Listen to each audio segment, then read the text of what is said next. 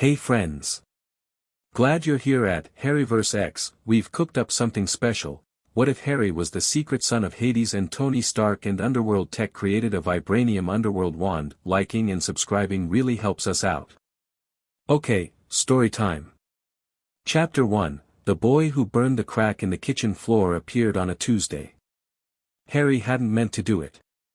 He never meant to do any of it, which was the part that was starting to genuinely worry him, because the things he wasn't meaning to do were getting significantly larger, and significantly harder to explain away as coincidence, or gas line settling, or whatever lie Vernon Dursley reached for when the universe reminded him that the boy living in his cupboard-turned-bedroom was not, in any meaningful sense, normal. It had started small, back in June. A shadow in the corner of his room that moved when it shouldn't. Not dramatically, not lunging at him, not whispering his name, just moving slightly wrong, like a cat adjusting its position when it thinks you're not watching. Harry had stared at it for a long time the first night he'd noticed it, and the shadow had stared back with the quiet patience of something that had all the time in the world.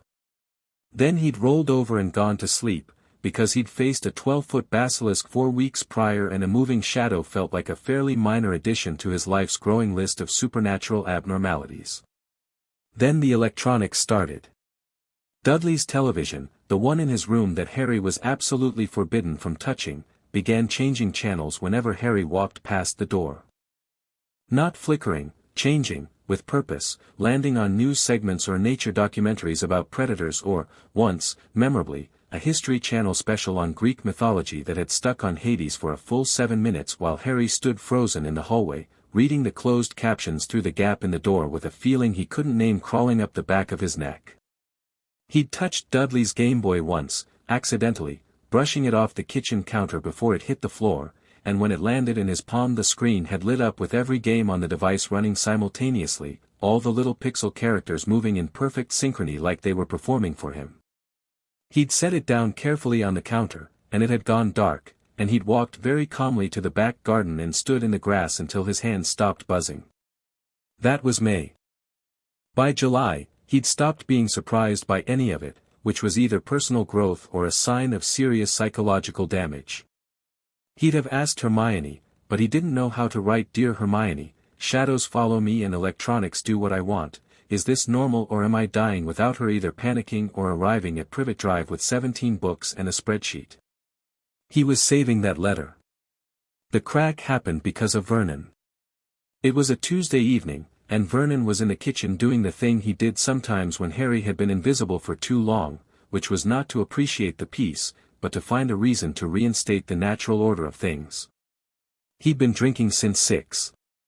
By 8 he was looking for a target, and Harry, making the tactical error of coming downstairs for a glass of water, had become it. Boy. Vernon's voice had that particular thickness to it, the kind that sat in his chest like wet concrete. "I've been thinking." Never a good sign, Harry said, and regretted it immediately, not because he was afraid, exactly, but because he was tired, and tired made him sloppy. Vernon's face did the thing it did, the slow volcanic swell of color from his collar upward. "You think you're clever," he said, pushing back from the kitchen table and standing up. 13 years in my house. 13 years of your freakishness, your letters, your owl, your Vernon." Petunia appeared in the doorway, her eyes doing their quick, nervous calculation. "You're kind," Vernon finished, ignoring her, stepping forward. 13 years, and what do I get? A cracked driveway. Neighbors asking about the lights. Marge calling last week saying she had the strangest dream about some boy with green eyes, and I think we both know, that's not my fault, Harry said. "Everything in this house that's wrong is your fault." Vernon's hand came down on the kitchen table hard enough to rattle the salt shaker. "You are a blight. You are exactly what your father was, a useless, worthless." The crack happened. It ran from the base of the kitchen wall, beneath the refrigerator, across 3 feet of tile in a straight line, and stopped directly beneath Vernon's left foot. The sound it made was sharp and definitive, like something old and stone-heavy pronouncing a judgment. Every light in the kitchen went out. The refrigerator hummed for a moment and then went silent. From outside came the sound of the neighbor's car alarm going off, and then two others joining it in a brief panicked chorus. In the sudden darkness, Harry's eyes adjusted immediately, too immediately, with a quickness that had nothing to do with his glasses and everything to do with whatever was changing in him, and he could see Vernon perfectly. Could see the sweat on his upper lip. The way his weight had shifted backward off his left foot the moment the floor cracked beneath it. Harry hadn't moved. His hands were at his sides. His wand was upstairs. He hadn't done anything that he could point to. The lights came back on 30 seconds later. Vernon stared at the crack in his kitchen floor, then at Harry, then at the crack again. Something in his face did something complicated that Harry had never seen there before, something that wasn't anger, or contempt, or even disgust. Something older and simpler than all of those. "Go to your room," Petunia said, quietly, from the doorway. She wasn't looking at either of them. Her eyes were on the crack in the floor. Harry went. He lay on his bed in the dark for a long time, listening to the muffled argument downstairs, and then listening to the silence that replaced it, and looked at the ceiling and thought about the way the crack had run straight and certain and final, like a period at the end of a very long sentence, and wondered when exactly he had stopped feeling frightened of himself and started feeling something closer to interested. Hedwig ruffled her feathers on her perch. "I know," Harry said. She hooted softly, clicked her beak twice, and went back to sleep. He was still awake at 2 in the morning when the letter came. Not through Hedwig, which was the first strange thing. It came through the window he'd left cracked open for air, but it didn't fly in the way post did, on the wing, with the casual avian arrogance of an owl who had found the correct address and wanted credit for it. It drifted in. Slowly. The way a leaf falls, or the way ash does when there's no wind to direct it. It settled on his chest with the gentle precision of something that had known exactly where he was all along. The envelope was black. Not dark gray, not navy, black, the specific black of something that had never been intended to let light through it. The paper was thick and slightly warm under his fingers, which shouldn't have been possible given it had presumably traveled some distance, but Harry was finding that the word shouldn't was doing increasingly less work in his life. His name was on the front. Harry. Just that. No last name. No address. No owl stamp or postal mark or the looping Hogwarts calligraphy he'd grown up associating with letters that changed his life. Just his name, in handwriting that looked like it had been pressed into the paper with something sharp, the letters slightly uneven in a way that suggested the writer was not accustomed to writing for an audience. Harry sat up. Looked at it for a moment. Then opened it. The letter inside was short. 6 lines. He read it 3 times. "You have been patient." That was not required, but it was noted. "The things you have been experiencing are not accidents. They are inheritance. There is a facility in Nevada. The coordinates are written on the back of this page. You will find 2 answers there, one you will hate and one you will not know what to do with yet. Your wand is nearly finished. It will be unlike anything the British magical world has produced or could produce. It is being made for what you are, not what they decided to make you. Come when you are ready. But understand, being ready is a choice, not a state." Harry turned the page over. The coordinates were there, written in the same sharp hand, followed by a single additional line. "The shadow in your room is a guide, not a threat. It has been keeping the wards honest." Harry looked at the corner of his room. The shadow was there, pulled against the baseboard in a way that had nothing to do with the angle of the streetlight coming through the curtains. As he watched, it shifted, not lunging, not dramatic, just a slow, confirming movement, the way a dog's tail wags when you finally acknowledge it's been sitting there for a while. "Right," Harry said, to the shadow, to the letter, to the room, to whatever version of his life had been quietly assembling itself while he'd been busy surviving Quirrell and basilisks and Lockhart. "Right." He got up and started packing. He didn't take much. He'd learned, in 12 years of having very little, to travel light. His school things went first, then his photo album, then the invisibility cloak, then a change of clothes.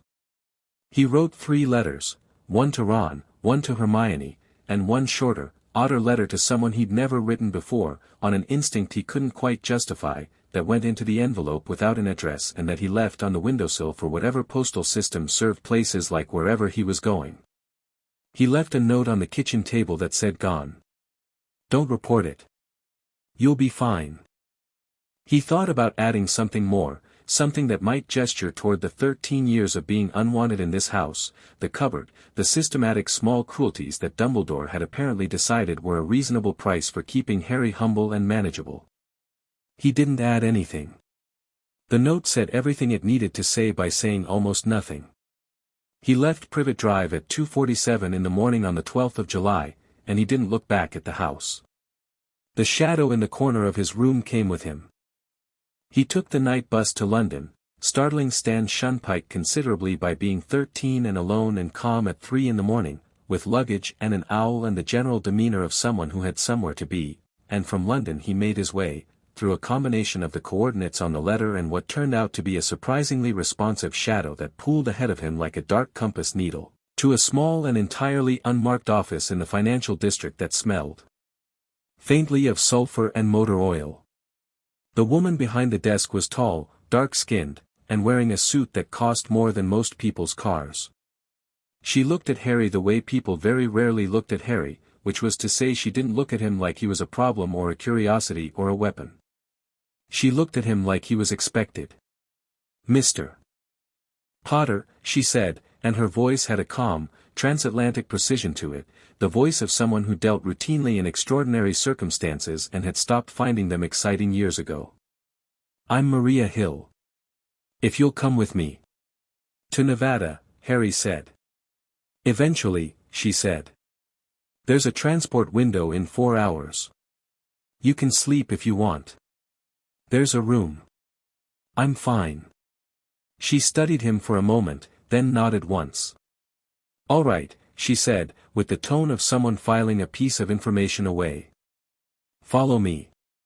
The office opened, through a door that Harry was certain hadn't been there when he walked in, into something considerably larger than any office had a right to be, a long, grey, aggressively functional space that hummed with the sound of servers and smelled of recycled air, populated by people in dark clothing who moved quickly and didn't make eye contact. Along one wall, screens showed satellite feeds and scrolling data that Harry caught only fragments of as he followed Hill through the space, but one fragment snagged in his mind and stayed there: shade event, subject proximity, tracking nominal. He didn't ask about it. He was keeping a list. The room they gave him was small and white and had a bed in it and nothing else, which Harry found deeply comfortable in the specific way of someone who had spent years sleeping in a cupboard and hadn't entirely gotten over the luxury of horizontal surfaces. He lay down on top of the blanket, fully dressed, and was asleep in under 3 minutes. He dreamed of a forge. Not a wizard forge, not the kind of thing you might find in a fairy story, all warm light and cheerful dwarves. This was enormous and dark and hot in a way that felt geological, heat from the planet's actual bones, heat from something far below any basement or dungeon or level of earth that normal people had names for. The things working at the forge were not dwarves. They were tall and angular and moved with the deliberate economy of things that had been doing this for a very, very long time, and what they were building, what they held in iron tongs over the furnace's open mouth, was long and slender and black as the envelope the letter had come in. Harry stood at the edge of the dream and watched them work, and none of them looked up, but one of them, the tallest, spoke without turning around. "Nearly done," it said. Harry woke up with the taste of metal on his tongue and the absolute unshakable certainty that whatever was coming next was going to be the first thing in his life that was genuinely, specifically, entirely his. The transport to Nevada was not a plane. It was a small gray vehicle that Hill called a jump jet, with a casualness that suggested she expected Harry to know what that meant, and that flew at an altitude and speed that made the clouds outside the windows look static. Harry sat in a seat that probably cost more than Privet Drive and watched Nevada arrive beneath them, red and vast and indifferent, and felt the shadow curled under his seat shift slightly as the sun tracked across the sky. "Can I ask you something?" he said to Hill, who was sitting across from him with a tablet and an expression of focused calm. "You can," she said, without looking up. "How long have you known about me?" She did look up then. Something moved in her face, not surprise, and not discomfort, but a careful recognition. "Since your second year," she said. "When the file was escalated." "What file?" "Your file." She said it without apology. S.H.I.E.L.D. has a file on most people of significant capability. Yours is. She paused, and Hill was clearly not a woman who paused often. Yours is classified at a level that requires a director's biometrics to open. Because of who my fathers are, Harry said. It was the first time he'd said the word fathers, plural, out loud. It landed in the recycled air of the jump jet with a weight he'd been carrying since 2:47 that morning without quite acknowledging. Hill set the tablet down. "Yes," she said. "Because of that." They landed in the desert at what Harry's body was telling him was early afternoon, though his body was jet-lagged and operating on 3 hours of sleep and the accumulated stress of a very unusual morning, so he gave it partial credit. The facility was not visible from the air, which was interesting, because from the air Nevada was very visible, all flat red expanse and the occasional geological argument, and the facility was simply not there until the jump jet descended below a certain altitude, and then it was a cluster of low white buildings and a barely visible hangar set into the desert floor like something that had always been there and was only now deigning to be perceived. Harry stepped off the ramp into the heat and stood for a moment in the Nevada sun, letting it land on him, and the shadow that had traveled with him from Privet Drive pooled quickly at his feet with the relieved urgency of something that found the light uncomfortable. "Come on then," he said to it. He was getting used to talking to it. It seemed to appreciate being acknowledged. The inside of the facility was cold and bright and smelled, underneath the recycled air, of something Harry placed after a moment as ozone, the sharp, metallic electricity smell that he associated with powerful magical events, though this was different, cleaner, more deliberate. The people here moved like the people in the London office had, quick and purposeful, but there were more of them, and some of them were wearing things that Harry, raised in the magical world, needed a moment to categorize. Equipment that was technological but had an additional quality, a shimmer or weight to it, that suggested it was doing more than its mundane appearance implied. Someone had combined these two worlds here. Had been combining them for a while. Hill led him through 2 security checkpoints, both of which scanned him with equipment that beeped in an unusual register, and both operators of which looked at their readouts and then at Harry and then back at their readouts with the expression of people recalibrating expectations, and then through a final door, heavy steel, that opened into a conference room where 2 people were waiting. One of them Harry recognized immediately. You would have had to have been living in an actual cave not to recognize Tony Stark, which, Harry reflected, he sort of had been, if you counted a figurative cave of magical isolation and systematic neglect. But even so, the face was on every magazine, the name on half the technology that S.H.I.E.L.D's people were quietly carrying. He was leaning back in a chair with the aggressively comfortable posture of someone in a room they own even when they don't, and he was looking at Harry with an expression that was doing 3 or 4 things at once: sharp assessment, a poorly suppressed something that might have been emotion, and the surface layer of practiced ease that Harry recognized as the public face, the armor before the armor. The other wasn't physically there.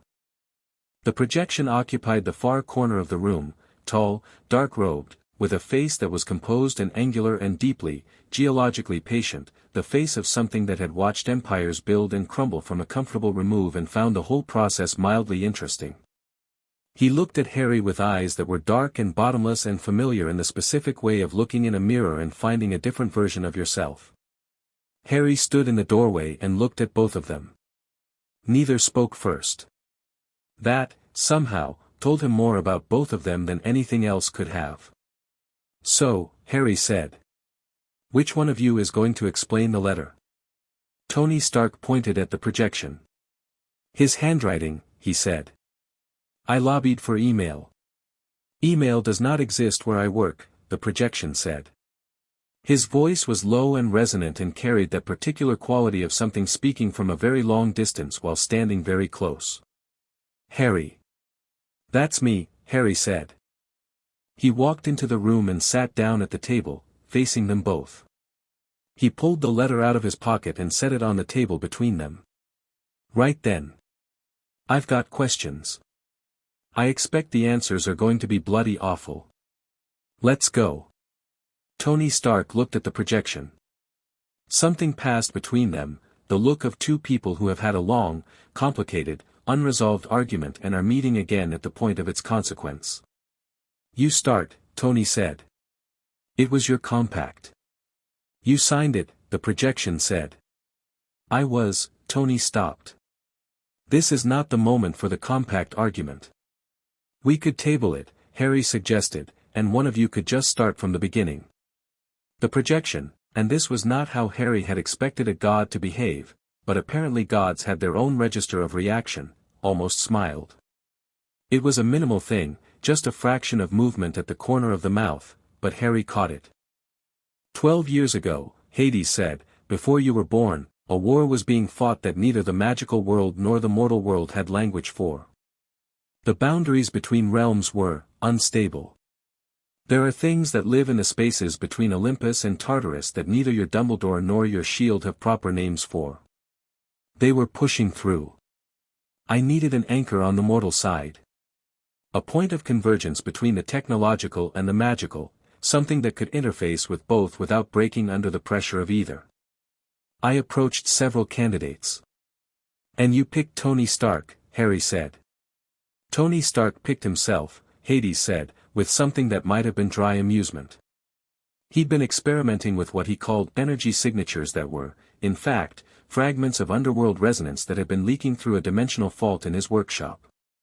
He'd built a containment system for it without knowing what it was. The containment worked. I was impressed. I approached him. Harry looked at Tony, who was studying the table. You want to add anything? Harry said. Tony looked up. The practiced ease was gone, and what was underneath it was more interesting, something raw and uncomfortable and genuinely sorry, which Harry had not expected from Tony Stark, who was not generally known for genuine sorrow. I didn't know about you, he said. I want that on the record before anything else. The compact involved a biological anchor. It was explained to me as theoretical. Abstract. I didn't think, he stopped. I'm a lot of things, but I wouldn't knowingly leave a kid with the Dursleys. Harry said. Tony's jaw tightened. Yeah, he said quietly. That. Dumbledore made the placement, Hades said. He was the only one in the magical world who knew the full truth of your parentage. He decided the complications of the correct information being known outweighed the discomfort of the incorrect placement. Discomfort, Harry repeated. That was my word. I believe he used something like necessary foundation or grounding influence. The projection's tone on this was flat and precise and carried, in its very neutrality, a judgment that was considerably more severe than anger would have been. He was wrong. He has been managing you for 12 years as if you were a resource he was protecting. He was protecting you from yourself. From what you are. Which is what? Harry said. The room was quiet for a moment. You are the only living being born of a death god's direct claim and immortal genius who has interfaced with underworld energy, Hades said. There is no precedent. You are not a demigod in the classical sense, you are something more composite than that. The magic you perform runs through the underworld's frequency, not the standard British magical spectrum. The reason your wand has always worked imprecisely is that it was built for someone using a different channel. The reason you are increasingly difficult to contain or predict is that what is in you is coming to the surface, and it will not be reburied. Harry sat with that for a moment. Then he looked at Tony. So you're my, what? Biological father? Tony seemed to be having a brief internal crisis. Yes. The compact was, as Tall Dark and Subterranean explained it to me at the time, a convergence point. The anchor needed to be a life. He stopped again, and this time didn't continue. You gave permission for it, Harry said. Not accusing. Just categorizing. Tony met his eyes. Yes, he said. I didn't know it would be a child. I thought I was signing off on an experimental energy matrix. I was 26 and arrogant, and I believed I understood what I was agreeing to. A pause. I was wrong. I've been wrong about exactly one thing in my life that actually mattered, and it was that. Harry looked at the letter again. At the single initial at the bottom. You've been watching, he said to the projection. Since I was born. Since before you were born, Hades said. You are mine. You carry the shadow of my domain in your blood. The shadow in your room is one of yours, Harry said. Is one of mine. I sent it when you were 4 and the household became untenable. It has been keeping the protective wards honest and feeding me regular reports. Another minimal pause. You were never as alone as you were led to believe. Harry thought about being 4. About the cupboard. About the specific quality of dark in that small space, and the way he'd sometimes, half asleep, felt like something in the dark was keeping him company. He'd told himself it was imagination. He'd been fairly practiced at that particular skill. I'm going to need a while to be fine with that, Harry said honestly. That is reasonable, Hades said, with the tone of someone who had expected nothing less. The wand, Harry said. Tell me about the wand. And something happened in the room then. Tony sat forward, and the projection of Hades became slightly more present, as if the topic itself was pulling him closer to the surface of things.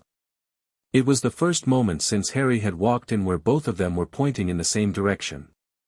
Vibranium, Tony said, and his voice had shifted into the register he used for things he found genuinely fascinating, the professional wonder cutting through the personal discomfort. Specifically vibranium extracted from a deposit in Wakanda that has been inactive since roughly 900 BCE, which means it was never processed by Wakandan forge masters, never calibrated for their applications. Raw vibranium, from a vein that runs through a geological fault that happens to, and I want to emphasize that I spent 3 months verifying this and still think it's insane, runs directly adjacent to a natural underworld seam. A convergence point in the physical world, Hades said. There are 7 of them. This one was convenient. Convenient, Tony said, in a tone that suggested he'd had this word argued at him before. The point is, the vibranium from this vein has underworld resonance already baked into it at the molecular level. It doesn't need to be enchanted to interface with death magic. It is death magic, functionally, at the atomic structure. My materials team took 8 months to even confirm the composition. It doesn't behave like any other vibranium we've tested.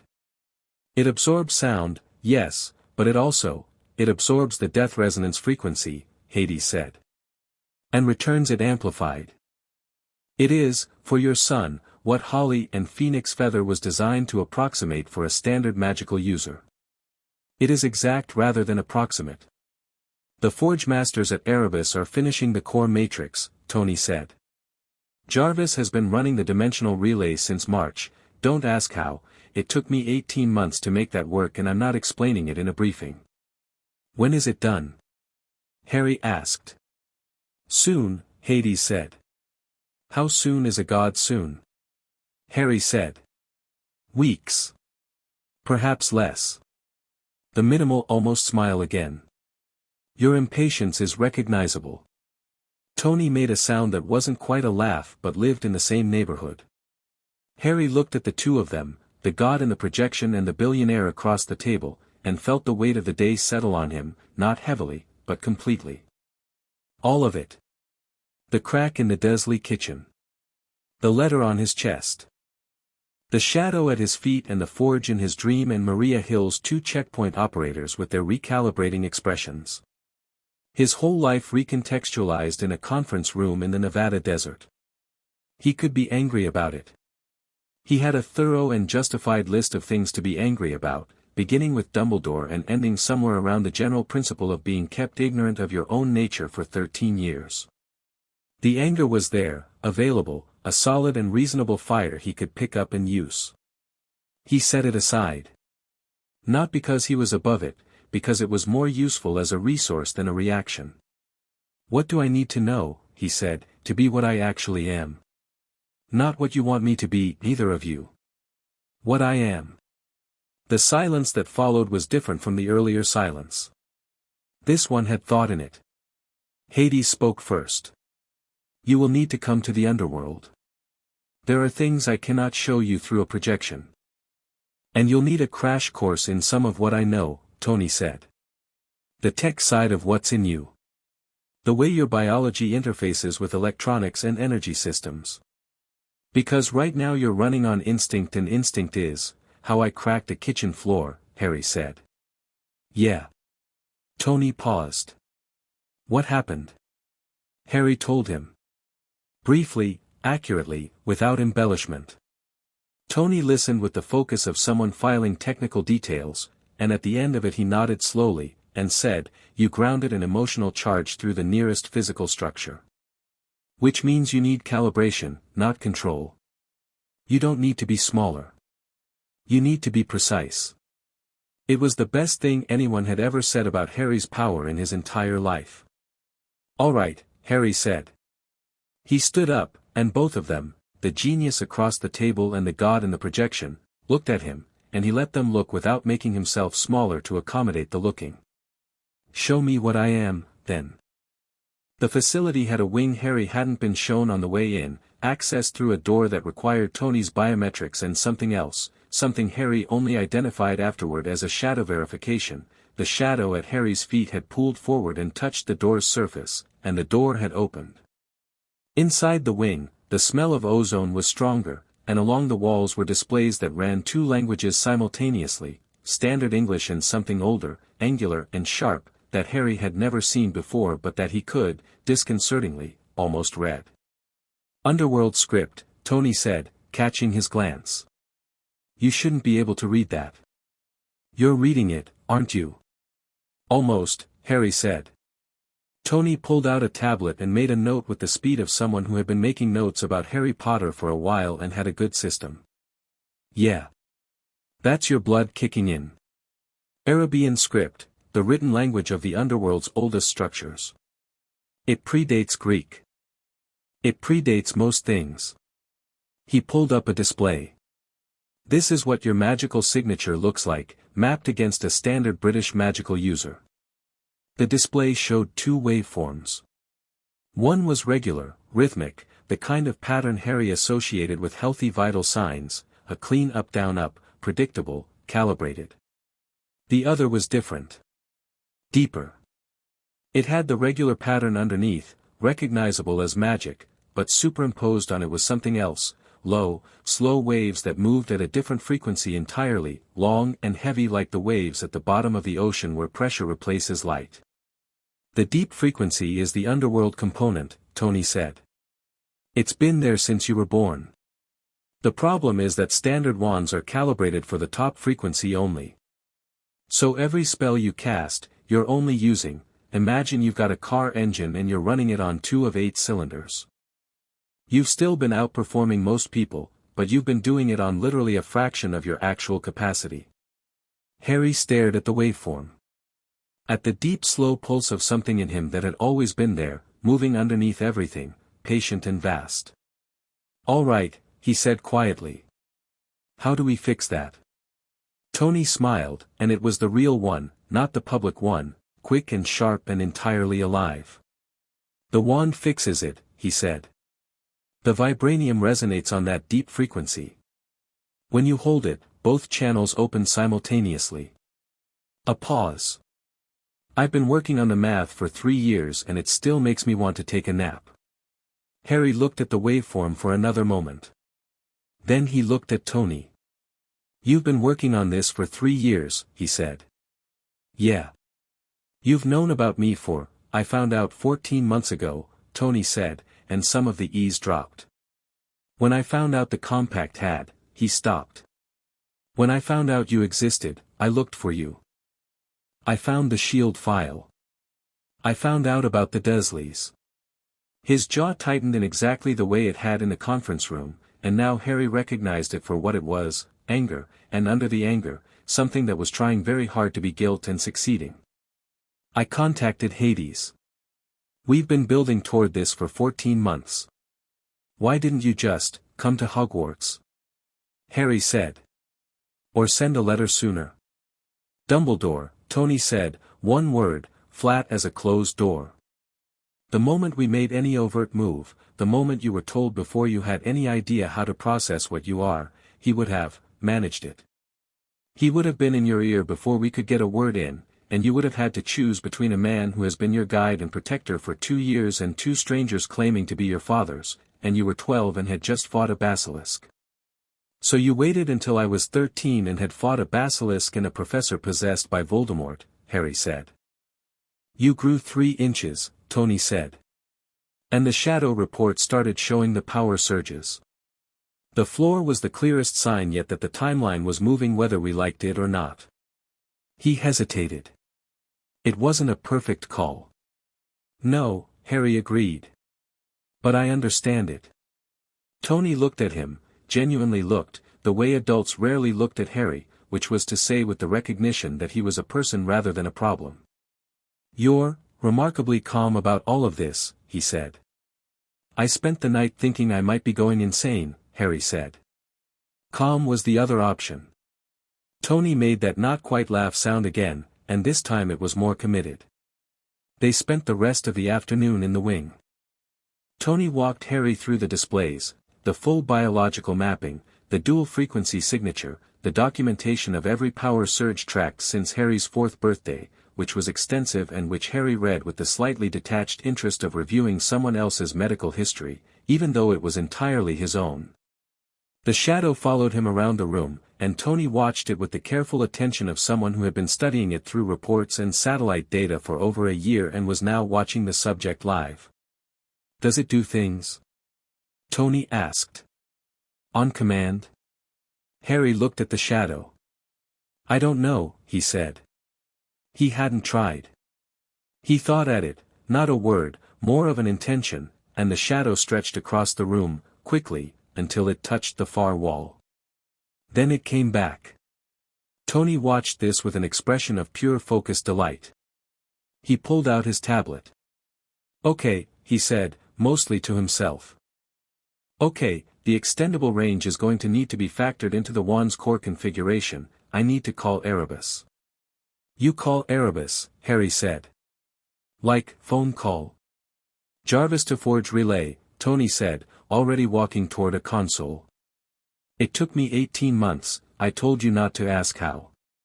Harry sat on a workbench and watched Tony Stark make a call to the underworld on his custom-built cross-dimensional communications system, and felt, for the first time in his life, like he was in a room where he genuinely, specifically, undeniably belonged.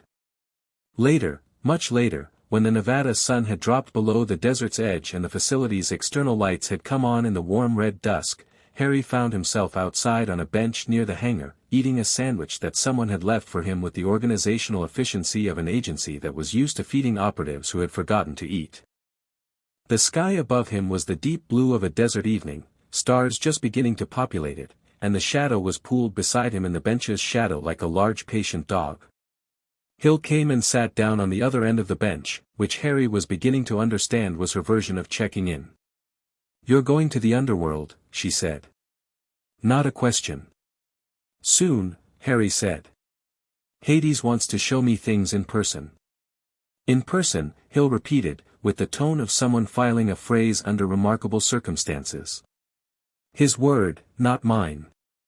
Harry ate some of the sandwich. Is this place always like this? Like what? Calm. Efficient. Like everyone here knows exactly what they're doing and why. Hill considered this.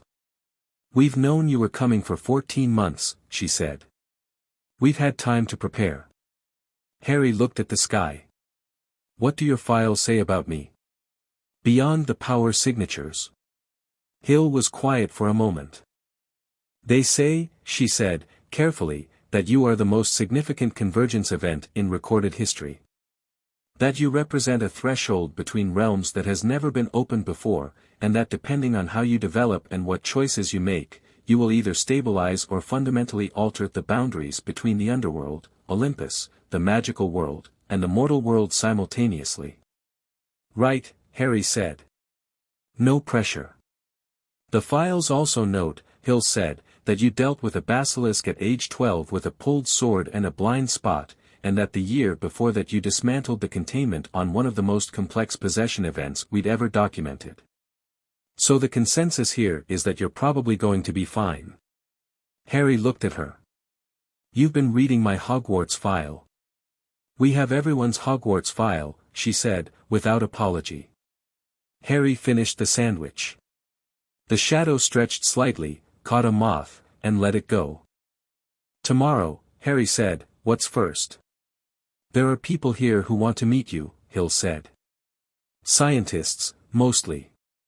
A few who've been working with the Underworld liaison on the wand's technical specifications. Hades has requested a second projection session to begin what he calls orientation.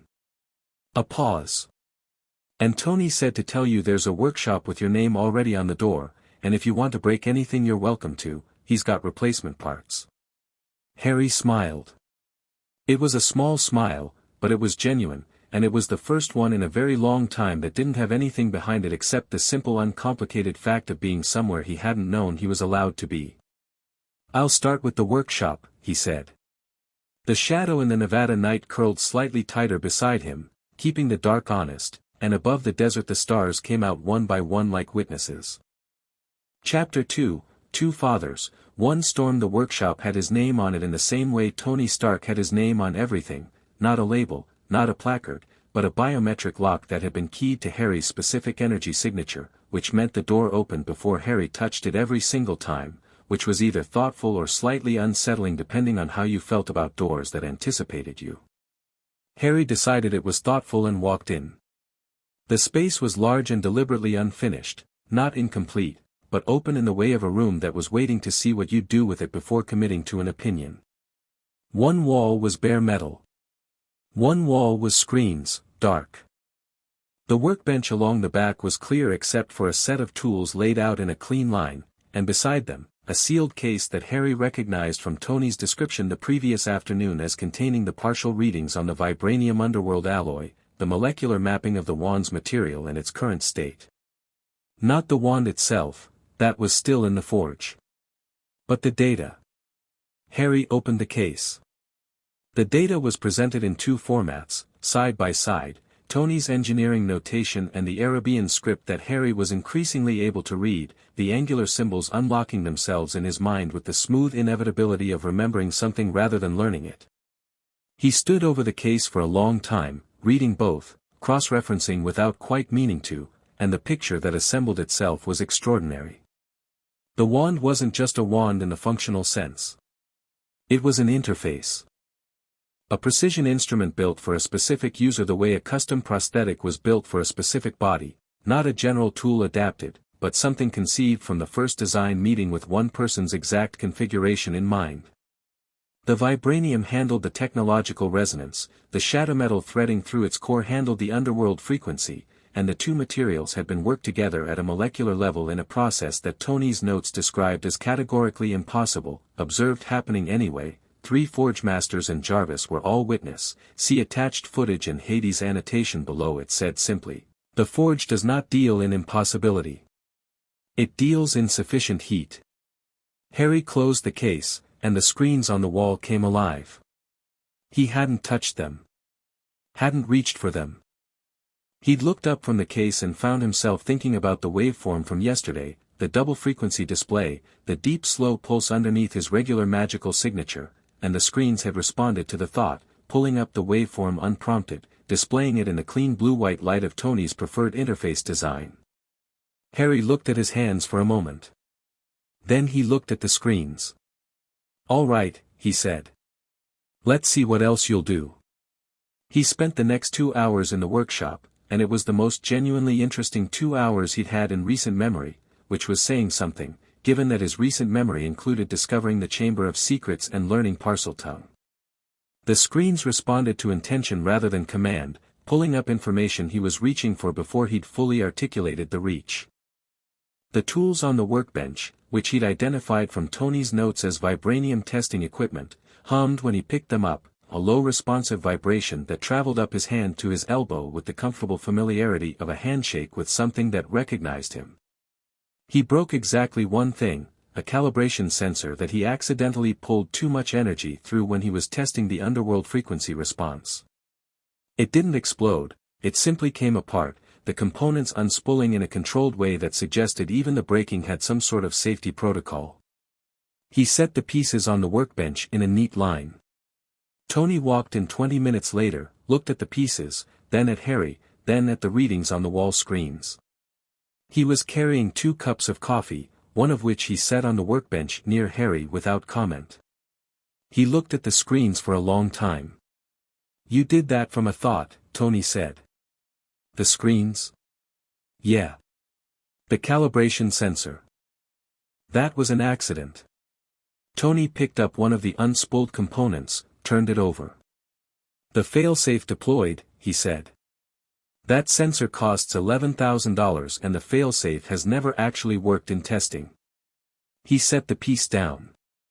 "You triggered it by accident. Sorry about the sensor." "I'm not." Tony pulled up a stool, drank his coffee, looked at the waveform on the screens. "The underworld frequency is stronger this morning." Harry looked at the waveform. The deep slow pulse was indeed more prominent than it had been yesterday, not larger exactly, but more defined, as if something in it had sharpened overnight. "I dreamed about the forge again," he said. "Same dream?" "More detail. I could see what they were making more clearly." He paused. "I could hear it." Tony looked up from the screen. "Hear what?" "The wand." "In the dream." Harry wrapped both hands around the coffee cup. "It didn't sound like anything. It sounded like everything went quiet and then there was just one note. Really low. Like the room was a tuning fork." Tony was quiet for a moment. Then he said, "Jarvis, pull the forge relay from last night, timestamp 3 to 5 a.m. Nevada time." The screens shifted. Alongside the waveform, a new display appeared, audio visualization, a waveform of a different kind, and running along the bottom of it in the Arabian script and Tony's notation simultaneously was a frequency signature. Harry looked at it. Then he looked at his waveform. The deep slow pulse and the forge's recorded frequency were identical. "It's already communicating with you," Tony said. "Not loud. The kind of quiet someone uses when they've confirmed something they half expected but are still struck by it. Through the dream. It knows you." "Can a wand know someone before it's finished?" Harry asked. "A regular wand?" "No. This one?" Tony looked at the matching waveforms. "This one is partially made of the underworld. I've stopped applying regular wand logic to it." He drank his coffee. "The Forge Master sent a message through the relay this morning. Jarvis translated it." "What did it say?" Tony pulled up the message. The Arabian script read clearly to Harry now, and the translation assembled itself in his head without effort. "The air's resonance has locked. Final calibration proceeds. 3 days." 3 days, Harry said. 3 days, Tony confirmed. He looked at Harry over his coffee cup with that assessing quality, the professional eye that was also, underneath it, something more personal and more uncertain. "Hades wants the second projection session this afternoon. He said he'd prepared what he called an orientation, which based on my past experience with his orientations means it'll be 3 hours and 2/3 of it will be things he considers self-evident that are not in any way self-evident." "Has he done this before? Oriented someone?" "He's done it with me," Tony said. "I walked out of mine knowing the full taxonomy of underworld entities, the political structure of 5 divine courts, and the precise molecular composition of the shadow metal. I also walked out knowing I was apparently the only mortal in recorded history to have built functioning containment for an underworld energy leak without being told what it was." "He respected that," Harry said. Tony paused. "Yeah," he said, and his voice had something complicated in it. He did. Harry looked at the forge relay message on the screen. 3 days. He thought about Hogwarts, about third year starting in September, about the life he'd left on a moment's notice at 2 in the morning and the letters he'd sent that hadn't been answered yet. He thought about what he was going to walk back into when September came, and the fact that he would be walking in as someone fundamentally different from the person who had walked out at the end of term. Dumbledore's going to know something changed, Harry said. Tony's expression shifted, the comfortable intellectual engagement replaced by something more considered. He already suspects, he said. The power surges this summer will have tripped every monitoring charm the British magical world has on you. He's been reading reports about you for 12 years and suddenly the reports look different. A pause. He's going to push. Let him, Harry said. Tony studied him. You're not worried about that? I'm making a list of what I'm worried about, Harry said. He's on it. He's not at the top. He looked at the waveform. What's at the top is making sure that when I walk back into Hogwarts I understand what I am, so that when he tries to manage me I can see the strings before he pulls them. Tony put his coffee cup down. He looked at Harry with the full weight of his attention, the public ease entirely absent, the assessment stripped of its professional distance, and what was left was something that Harry thought, privately, might be the closest Tony Stark got to showing that something mattered to him before he'd worked out whether it was safe to let it. You're going to be fine, Tony said. The same words Hill had used, but differently weighted, less organizational assessment, more something else. For the record. I know, Harry said. Not arrogance. Certainty, which was different. Tony smiled, the quick real one. Yeah, he said. You do. The projection session was in a room Harry hadn't been in yet, deeper in the facility, below the standard floor level, accessed by a lift that descended into a space cut directly into the Nevada rock. The walls here were bare stone, and the temperature was lower, and the smell was different from the recycled air of the floors above, older, mineral, with that underlying sulfur and metal quality that Harry was starting to associate with the underworld's presence in any space. The projection apparatus was set into the floor, a circle of what Harry recognized as vibranium panels, overlaid with Arabian script, connected by Tony's cabling to a power source that hummed at the underworld frequency. When Harry stepped into the room and the door sealed behind him and Tony, the air changed almost immediately, not temperature, not composition, but quality, a density and patience to it that hadn't been there outside. Hades' projection assembled itself in the center of the vibranium circle, and this time it was clearer, more present, more detailed than it had been in the conference room. The dark robes, the angular face, the bottomless dark eyes. The patience that had been doing its work for eons and found no reason to hurry now. Sit, Hades said. Harry sat. Tony leaned against the wall near the door with his arms folded, which Harry was beginning to read as Tony's version of paying close attention. I am going to tell you what you are, Hades said. Not as a lecture. As a conversation. Ask questions when you have them. Noted, Harry said. You are familiar with the Greek divine structure, Hades said. Not as mythology, as fact. I've seen the documentary, Harry said. Tony made the not quite laugh sound. Hades' expression remained composed, but the fraction of a smile appeared. The Olympian structure is a family system with divine portfolios, Hades said. My portfolio is death, the dead, and the underworld, not darkness, not evil, as your mortal mythologies tend to collapse them. My domain is the third of the world, the part beneath, the part that everything living will eventually pass through. I am not a god of endings. I am a god of thresholds. Harry processed this. The crack in the kitchen floor, he said. When I was angry, that was a threshold event. You opened the boundary between stable and unstable, Hades said. Not consciously. But the instinct runs toward thresholds. It will always run toward thresholds. Your anger was the trigger, but the mechanism is mine. Can I close them? The things I open. Yes. With training, with far greater precision than you currently have. A pause. A death god's child who cannot close what they open is dangerous. You will learn this. Harry nodded. What else is inherited? The shadow, Hades said. Your ability to see in darkness is not magical, it is divine inheritance. Every shade in my domain is perceptible to you.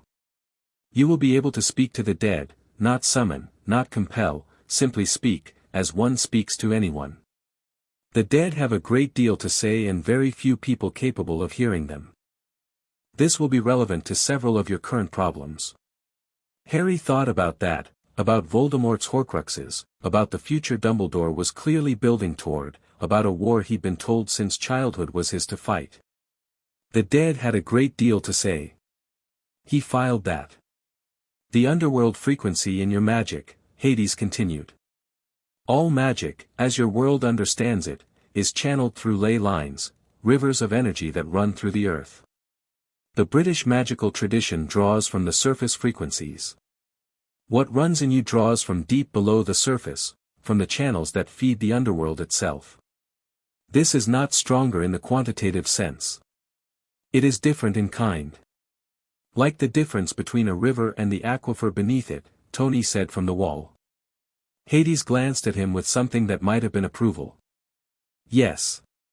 And the stark side of it? Harry asked. The tech response, the electronics, where does that fit? Hades was quiet for a moment, and it was Tony who spoke. That's where it gets complicated, Tony said, straightening from the wall. The compact wasn't just a biological arrangement. When I'd been working with the underworld energy leak in my workshop, building the containment for it without knowing what it was, I was interfacing with the raw underworld frequency through technology. The containment system I built was essentially a mechanical nervous system for underworld energy. And that got absorbed. Became part of the compact's framework. So what I inherited from you is the ability to interface with technology the same way you learned to interface with the underworld, Harry said. Not learned, Tony said. I'm not sure I learned it so much as my brain is wired for it, and the underworld energy fit into that wiring like a key into a lock. He paused. And yeah, you got that wiring. Biological inheritance is strange enough in the standard sense. Through a divine compact he gestured at the Vibranium circle. We're in genuinely uncharted territory. What can I actually do with it? Harry said.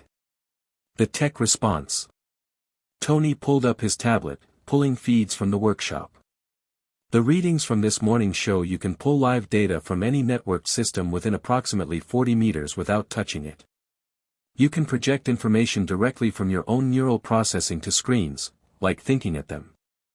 You can absorb the functional state of a machine, what it's doing, whether it's compromised, what its components are, through touch. He looked up.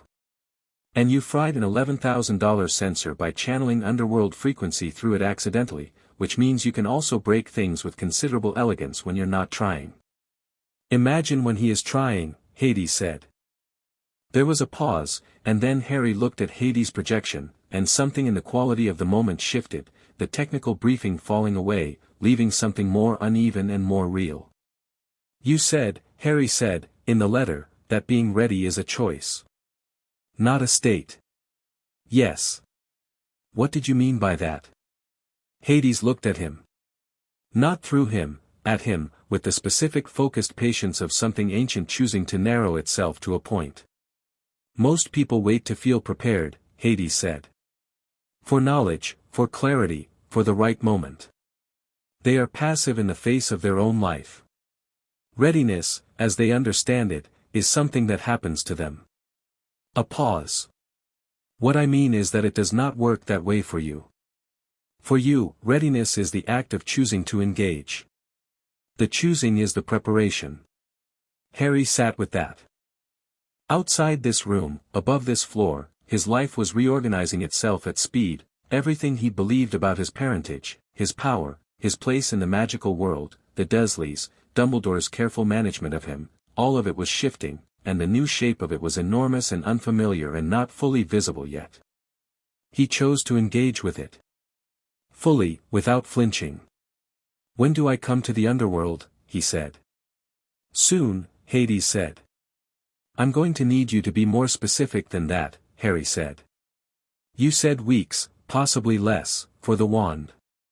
The forge relay said 3 days. "I have to be back at Hogwarts in September. I need a schedule." Tony made a sound against the wall that was clearly surprised appreciation. Hades looked at Harry for a moment with those bottomless dark eyes, and then something happened in his expression, a fraction of rearrangement, subtle as a geological shift, but Harry caught it. It was the look of someone recalibrating their expectations. Not negatively. "4 days from now," Hades said. "The wand will be ready. You will come to the underworld the same day to receive it. I will show you the domain, not everything. You will not see Tartarus, the Elysian fields and Asphodel meadows, and Erebus itself will be sufficient. You will meet Persephone. You will spend 5 days. 5 days, Harry said. Then I have a month before September. I need training. The 5 days in the underworld will include combat training, Hades said. Not irritated, if anything, he seemed to be finding the demand and schedule approach to divine orientation more interesting than resistance would have been. What else? The deep frequency magic needs practice, Hades said. It will not be like your British training.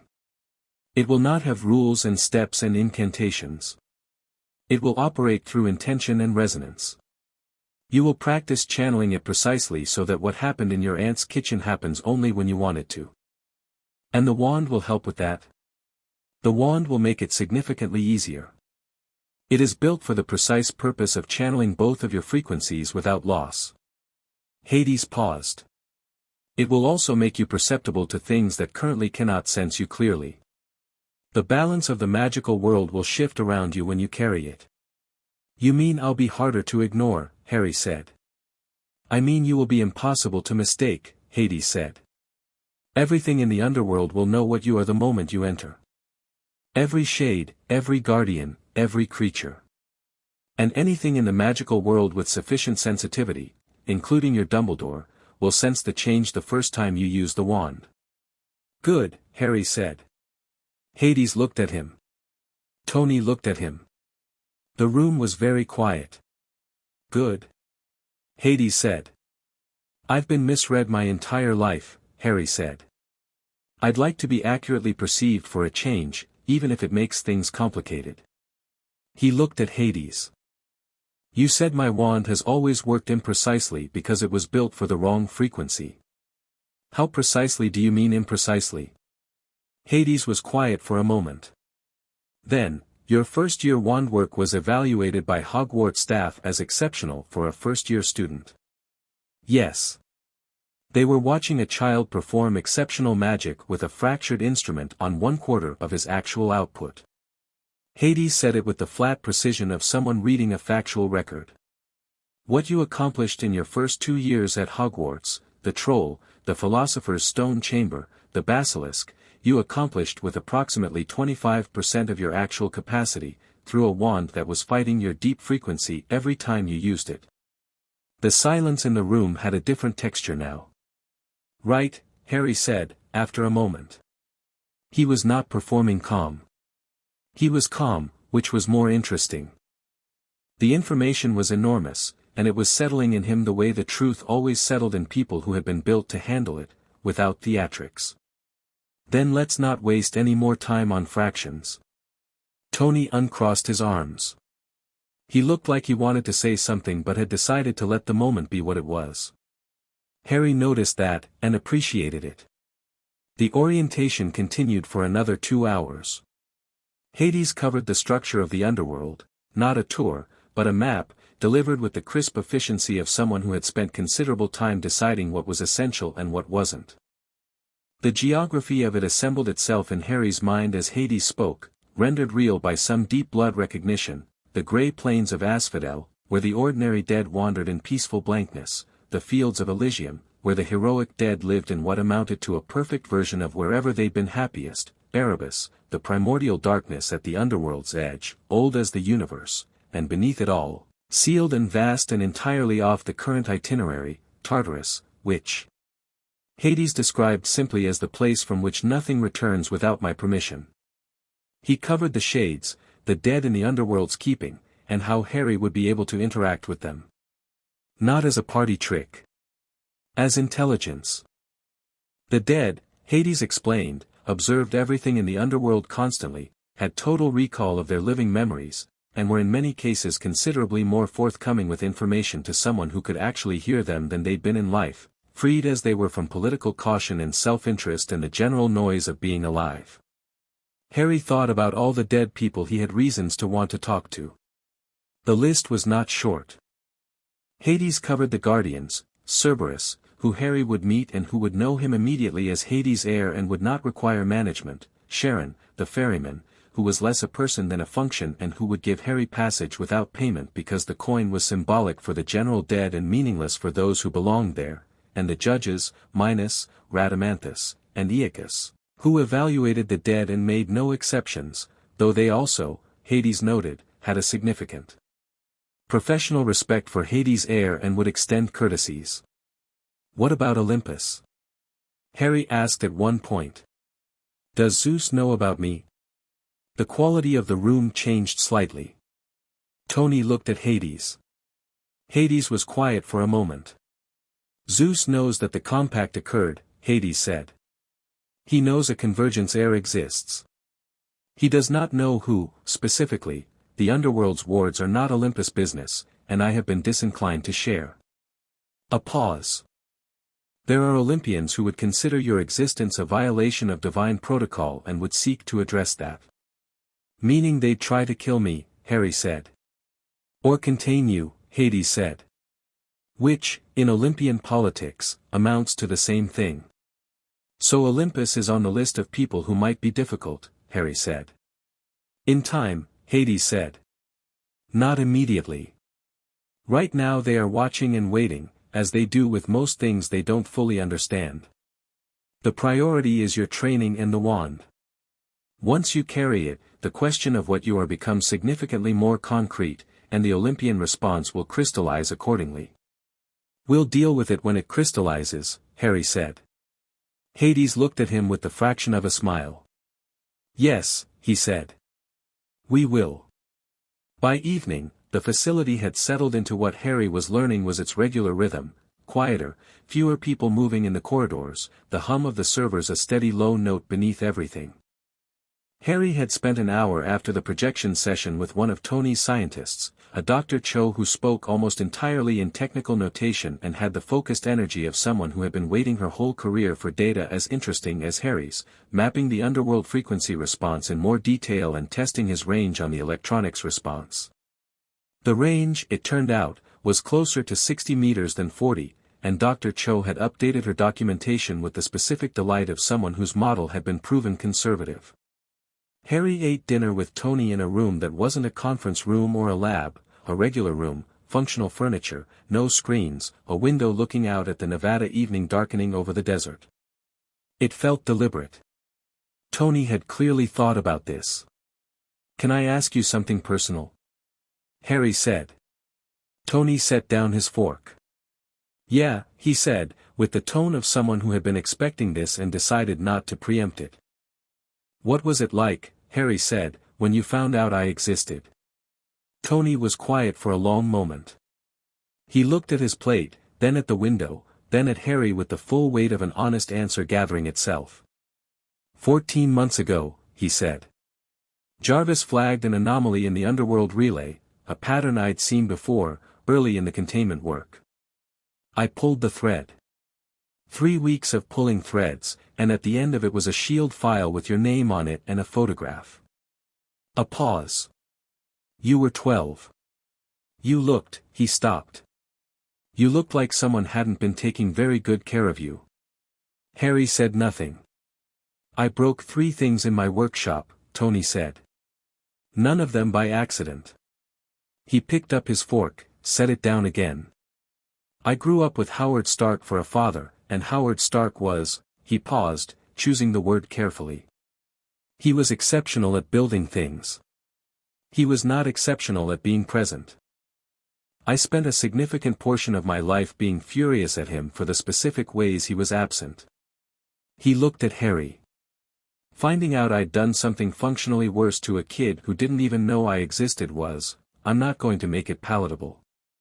It was bad. I sat with it for a week. Harry looked at him. The honesty in it was unusual. Tony Stark's public persona was built from wit and misdirection and the comfortable armor of relentless competence, and the person currently at the table with him had set all of that down and was just sitting there with the thing. I'm not angry at you, Harry said. For what it's worth. You didn't know. That's a more generous position than I'd take, Tony said. You've spent 14 months building a workshop with my name on the door and a cross-dimensional communications relay so a wand could be made for me, Harry said. You did the work. That matters more than the accident. Tony looked at him for a long moment. Something in his face shifted, the same rearrangement that Harry had seen in Hades' projection earlier, that subtle geological settling of an expectation being revised upward. You're going to be incredibly difficult to raise, Tony said. You don't have to raise me, Harry said. I'm 13. You know what I mean. Harry did know what he meant. Figure it out as we go, Harry said. That seems like the right approach for a situation with no precedent. Tony almost smiled. Yeah, he said. Okay. They sat in the Nevada evening, and outside the window the last of the daylight left the desert and the stars began, and the shadow that had been keeping its distance during dinner crept back under Harry's chair with the quiet persistence of something that had decided it lived there now. The next 3 days passed at the velocity of something with a purpose. Harry worked in the workshop every morning, with Tony cycling through when he had readings he wanted to check or something he'd designed overnight that needed testing. The electronics interface deepened with practice. By the second morning Harry could pull specific data from specific systems without getting the ambient noise of everything else in range, a precision that Dr. Cho documented with escalating enthusiasm and that Tony called signal tuning and explained with an analogy involving radio frequencies that was clarifying and alarming in approximately equal measure. He worked with the shadow in the evenings, in the stone room where the projection apparatus was set up, alone with it in the underworld dense air. What he discovered was that it was not a simple extension of himself, it was more like a very attentive collaborator, something that understood his intentions before he'd fully formed them and could act on them with independent judgment when necessary. He could extend it to 50 feet with precision. He could make it absorb light or reflect it. In one late evening session, experimenting with something Hades had mentioned about shade communication, he reached through the shadow and felt, briefly, distantly, like hearing a radio through several walls, the presence of the underworld itself. The vast, patient, mineral dark of it. The countless inhabitants moving through it. And underneath everything, the deep slow pulse that matched his waveform, the forge's frequency, steady as a heartbeat. The wand was almost done. He could feel it. Hermione's letter arrived on day 2, delivered by Hedwig with the speed of someone who had been worried and had written as soon as she could. Harry, it said, in Hermione's precisely disciplined handwriting that became fractionally less precise in emotional situations, and this letter's handwriting was notably less precise. I got your letter and I want to immediately say that I'm not panicking, though I want to be clear that I could be panicking and am choosing not to. You are clearly fine, your letter was too calm for you not to be fine, but Harry, Nevada. I have approximately 47 questions. I'm listing only the most urgent ones below. The list was a list. It was also 47 questions. Harry read all of them, recognizing in them the exact quality of Hermione's mind that he valued most, which was that it went directly to the important things. Not are you safe, not come back immediately, but what are you learning and what do you need and, at number 31. Is this connected to the power fluctuations I've been reading about in the Magical Monitoring Board's restricted reports that I'm not supposed to have access to but have had access to since April? He wrote back a long letter. Not everything, not yet, not through post, but enough. He told her about Tony. He told her the parentage had been more complicated than anyone had told him, that it involved figures she would recognize from the mythology section of any library. He told her the wand situation.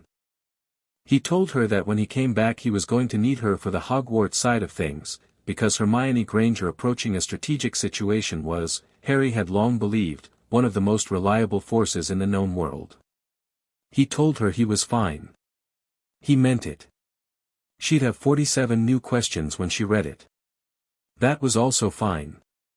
On the morning of the third day, Harry woke before dawn in the room in the facility that had become, over the course of the past 3 days, his room, in the specific sense of a space beginning to feel like it had his shape in it, and lay in the dark and felt the forge. Not heard. Felt. The deep slow pulse in him and the matching frequency from the Erebus relay were perfectly synchronized, and as the night wound toward its end the synchronization was pulling something forward from the underworld the way a tide pulls water, a pressure, a readiness, a presence at the edge of perception. He lay there and let it come, and it was not frightening. It had never been frightening, he realized. Even the first night, even the shadow in his room at Privet Drive, even the crack in the kitchen floor, the fear had always been performance. The instinct underneath it had always been yes. More. What's next? He got up and went to the workshop. The screens were already running when he walked in. All of them, simultaneously, without prompting, the waveform display, the forge relay, the Arabian script and Tony's notation, all of it live and synchronized. The vibranium test tools on the bench were vibrating slightly, the same low frequency as the forge. The shadow had pooled in the center of the room and was dense and still in a way that felt deliberate. Tony walked in 5 minutes later, hair in the state of someone who'd also been awake before dawn, carrying coffee and a tablet. He looked at the screens. He looked at Harry. He looked at the shadow. Today, he said. It wasn't a question. Today, Harry said. Tony pulled up the forge relay. The message that came through was in Arabian script, and Harry read it simultaneously with the translation Jarvis provided, faster, actually, which he noted and Tony saw him note with the focused attention of a scientist watching something new. It is finished. The heir may descend. The room was quiet except for the hum of the servers and the deep resonant vibration of the test tools and the single sustained note that Harry could hear now with his physical ears, not just in dreams, low and clear, rising from the relay panel as the forge's frequency pulsed through the connection. The wand was done. Harry looked at the relay panel. He looked at Tony. He looked at the shadow. How long does it take to get to the underworld, he said. First time. Tony said. We'll go through the facility's access point. It's a physical gate, Hades had it built into the rock below the bottom floor when the facility was constructed. It takes about 40 minutes to get through the threshold. The transition can be, he paused, searching for the right word. What? Harry said. Disorienting, Tony said. For a normal person. I went through it twice during the relay construction and both times I needed an hour on the other side before my brain agreed with my body about where we were. He looked at Harry. You might be different. Harry picked up his jacket from the workbench. Checked his pockets, wand, the holly one that was about to be retired, the photo of his parents, no particular reason, just habit. The shadow gathered itself at his feet. I'll be different, Harry said. They descended to the lowest level of the facility, below the stone room, through another lift and then a passage cut through the Nevada rock, bare walls, bare floor, the facility's clean recycled air giving way degree by degree to something older and deeper and different in quality, the mineral and sulfuran dark smell that Harry had been identifying as the underworld's presence, grown stronger and more specific until by the time they reached the gate it was not a smell but an atmosphere. The whole air of the passage changed to something that breathed at a different rate than the world above. The gate was simple. Not decorated, not monumental, a door-shaped opening in the rock face, outlined in a substance that looked like stone but caught light the way the vibranium alloy did in Tony's documentation photos, and inscribed around its frame in Arabian script. Harry read it automatically, what belongs to the dark finds its way home. Hades wrote it, Tony said, standing beside him. I tried to get him to go with something less ominous. He considered this. Then he put it back. Harry looked at the gate. On the other side of it, 40 minutes of threshold, and then the underworld, and then the wand. And Hades, present in person for the first time, not a projection. And Persephone, who Tony had described briefly as the one being in 3 realms who had been actively delighted about Harry's existence since the beginning. And the Forge More Actions request aborted right the next chapter now. Chapter 3, The Forge at the Edge of Everything. The threshold took 11 minutes. Not 40, as Tony had warned, 11, which Harry knew because he counted, partly as a grounding technique and partly because the transition was the kind of experience that benefited from having something concrete to hold on to. It wasn't painful. It wasn't disorienting in the way Tony had described, the brain-body disagreement, the hour of recalibration on the other side. It was more like stepping from a bright room into a dark one and having your eyes adjust not gradually but immediately, the world reshaping itself around him with the fluid certainty of something that recognized him and was simply returning him to where he belonged. The colors went first. The Nevada rock passage, warm red-brown, faded through gray into a palette that was different rather than diminished, deeper purples and the particular silver-black of things that held light rather than reflecting it, and a darkness that wasn't absence but presence, thick and textured and alive in a way that normal dark wasn't. The air changed. No recycled facility smell, no dry Nevada desert underneath, but that deep mineral and iron quality that was now, Harry understood, simply the smell of his father's domain. Old and clean and vast. Tony, beside him, had gone quiet about 30 seconds in, doing the controlled breathing of someone managing a transition that required management. Harry felt completely fine. The passage opened on the other side into a plain that stretched in every direction under a sky that wasn't a sky, a ceiling of stone impossibly far above, so far that distance made it look like sky, and across its surface ran rivers of dull silver light in slow geological channels, the underworld's equivalent of stars. The plain itself was gray, the gray of ash and weathered bone, and across it in every direction moved shapes that Harry's eyes now resolved immediately and without effort into what they were, shades, the dead, moving through the plain in the slow wandering patterns of the newly arrived and the very long settled. They didn't look at Harry. Then several of them did.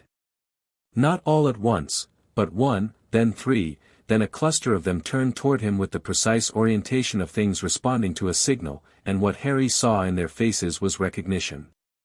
Not of him personally. Of what he was. They oriented to him the way iron filings orient to a magnet, not hostile, not worshipful, just factual acknowledgement of a dominant presence in the field. They know you, Tony said beside him, recovering. He was looking at the shades with his scientist's attention. We didn't predict that range.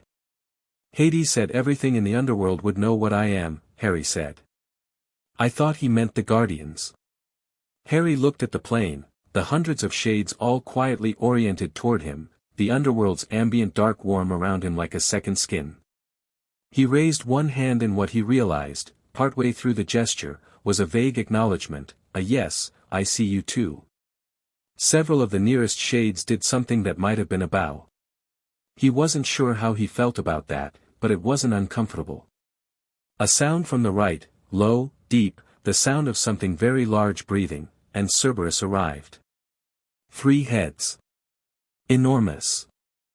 Black as the underworld dark, with eyes that burned the dull red of deep coals, each the size of a dinner plate. The middle head was already oriented toward Harry before the body cleared the edge of the plain, and all 3 converged on him with a speed that would have been alarming if the approach hadn't had a quality that Harry recognized, the bounded, purposeful gallop of something coming to say hello. It stopped 3 feet in front of him, all 3 heads down at his level, and 3 pairs of coal-red eyes looked at him with the same factual recognition the shades had shown, but warmer, the recognition of a guard dog identifying someone who had the right to be here. Hi, Harry said. All 3 heads pushed forward simultaneously and Cerberus headbutted him with the combined enthusiasm of 3 large dogs that had been told about him for quite some time and were delighted to finally confirm the reports. Harry caught himself against the impact, grabbed the nearest head by the scruff without thinking, and scratched behind what turned out to be exactly the right ear, and the sound Cerberus made was a low three-part rumble that Harry felt in his sternum. Tony was staring. The files, Tony said, did not mention that Cerberus would do that. I have a good record with large dangerous animals, Harry said, still scratching. One of the other heads was nudging his jacket pocket with its nose. No, I haven't got anything. Sorry. He guards the gate, Tony said. He has never, in any recorded account in any mythology or S.H.I.E.L.D. document, done that. He's very good at his job, Harry said. Aren't you? Three-part rumble. I'm going to need a minute, Tony said. A figure appeared at the edge of the plane, moving toward them with the unhurried grace of someone who moved through the underworld not as a guest but as a resident, someone for whom this vast grey world was simply home. She was tall and her hair was dark and she moved through the shades, which parted for her with the same ease the crowd parted for someone who was loved rather than feared, and her face as she approached was warm and amused and carrying the specific look of someone who has been waiting for something for a long time and is now watching it finally happen. Persephone reached Harry, looked at him with those dark, intelligent eyes, and did something no one had done in Harry's memory. She looked at him, looked at Cerberus with all three heads still leaning into him, and laughed. Genuinely, freely laughed. He has been impossible since I told him you were coming, she said. Her voice was warm and had depth to it, the way the underworld dark had depth, but without its patience. This was a voice that lived in the present tense. Every shade who arrived this week got extensively sniffed because he was looking for the air scent. She looked at Harry with open, uncomplicated delight. Hello, Harry. Hello, Harry said. He was struck by her, not dazzled, but struck, the way you were struck by something that was exactly what it had been described as and more vivid. Hades had not described Persephone. Tony had said only fiercely protective and you'll like her. Harry saw both immediately. You look like him, she said, tilting her head. More than I expected, honestly. The eyes are entirely yours, no one in any realm has eyes that color. But the line of your face, the patience in how you stand. She smiled. Very much his. People usually say I look like Harry stopped. He'd been about to say my father. The word had to redistribute itself now among three candidates, one of whom was dead and had been replaced in the story of his life by two far stranger options. They usually say I look like James Potter, he said. Persephone's expression shifted slightly, still warm, but with an edge of something more careful. James Potter was a brave man who loved you genuinely, she said. He is in Elysium. I can arrange a visit, if you want, after you've settled. He knows you're here. Harry went still. He knows, the dead know most things in our domain, Persephone said gently. He has known about your parentage since he arrived. He asked me to tell you, before anything else, that it changes nothing. Those were his words. Harry didn't say anything for a moment. The underworld went about its business around him, shades wandering, the distant sound of the rivers, Cerberus's three-part breathing, and somewhere far below in the deep rock the steady pulse of the forge. He stood in all of it and held James Potter's message and understood, with a clarity that bypassed sentiment entirely, that there was going to be a significant amount of his life to reassemble when he had the time. Not now. He filed it. Thank you, he said to Persephone. I'd like that. The visit. After. She nodded. No performance, no ceremony around it. Just yes, of course, whenever you're ready. The forge is expecting you, she said. Hades is already there. Come. They walked. Persephone led them across the plain and into a passage that descended deeper into the rock, the grey light of the plain giving way to the forge light that Harry had seen in dreams, the deep red orange of something enormously hot far below, sending its warmth up through stone channels the way the earth sent up geothermal heat. Tony walked on Harry's other side, checking readings on a tablet that was running on a modified power cell because standard batteries behaved erratically in the underworld's electromagnetic environment. Harry could see the readings without looking at the screen. The underworld frequency is amplifying your tech response, Tony said. The range is, he paused. Jarvis, what's the current range on signal pickup? Approximately 300 meters in all directions, Jarvis said from the tablet, his voice filtered through the modified cell with its usual precision. Though the signal type has shifted. I'm reading something that doesn't map to standard electromagnetic spectrum. What does it map to? Harry asked. I'm not certain, Jarvis said, which Harry had already learned was Jarvis's most interesting mode. It appears to be the underworld equivalent of an information network. Not electronic, but functionally analogous. Extensive. I'm estimating it covers the entirety of this domain. Harry stopped walking for half a second, registering this, then kept moving. The underworld had an information network. He could feel it at 300 meters, and deepening as they descended. The shades were part of it, not consciously, not deliberately, but every dead person in this domain carried the sum of their living memories, and those memories were ambient in the underworld's fabric the way data was ambient in a wireless network. He was reading it the way he read wireless networks in the facility above, without meaning to. The dead really did know a great deal. The forge passage opened into a cavern. Harry had been prepared, the dreams, the descriptions, Tony's measured language of geological heat and enormous. He had not been fully prepared, which he suspected was simply the nature of the place. The cavern was the size of a cathedral and felt like the inside of the planet's history, walls of ancient rock that had been here since before the first human drew breath, their surface covered in Arabian script so old it was worn to suggestions, glyphs that were less writing and more memory. The forge itself was in the center, not a furnace in the architectural sense but a fissure in the rock, open to whatever was below, and from it rose the heat and the light and the sound, that single sustained note that Harry had been hearing in dreams and in the Erebus relay for 3 days, clear and resonant and present. The forge masters stood around the fissure. They were tall, as he'd seen in dreams, and angular, and moved with the unhurried precision of things that had been doing exactly this for a very, very long time. They didn't look up when Harry, Tony, and Persephone entered. They were focused on the fissure, on the tongs extended over it, on the thing held in the tongs. At the far end of the cavern, Hades was present. Not a projection this time. Here, in his own domain, in the deepest reach of his own world, he was fully present, and the difference from the projection was significant. Not larger, if anything, the physical presence was quieter than the projection had been, the way a very loud room went quiet when the person everyone was listening for walked in. He stood at the edge of the forge light with the dark robes and the angular face and the bottomless patience, and he watched Harry cross the cavern toward him with the expression of someone making a final confirmation of something they had believed for a long time. You came easily through the threshold, he said. Not surprised, confirming.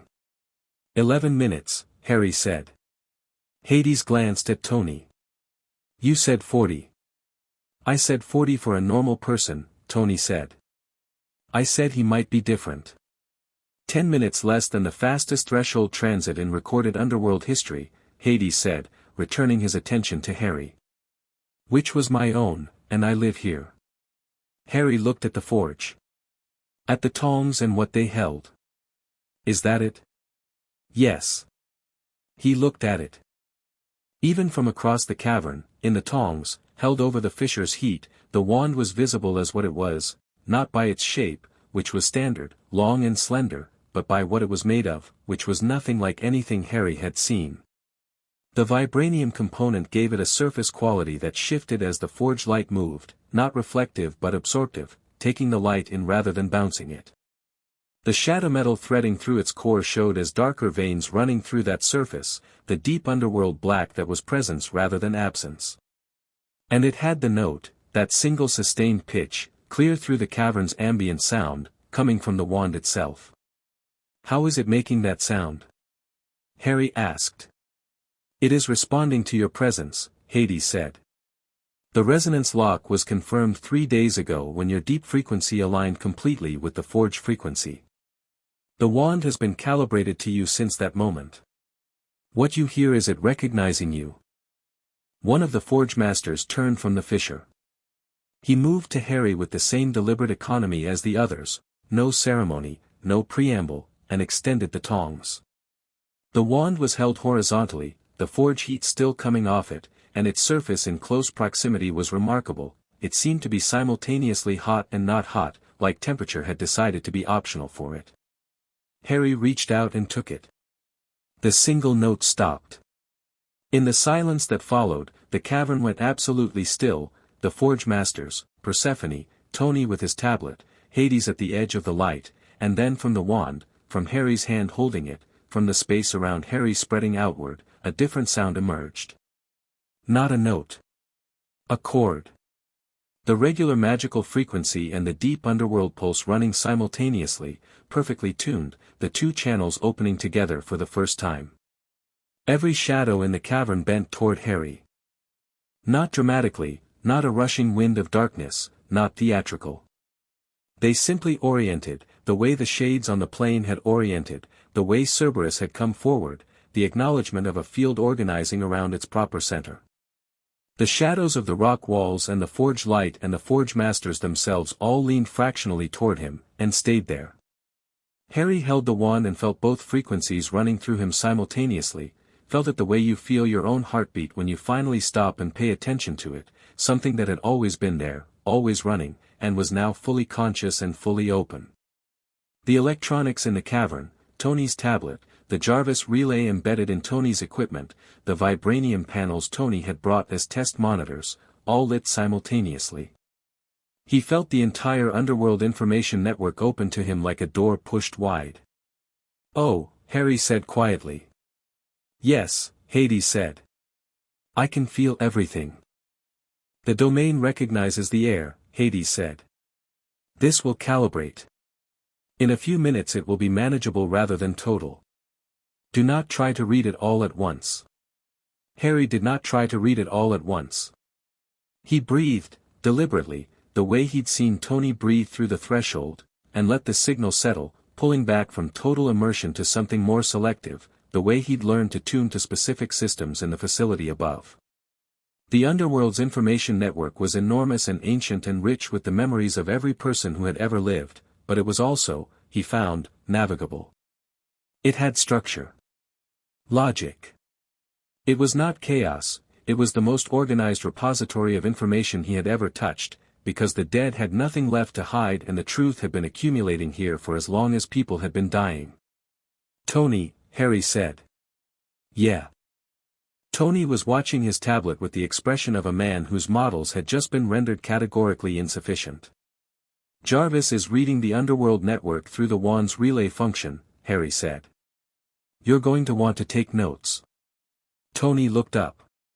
Then down at the tablet. Then up at Harry. "You're piping underworld data to my AI through the wand.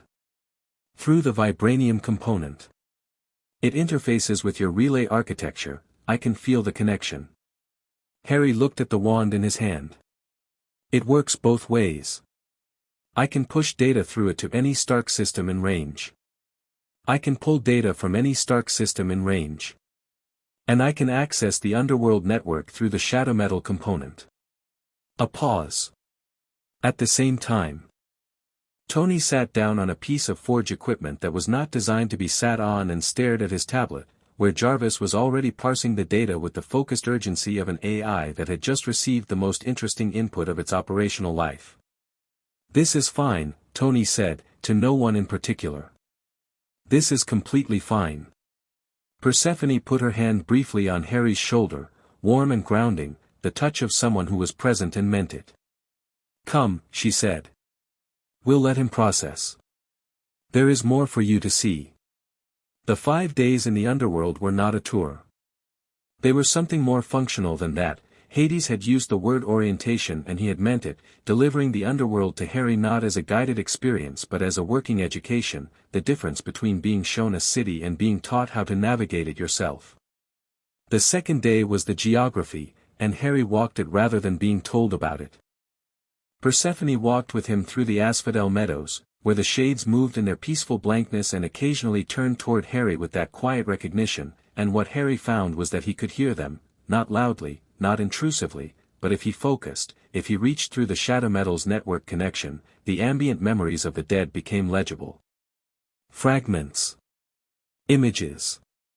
The emotional residue of lives. He practiced being selective, reaching for a shade's surface memory and withdrawing without pulling deeper, respecting the privacy of the dead with the same instinct that made him not read Hermione's letters when she left them on the table. You treat them carefully, Persephone observed. They're people, Harry said. She looked at him sidelong. You'd be surprised how many who could do what you do don't operate from that assumption. I'm not interested in being that kind, Harry said. They visited Elysium on the third day, and Persephone kept her word.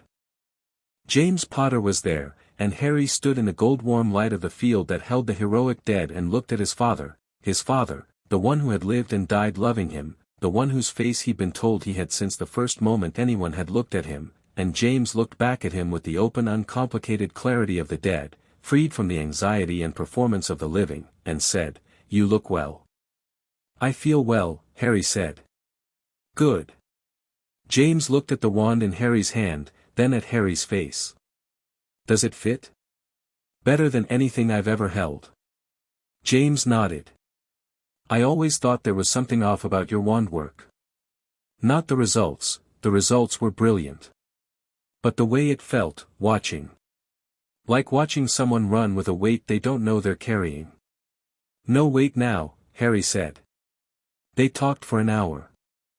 Harry didn't record it, didn't analyze it, just let it be what it was, a conversation between a son and a father who had been kept apart by circumstances neither of them had chosen, making something real of the time they had. James asked about his life at Hogwarts with the genuine warm interest of someone who had loved Hogwarts deeply and wanted to know it was being treated right. Harry told him about the troll and the chamber and the basilisk, and James's face did a series of things that would have been funnier in a less charged setting, and at the end of the basilisk account James had looked at the underworld sky and said, with great feeling, "Merlin's beard, Lily and I need a conversation about Dumbledore's placement choices." "Get in line," Harry said. James had laughed, and it was exactly the laugh Harry had half imagined for years from photographs and second-hand descriptions, and Harry let it land on him and stayed in the full weight of it, not rushing past it.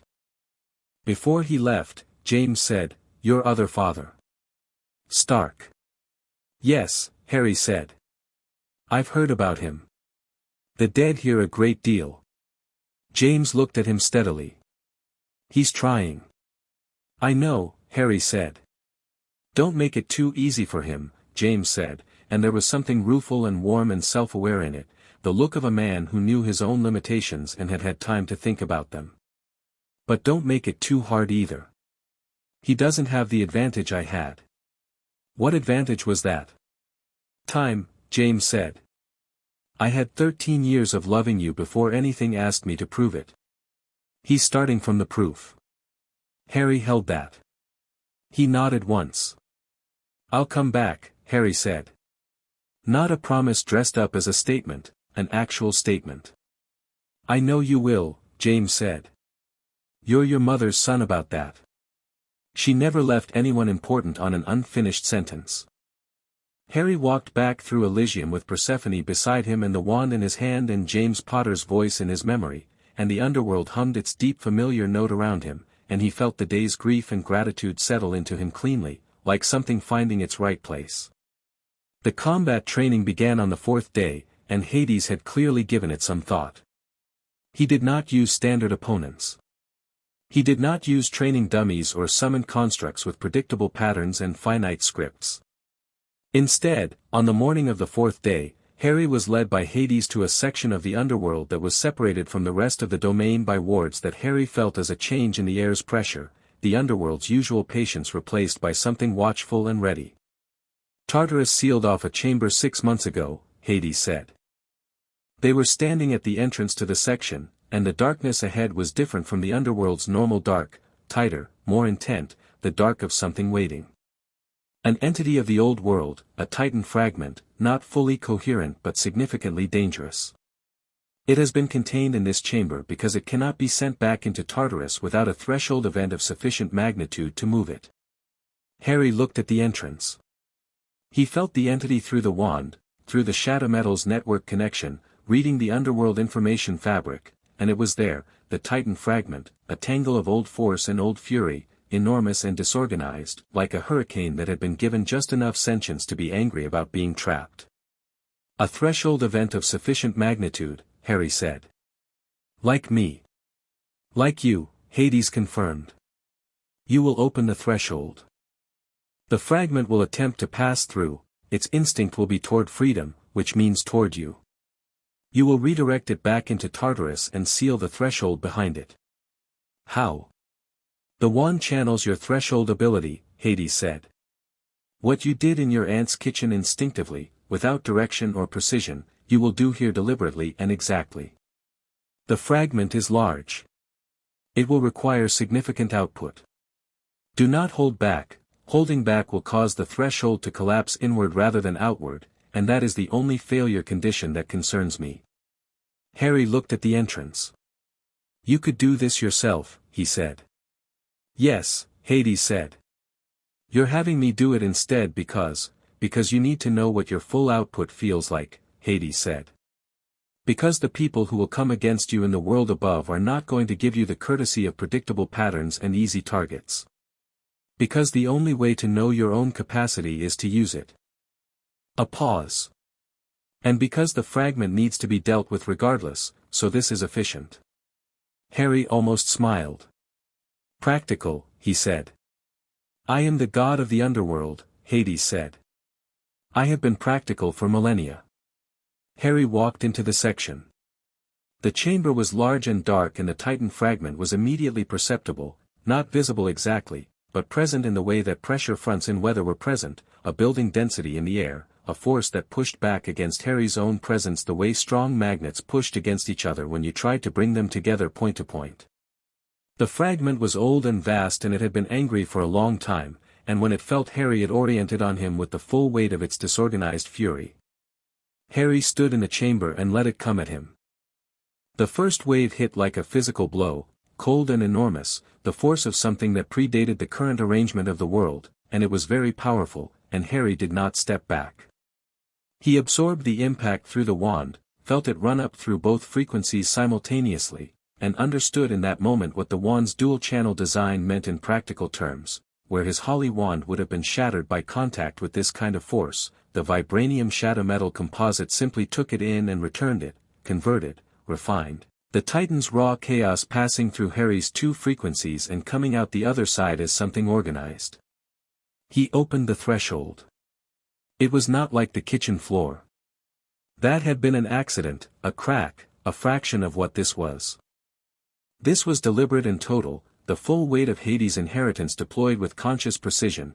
Harry held the wand up and pushed through it, through both frequencies simultaneously, and the air in front of him tore open along a line that ran from floor to ceiling and pulsed the deep black purple of the underworld's deepest registers. On the other side of the threshold, Tartarus, not visible, not anything the eyes could process, just depth, an absolute depth that had no bottom because the concept of bottom didn't apply. The fragment lunged for the threshold. Harry redirected it. Not wrestled, redirected, the way you redirected a river by changing the bank's geometry rather than fighting the current. He felt the fragment's trajectory, felt its momentum, and shifted the threshold's axis 2 degrees with the wand's precision, and the fragment's own force carried it through the gap and into Tartarus with the efficiency of something going exactly where it should have been going all along. Harry sealed the threshold behind it in the same motion, closed the tear in the air, smoothed the edges back together, let the chamber's air normalize.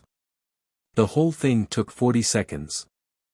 He stood in the quiet chamber afterward with the wand at his side and both frequencies running clean and his breathing entirely steady, and felt the wand's responding chord, the dual note, both channels confirmed open and operating, and felt, underneath it, the underworld's information network update in real time with the fragment's removal, the chamber's status shifting from contained threat to resolved, and somewhere in the domain's deep record a notation made itself in the Arabian script. That predated everything, the air acts. Hades was waiting at the chamber's entrance. Harry walked out, and Hades looked at him, and said nothing for a moment. Then, 40 seconds. The redirection was faster than force, Harry said. Seemed more practical. The fraction of a smile. More of it this time, enough that it was actually visible, not just inferable. Yes, Hades said. It was.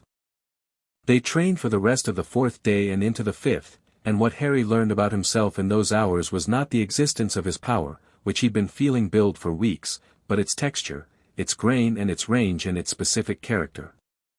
The threshold ability worked in degrees, a hairline crack like the kitchen, a controlled door like the Tartarus seal, or, at the far end, something much larger that Hades described simply as not yet when Harry asked about its upper limit, which Harry filed as information rather than caution. The shadow manipulation had combat applications that Harry found genuinely interesting to develop, not as a weapon in the blunt sense, but as an information and control tool. He could extend shadow into a space and feel everything in it. He could use shadow to pin, redirect, contain. He could push his own underworld frequency through shadow the way he could push it through the wand, which meant shadow in his hands was not just darkness but something with weight and directed force. The wand's tech interface worked differently here in the underworld than it had in the facility, deeper, richer, the Jarvis relay connection running at full capacity now that both wand and relay were in the same domain. Harry spent an hour with Tony on the 5th morning mapping the wand's full interface architecture, and what emerged was a picture of a weapon that was also a communication system, a sensor array, and a network access tool simultaneously, something that could fight and think and listen all at once. This changes how I want to approach the Hogwarts situation, Harry said, looking at the architecture map on Tony's screen. The Dumbledore situation, Tony said. The Dumbledore situation, Harry agreed. He manages information. He controls what people know, what they understand, what they believe. That's how he keeps everyone in line. Me included. He looked at the wand. But information management requires controlling the network. And I can feel the network. Tony looked at him with a sharpness that Harry was learning to recognize as Tony's version of being very impressed. You're going to read the magical world's information fabric the same way you read the underworld's. Same architecture, Harry said. Different frequency, but the wand handles both. I should be able to feel every active charm, enchantment, and information ward in Hogwarts the moment I walk through the door. He looked at Tony. I want to know what Dumbledore has been doing in that castle for 50 years before he gets a chance to tell me his version of it. Tony was quiet for a second. Then, we should upgrade the Jarvis relay connection before you go back. If you're going to be reading that much data in real time, you need a filtering architecture or you'll be overwhelmed. I can build it into the wand's vibranium layer, a secondary processing framework that runs the data through Jarvis before it hits your conscious perception, flags the significant patterns. How long will that take? I started sketching it this morning, Tony said. So 4 hours. Harry looked at him. You started this morning. I started it when you described your plan to me, Tony said, checking his tablet, which was approximately 8 minutes ago. Harry was quiet for a moment. Then, you said I was going to be difficult to raise. Incredibly, Tony said, without looking up. You're literally pre-building the tools I ask for before I ask for them, Harry said. That's not raising a difficult kid. That's enjoying it. Tony looked up. The practiced ease was completely gone, replaced by something unguarded that Harry had only seen twice before, once at the dinner table in Nevada, once when he'd watched Harry's waveform display on the workshop screens. Something that was trying to be casual about the fact that it was not casual at all. Yeah, Tony said. So sue me. Harry looked at the map on the screen and did not mention the way the note the wand produced had briefly deepened at that exchange, warm and resonant in the cavern's air, as if it had an opinion about the moment. Some things were allowed to just be what they were. The last thing Hades showed him, on the evening of the 5th day, was the river Styx. They stood at its bank, Hades, Persephone, Harry, and Tony keeping a respectful distance back, and the river was not what the mythology said, which was to say it was not black and it was not still and it was not simply water. It moved with a speed and darkness that was its own entirely, deep and fast and carrying in its current the specific quality of the boundary between alive and dead, the threshold at its most fundamental and absolute. When you swam in this as an infant, Hades said, the intent was invulnerability. Harry looked at the river, then at Hades. You did that to me. You were 3 weeks old, Hades said. Persephone held you. He paused. It does not work on you the way it worked on the classical accounts. Your dual nature means the invulnerability is partial, you have significantly greater physical resilience than a standard human or standard magical being. But you are not immortal. You are not invincible. He looked at Harry directly. I want that to be clear. I wasn't going to assume I was invincible, Harry said. No, Hades said. You were not. And something in the way he said it was the closest thing Harry had received from him to something uncomplicated and warm, not a lesson, not an instruction, just the direct observation of someone who had been watching for 13 years and knew exactly who Harry was. They stood at the Styx in the underworld evening, which was not an evening, there was no sun here, no actual dusk, but which felt like evening in the specific sense of the day's work settling into rest, and the river ran fast and dark between them and what lay beyond, and Harry held the wand in his hand and felt both frequencies running steady and clean. I want to ask you something, Harry said to Hades. Hades waited. The letter, Harry said. The last line. About the shadow keeping the wards honest. He looked at his father. You were watching the whole time. Since I was 4. You knew what it was like there. Yes, Hades said. Why didn't you act sooner? The Styx ran between them. Hades was quiet for long enough that Harry thought he might not answer, that this was one of the questions that would remain without resolution, the kind of gap that the complicated relationship between a god and the son he'd kept at a distance might never fully close. Because, Hades said, I am the god of the underworld. My actions in the mortal world are constrained. Not by law. By consequence. Every time a deity acts directly in the mortal realm, the balance shifts. The Dursleys were not within the reach of my domain until they died. The Dumbledore situation, he paused. I was working through channels. Through Stark, once I found him. Through the construction of your wand. Through 13 years of making sure that what you are could not be permanently suppressed or redirected. But you didn't come for me, Harry said. No, Hades said. I did not. Harry looked at the river.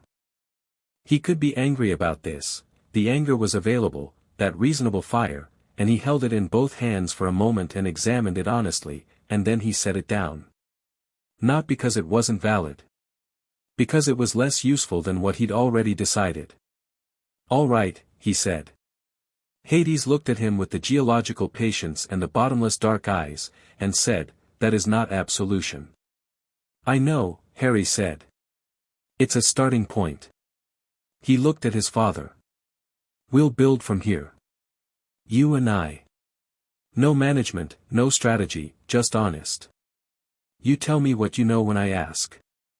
I'll tell you what I need when I need it. That's what I want from this. Hades was quiet for a moment. The Styx ran. Yes, Hades said. That is what you will have.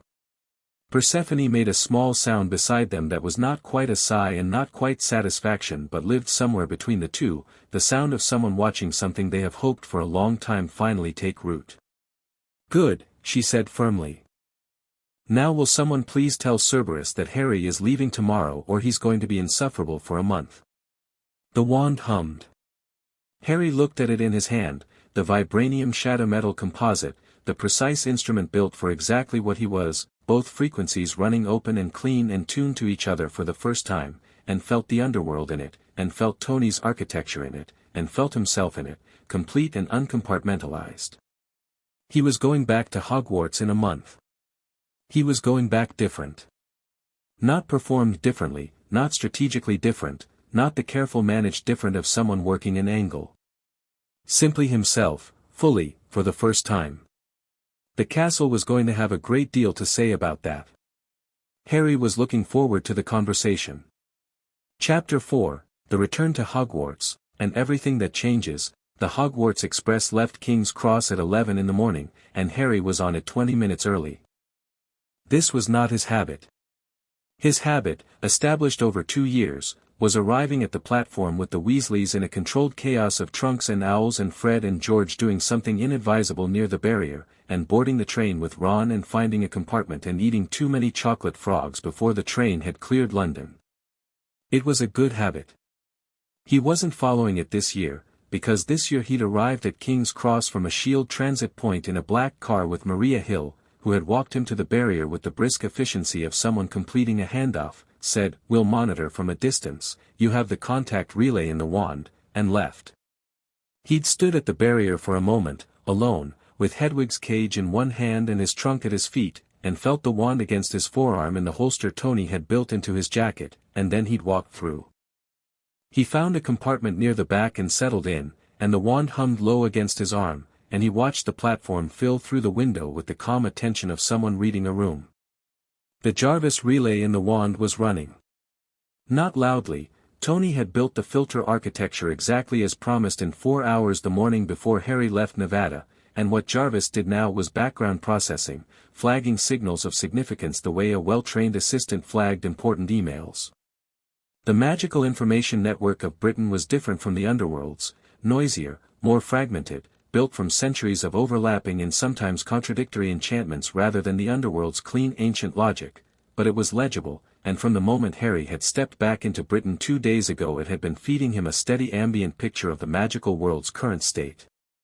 Dumbledore had 3 active monitoring charms on Harry's person.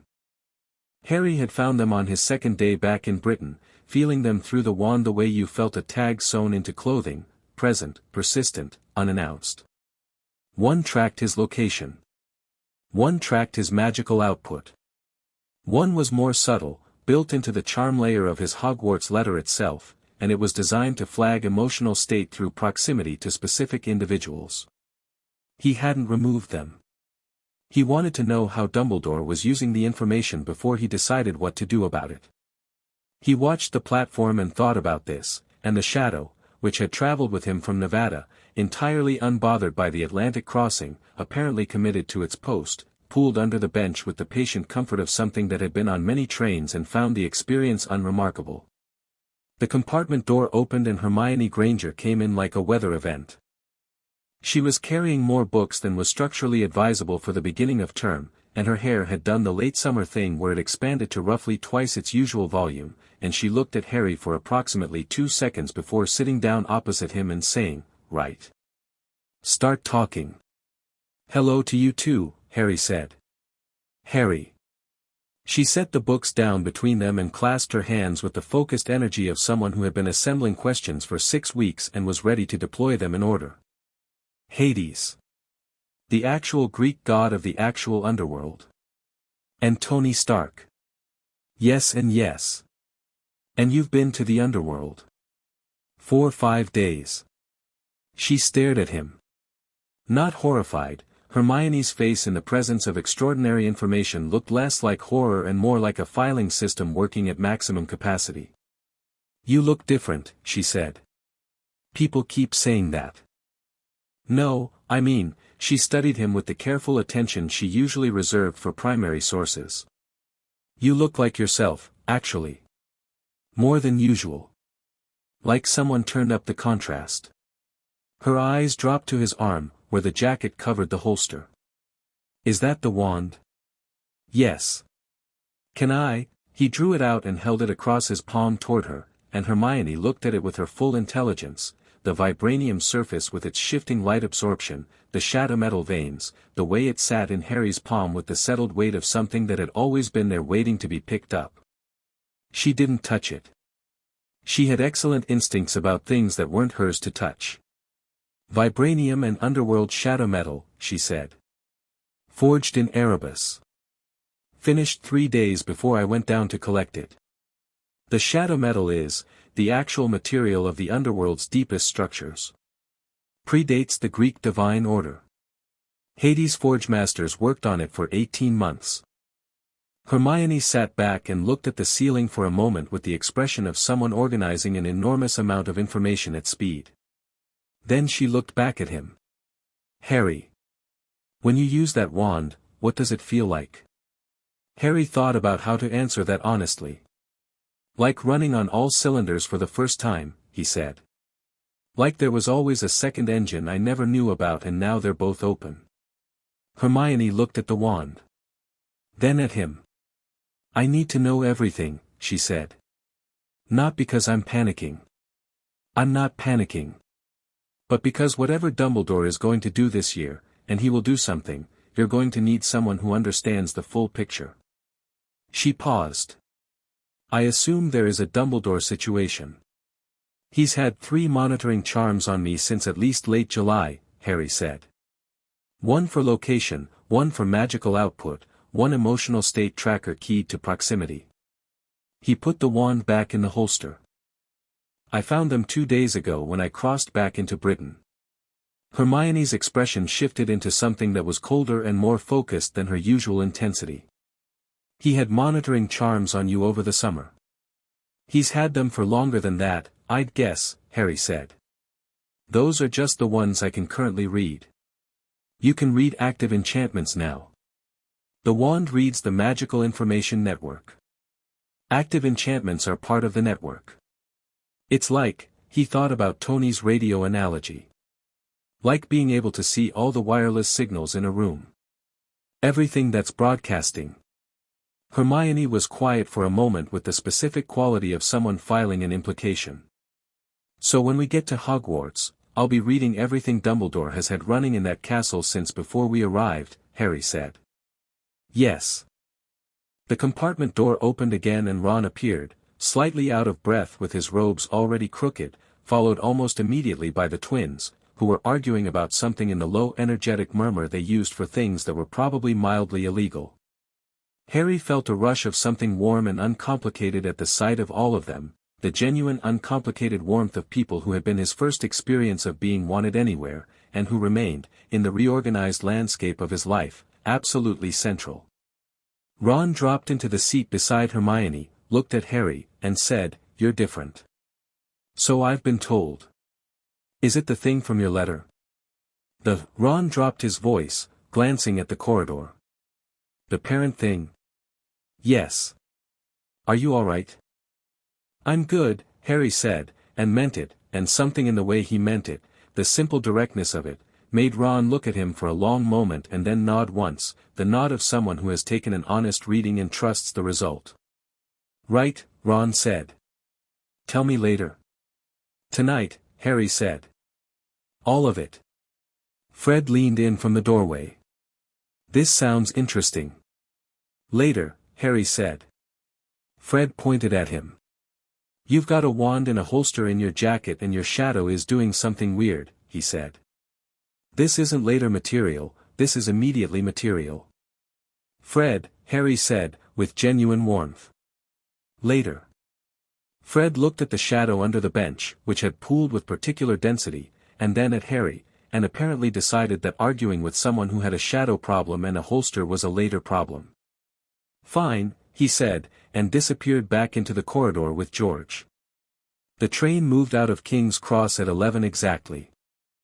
Harry watched London give way through the window, and felt the Britain magical network shift as they moved north, the urban layers of overlapping enchantments thinning out to the cleaner lines of rural magical settlements, the older enchantments in the landscape beginning to resonate more clearly as the city's noise fell away. He felt the Hogwarts wards from almost an hour before the train arrived at Hogsmeade Station, which was considerably earlier than he'd expected. They were enormous. He'd known Hogwarts was heavily warded. Everyone knew that. But knowing in the abstract and feeling in full detail through the wand's network reading were entirely different experiences. The wards around Hogwarts were ancient and layered and complex, built up over 1,000 years of headmasters adding their own frameworks on top of their predecessors, and what that created was not a clean system but a massive accretion, centuries of magical thought and intention compressed into the fabric of the castle itself. And running through all of it, woven into every layer including the oldest, were Dumbledore's additions. Patient, thorough, invisible to standard detection, the specific architectural quality of someone who had been living in a space for 50 years and had made it entirely his. Harry read them for 50 minutes and catalogued everything, and Jarvis processed and flagged and organized, and by the time the train pulled into Hogsmeade Station Harry had a clearer map of Hogwarts' true operational architecture than anyone outside of Dumbledore himself had ever possessed. The Hogwarts Express was a thunderstorm of noise and motion as it emptied onto the Hogsmeade platform, and Harry stepped off into the cool Scottish evening, September's first real hint of autumn in the air, the smell of heather and coming rain, and stood on the platform and looked at the carriages, and then at the Thestrals pulling them. He'd always been able to see the Thestrals. That was not new. What was new was that the Thestrals, all 12 visible from the platform, had turned their heads toward him simultaneously. Not threatening. Oriented, the way Cerberus had oriented, the way the Shades had oriented, the signal acknowledgement of creatures that existed on the boundary between life and death, recognizing something that carried both. Several students nearby noticed the Thestrals' unusual behavior. Draco Malfoy, stepping off the train 2 cars down, looked at the Thestrals, then followed their collective gaze to Harry, and his expression did something complicated that Harry caught in peripheral vision and filed. Neville Longbottom materialized at Harry's elbow, looking at the Thestrals with wide eyes. "Why are they all looking at?" he stopped. "Harry, why are they all looking at you?" "They recognize me," Harry said. "From last year?" "More broadly," Harry said. Neville stared at him. Neville Longbottom was better at reading situations than most people gave him credit for, and he read this one quickly, and decided, correctly, that there was a great deal more here than could be covered on a station platform in the dark. "Later," he said. "Tonight," Harry said. "I'm telling everyone tonight." The Great Hall was exactly as Harry remembered it and entirely different, which was the specific quality of returning to a place you'd left as one person and were entering as another.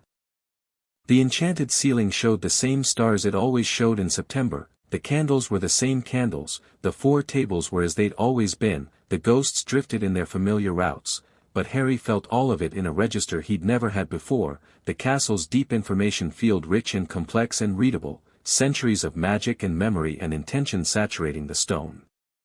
He sat at the Gryffindor table, and students around him were doing the thing that happened at the start of term, the catching up, the summer stories, the checking who'd grown and who hadn't, and Harry let it happen around him without drawing attention to himself, which he was capable of doing and which was different from hiding. He wasn't hiding. He was reading the room. The staff table was at the front of the hall, and Harry studied it with the wands reading running quietly. Professor McGonagall, whose magical signature was clean and direct and honest in the specific way of someone who had no hidden architecture in her work, what you saw was exactly what you got. Professor Snape, whose magical signature was dense with layers, old wards, and newer suppressions and the complex residue of a life lived largely in concealment, but reading through the layers, what Harry found was not malice but something more exhausted and more complicated than malice, a person who had been carrying a very heavy weight for a very long time in a direction he'd chosen and couldn't unchoose. 2 new professors at the staff table. One Harry recognized from the letters about the new defense position, Professor Lupin, whose magical signature was, Harry stopped reading and reread this. Lupin's signature had a secondary frequency underneath the standard magical one. Not underworld frequency, different, older in a different way, wild and lunar and deeply buried under suppression charms. Harry knew what he was reading. He filed it carefully. He had no intention of using it. The other new arrival was at the end of the table, wearing a large turban and laughing too loudly at something Sprout had said, and his magical signature made Harry's wand arm go cold. Not the signature itself. The gap in it. Harry had been reading magical signatures for 6 weeks, in Britain and Nevada and the Underworld, and he knew what a complete signature felt like, the personal frequency, the trained magical patterns, the ambient life magic of a living person. This person's signature had all of those. And it also had, moving through it like a fault line through stone, a second occupying frequency that was not the man's own. Something ancient and violently alien that was sitting in the body of this cheerful laughing man like a stone in a stream, rerouting everything. Harry looked at Hermione across the table. She was reading the new course lists with her usual focus. "Hermione," he said quietly. "Second new professor. End of the staff table." She glanced up. "Professor Quirrell, he's back. He taught Muggle studies before. Apparently he's taken the defense." She stopped. Read Harry's expression. Looked back at the staff table. "What?" "He's occupied," Harry said. "There's a second frequency in him that isn't his." Hermione went very still. "Like last year?" "Exactly like last year," Harry said. Ron, from her other side, had caught the low urgency of the exchange. He looked at the staff table, then at Harry. "You're serious?" "Yes." "Not again," Ron said, with the specific resigned exasperation of someone who had hoped third year might be straightforward. Harry looked at the occupied man at the end of the staff table and felt through the wand the shape of the foreign frequency, older this time, less coherent than it had been in first year, the structure of it degraded, like a signal that had been traveling a long distance and losing definition. Voldemort, reduced further. But present. And aware, the occupied professor glanced toward the Gryffindor table, and Harry felt the foreign frequency pulse with a recognition that was both searching and fearful. It had felt Harry. Harry looked down at his plate with the calm of someone who had dealt with worse things in the past month and a half and who had a plan, and let Voldemort's remaining fragments reach toward him through the occupied professor and find nothing they could use, because the wand's underworld frequency was a dead zone for Voldemort's brand of fractured dark magic, absorptive rather than reflective, and what Voldemort's consciousness encountered when it probed Harry was not the familiar fear and resistance profile it had learned to navigate, but a deep, patient dark that gave nothing back. He felt the probe withdraw. Dumbledore was watching Harry from the headmaster's chair. Harry raised his eyes and met Dumbledore's gaze directly, and held it. Dumbledore's expression was its usual benevolent warmth, the half-moon glasses, the long white beard, the look of affectionate wisdom that Harry had spent 2 years finding immensely reassuring. He read it now through the filter of everything he knew, and what was under the warmth was assessment. Precise, ongoing, careful assessment. The monitoring charms were reporting to Dumbledore in real time, and Dumbledore was reading those reports and adjusting his understanding of Harry's current state, and the warmth on his face was both genuine, Harry believed it was genuinely there, and entirely compatible with the simultaneous project of deciding what to do about what he was reading. Harry gave him a small nod. Dumbledore's eyebrows rose slightly. Harry looked back at his dinner. The first week of term established patterns that Harry found, in retrospect, completely predictable. Classes were classes, third year brought new subjects, divination and Muggle studies and care of magical creatures, and Harry attended all of them with the quiet thorough attention of someone for whom formal learning was a supplement to the considerably more comprehensive education he'd received in the past 6 weeks. He did the work. He did it well and without effort, which was new. Previous years had required effort, the friction of channeling magic through a wand that was fundamentally misaligned with his deeper frequencies, and now that friction was gone and what remained was simply his own capability meeting the task, clean and direct. Hermione noticed. Ron noticed. Interestingly, Professor Lupin noticed. Lupin taught defense with a quality that Harry assessed within the first lesson as genuinely excellent, practical, clearly structured, with the specific insight of someone who had learned defensive magic not for academic purposes but because they'd needed it. He set them against a boggart in the first week, and it worked its way through the class in the usual way, finding each student's fear and wearing its face. When it got to Harry, it hesitated. The boggart, which operated on fear resonance and was essentially a creature of the emotional information network, encountered Harry's emotional state and found something it didn't have a script for. Not absence of fear, Harry had fears. But they were accessed through a frequency that boggarts didn't read, the deep underworld channel that processed emotion differently, more distantly, and what the boggart read when it turned toward Harry was not a target it could clearly resolve.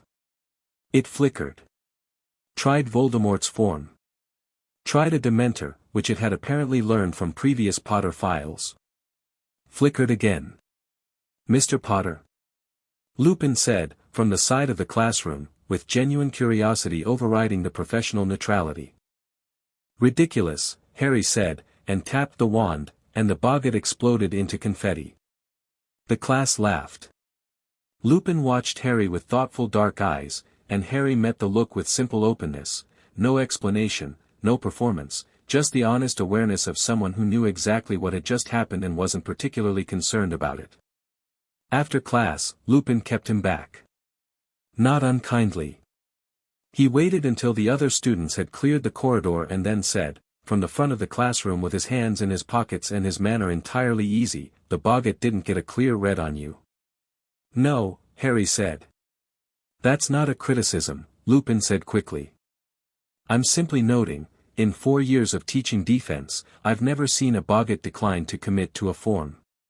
He paused. "The wand is new." Harry looked at him. "You can see the difference. The previous readings on your magical output were in my predecessor's files," Lupin said carefully. "What I observed today doesn't match those readings."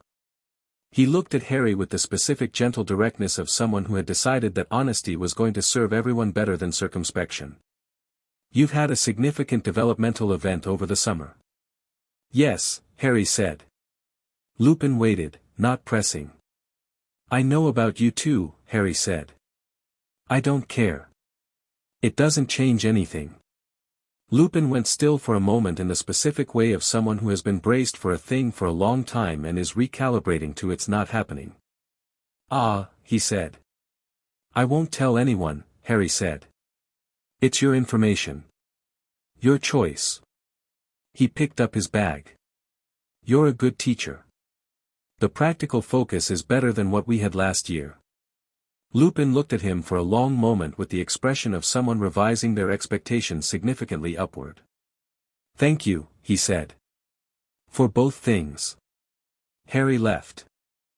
He found the Marauder's map on Thursday of the first week, where he'd left it, well, where Fred had sold it to him, technically, but the point stood, and when he unfolded it in the privacy of his dorm room and said the words, the map assembled itself as it always had, the castle rendering itself in fine ink lines, names appearing at their locations. And then the map found him. He hadn't been expecting that. The map had always responded to the activating phrase and displayed locations, but this time, on the edge of the familiar parchment, something new appeared, a notation in ink that wasn't the map's original script, that formed itself slowly in the margin with the hesitant quality of something testing its own capability. Prong's son. The map knows what you are now. We've been waiting. Harry stared at the words. He felt through the wand the map's magical structure, and it was extraordinary, the kind of enchantment that revealed itself fully only under the wand's reading, layer upon layer of deliberate magical architecture that the four Marauders had built with a sophistication that made most of Hogwarts' other enchantments look rough by comparison. The map wasn't just a location tracker. It was a living magical document, semi-sentient, tied to the magical signatures of its makers in a way that made it capable of recognition. It had recognized Harry's dual frequency. It had recognized the underworld component. And Prong's son, James's mapping signature was in the parchment, and it was resonating with Harry's presence the way the forge frequency had resonated with his waveform. "Moony, Wormtail, Padfoot and Prongs," Harry said to the parchment, not the activating phrase, just speaking to it. "You know who I'm looking for. Sirius Black." The map highlighted a location immediately, not inside Hogwarts, but in Hogsmeade, in a building that Harry cross-referenced against his memory of the village and identified as the Shrieking Shack. He'd been in the Shrieking Shack location for 4 days. Not moving. Not erratically prowling the grounds as the reports Harry had read in the Magical Information Network suggested he should be, an escaped prisoner desperately searching. Sitting. Waiting. Harry looked at the map for a long time, and then looked at the notation in the margin, and then made a decision that he knew would read to Dumbledore's monitoring charms as significant. He let it read that way. He was done managing Dumbledore's perceptions of him. That had been Dumbledore's project, not his. He went to Hermione first, because Hermione was the person for strategic conversations. He found her in the library at 9 p.m., surrounded by third-year coursework she'd already completed and several books that had nothing to do with coursework, and he sat across from her and showed her the map. She read the margin notation. "Read it again." "The map recognized you." "The map has James Potter's magical signature in it," Harry said. "It resonated with my frequency. Because you're his, because James was." She stopped, organizing. "Harry, Sirius Black is in the Shrieking Shack." "Yes. The man the entire magical world thinks murdered your parents and betrayed them to Voldemort, is sitting in one location, not moving, for 4 days," Harry said. "That's not how a dangerous manhunter behaves. That's how someone waiting for something behaves." Hermione looked at the map. Then at Harry.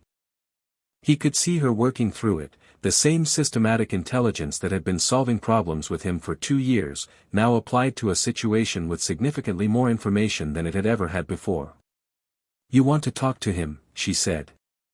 "I want to know the truth," Harry said. "Not the Ministry's version. Not Dumbledore's version. The actual truth, from the man himself.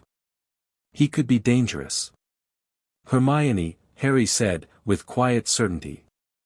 "I've been to the underworld and back. I've sent a Titan fragment to Tartarus. I want to have a conversation with an escaped prisoner in a shack." Hermione looked at him for a moment with the full weight of her intelligence. Then she said, "When?" "Saturday," Harry said. "During Hogsmeade weekend. We'll be expected there anyway." "Ron." "He should come," Harry said. "He always comes." "He's going to have a lot of feelings about this," Hermione said. "He usually does," Harry said fondly. "It works out." Saturday arrived with the particular quality of Scottish autumn weather that had opinions, grey and blustery, the heather on the hills past Hogsmeade going deep purple, the kind of day that felt like it had something to prove. Harry, Ron, and Hermione walked into Hogsmeade with the third-year crowd, separated casually from the main group as it spread through the village, and made their way to the Shrieking Shack by the simple expedient of Harry feeling the maps, reading and following it. The shack was exactly as it looked from the outside, derelict, dark-windowed, carrying the reputation of most haunted in Britain in every dimension of its appearance. Harry pushed open the door. The inside smelled of old wood and dust and something more organic, and Sirius Black was sitting in the corner of the main room on a broken chair, looking like what he was, a man who had spent 12 years in Azkaban and another month living rough, but looking at Harry with dark eyes that were intent and aware and not, in any sense that Harry could read, the eyes of someone unsettled. Sirius looked at Harry for a long moment. Then he looked at the wand in Harry's hand, not in a threatening gesture. Harry had simply stopped bothering to conceal it, and his expression shifted. "You know," Sirius said. His voice was rough from disuse but the intelligence in it was immediate. "About your parentage." "Yes," Harry said. Sirius looked at him for another long moment. "You're not afraid of me?" "No," Harry said. "I'm here because the map told me where you were, and the map told me because it trusted me, and I trust the map's judgment. Also because you've been sitting in one place for 4 days, which is not the behavior of someone hunting anyone." Sirius stared at him. "Then, the map told you. It has James's signature in it. It recognized me." Something crossed Sirius's face, fast and raw and quickly controlled, but Harry caught it. The grief of hearing James Potter's name from James Potter's son in a voice that had James Potter's quality of going straight to the point. "Right," Sirius said, and his voice was rougher. "Right. Your father was the best cartographer of the 4 of us." "Tell me about Peter Pettigrew," Harry said. He hadn't led with it gently. He'd said it directly, and watched what it did to Sirius Black, and what it did was strip away every layer of performance and leave something raw and furious and 12 years' worth of unresolved. Sirius's eyes went hard and bright. "He's here," Sirius said. "Where?" "In this school."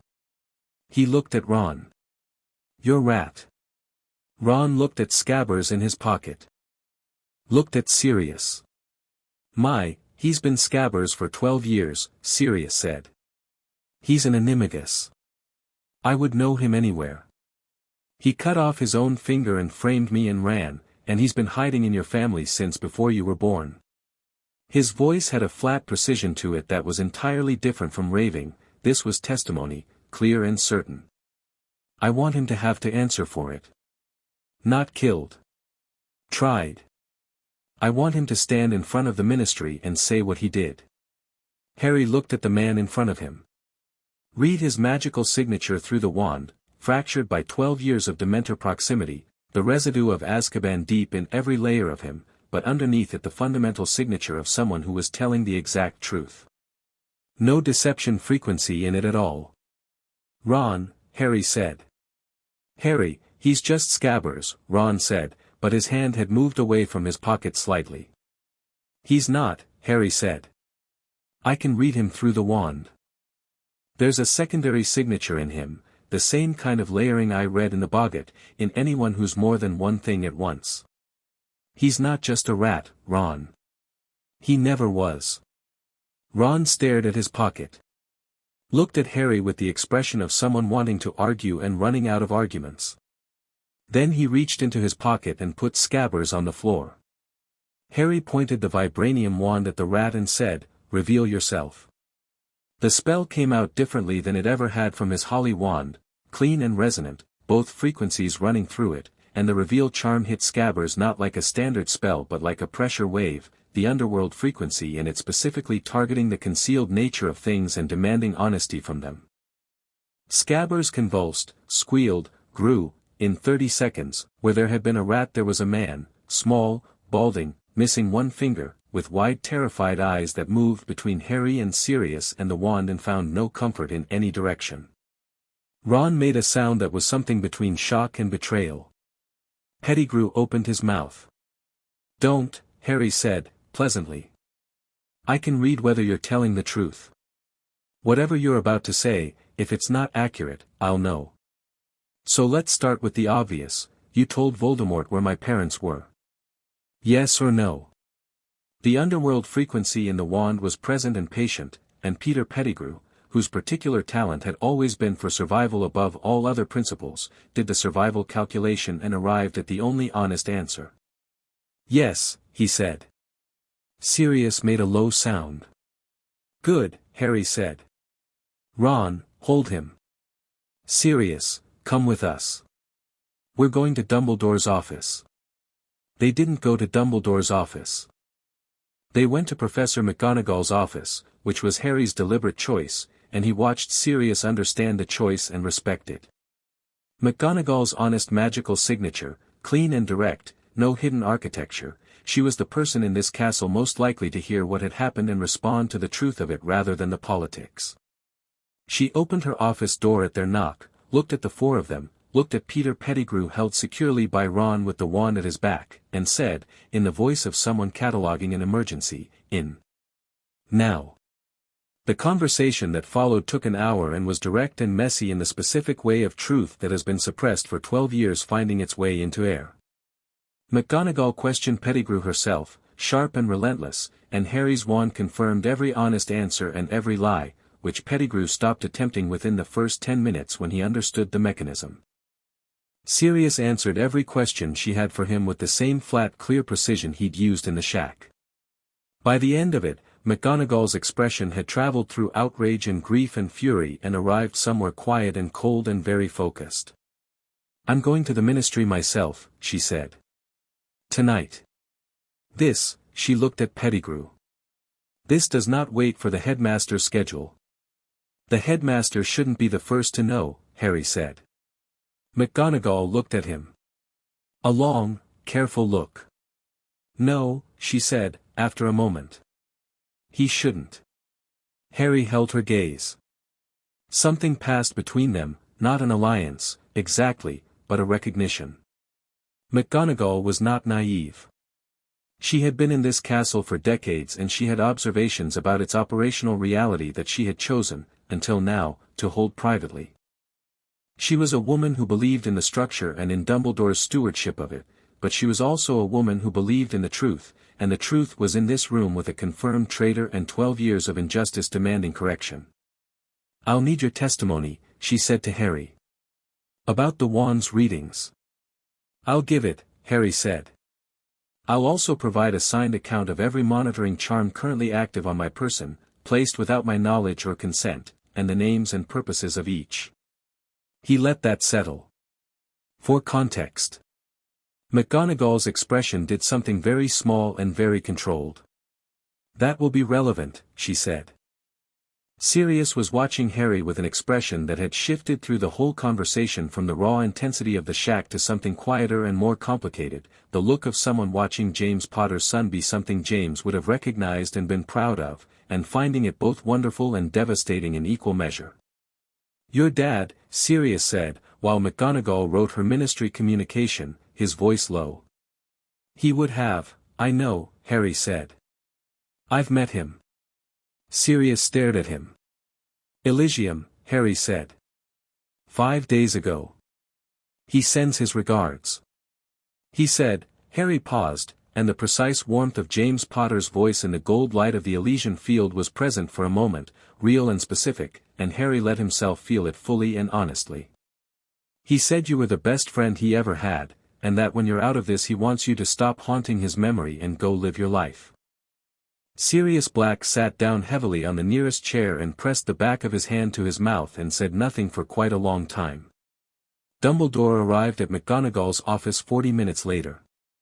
He opened the door with the air of someone who had received a report from his monitoring charms and was arriving to manage a situation, and found McGonagall's fully documented ministry communication already in the owl's talons, Pettigrew in a conjured containment, Sirius Black sitting quietly with the particular clarity of a man who has had his name cleared in fact if not yet in law, and Harry Potter at the desk with the vibranium wand on the table in front of him. "Ah," Dumbledore said. He looked at all of it. At Harry last. "Harry." "Professor Dumbledore," Harry said. "This is all documented. McGonagall is going to the ministry tonight. Sirius Black is innocent. We have Pettigrew's confession on record, verified by 2 witnesses and my wand's truth-reading capability." He looked at Dumbledore with the calm directness of someone who had stopped performing deference 3 weeks ago. "Is there anything you'd like to add to the record?" Dumbledore looked at him for a long moment. The warmth was there. The assessment was also there, recalibrating rapidly. His eyes went to the wand on the table, then back to Harry. "You've had quite a summer," Dumbledore said. "Yes," Harry said. "I have." The blue eyes held his, measuring, gentle, and underneath the gentleness, thinking very fast. Harry let him think. He had no interest in rushing this, he'd had 6 weeks to prepare for this moment and Dumbledore was only having it now. "We should speak," Dumbledore said. "You and I, privately." "We will," Harry said. "Soon." He stood up, picked up the wand. "But tonight the priority is serious. Everything else can wait." He held Dumbledore's gaze for one more second, not a challenge, not defiance, just simple honest clarity, and then he looked at Sirius and said, "Come on. Let's get this done." Sirius stood, and something in the way he stood had changed from the shack, the weight of 12 years injustice beginning, just barely, to shift. He looked at Harry once more with that complicated look, and Harry met it without looking away, and they walked out of McGonagall's office together into the castle corridor while behind them Dumbledore remained in the doorway and the monitoring charms reported, accurately, that Harry Potter's emotional state was calm. The castle hummed around Harry as he walked, centuries of magic and memory in its stones, readable and rich, and he felt the wand in his hand and both frequencies running clean, and thought about the occupied professor at the end of the dinner table, and about what that meant for the year ahead, and about Dumbledore's private conversation coming like weather on the horizon. He was ready for all of it. The Hogwarts stones knew it. In the deep network of the castle's information field, in the layered centuries of enchantment and intention, something shifted, a recognition, moving through the stone like the slow deep note of a bell, the castle understanding what had come home to it. In his pocket, the Marauder's map updated in the margin, mischief managed, Prong's son. Mischief very well managed. Chapter 5, Dumbledore's move. The meeting happened on a Wednesday. Harry had known it was coming since Saturday, had felt it in the way Dumbledore's monitoring charms recalibrated after McGonagall's office, the location tracker suddenly more frequent in its reporting, the emotional state charm running almost continuously. Dumbledore was watching closely, and Harry let him watch, and went to his classes and ate his meals and trained with the wand in the evenings in the empty Quidditch pitch where the Scottish wind came off the hills with enough force to be a useful variable, and waited. The summons arrived Wednesday morning, delivered by a second-year Hufflepuff who knocked on the Gryffindor common room door before breakfast with a sealed note and the slightly odd expression of someone who had been given the errand by the headmaster personally. The note was brief and characteristically warm. Please come to my office this evening at 7. There are things that should be said between us. Albus Dumbledore, and Harry read it twice, noted the specific word choice of should be said, which was doing quite a lot of weight-bearing, and put it in his jacket pocket. He told Hermione at breakfast. She was already waiting for him, which was not unusual, and she had a book open in front of her that she wasn't reading, which meant she'd been thinking about something before he arrived. She read the note when he handed it over, set it down beside her toast, and said, "He's been building toward this since Saturday." "Yes. He's had 4 days to prepare." She looked at Harry. "He's very good at this. Conversations where he's had preparation time and you haven't." "I've had 4 days too," Harry said. "It's different," Hermione said, with the careful precision of someone who respected Dumbledore's capabilities even while working against them. "He's been having these conversations for 112 years. He knows how to find the thing that makes you want to trust him, and he's not dishonest, Harry, that's what makes it." "I know," Harry said. "He believes everything he's going to say. He genuinely thinks he's been doing right by me." He picked up his fork. "That's what I need to be ready for. Not lies. Sincere, genuine, completely self-serving truth." Hermione looked at him for a moment. "What are you going to do?" "Remove the leverage," Harry said. "Piece by piece. Starting with the monitoring charms." "Starting with the monitoring charms." He went to the 7 o'clock meeting with the wand in the holster and the shadow trailing him through the castle corridors, and Hogwarts information field running like background music through the wand's network reading, the castle's deep pattern of enchantments readable and familiar now after 2 weeks of daily exposure. Every ward and charm and long-settled intention in the stone as known to Harry as the path from Gryffindor Tower to the Great Hall. The stone gargoyle moved aside before Harry said the password.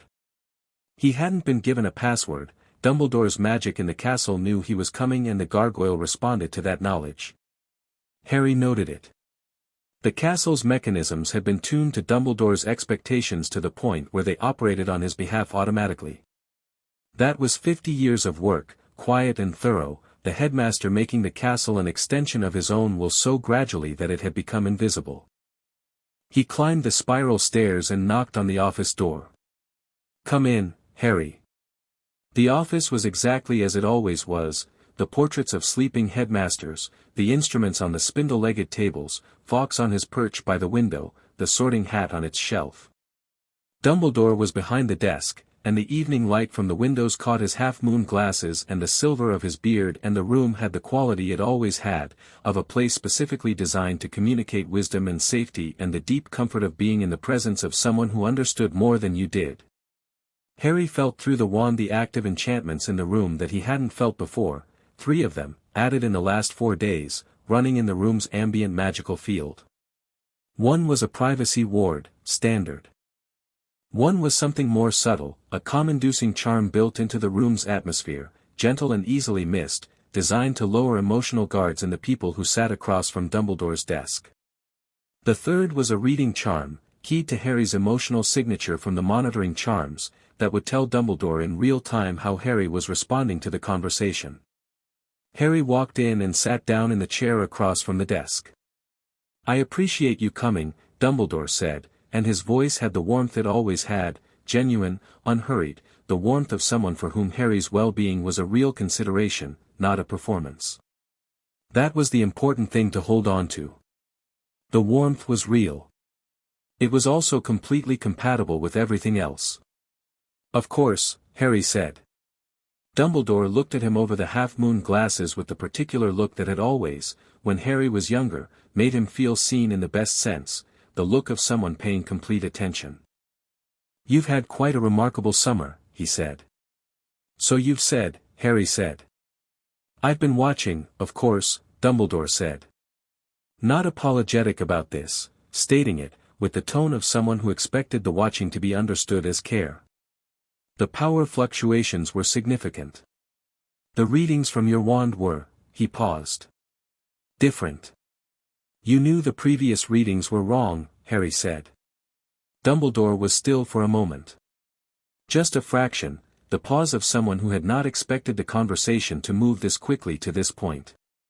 "Then, I knew your previous wand was not ideally suited to your specific magical signature." "Yes. You knew why," Harry said. Another small pause. Dumbledore folded his hands on the desk. The benevolent expression didn't change, but underneath it, through the reading charm's feedback that Harry was monitoring through the wand, Harry felt the real-time calculation accelerating. Dumbledore was reassessing his prepared approach, discarding what he'd planned, rebuilding. "Yes," Dumbledore said. "I knew why." "From the beginning," Harry said. "From before the beginning," Dumbledore said, and something in his voice shifted, still warm, but quieter now, the warmth of someone deciding to be honest because the alternative has been taken off the table. "From before you were born, in certain respects. The compact between Hades and Anthony Stark was not entirely invisible to those who monitored such things. I was aware of the broad strokes.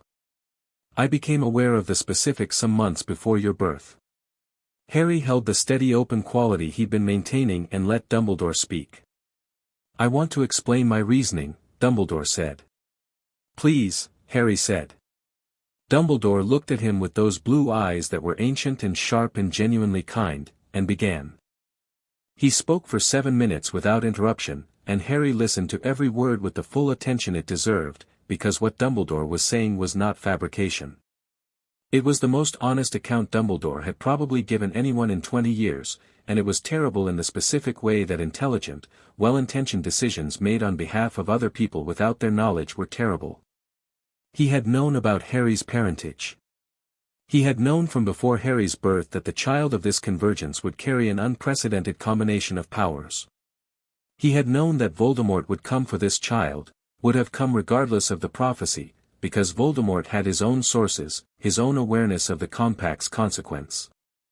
He had placed Harry with the Dursleys not with indifference to Harry's comfort, but with the specific calculation that a child raised in obscurity, in difficulty, in the specific grinding smallness of that household, would be compliant.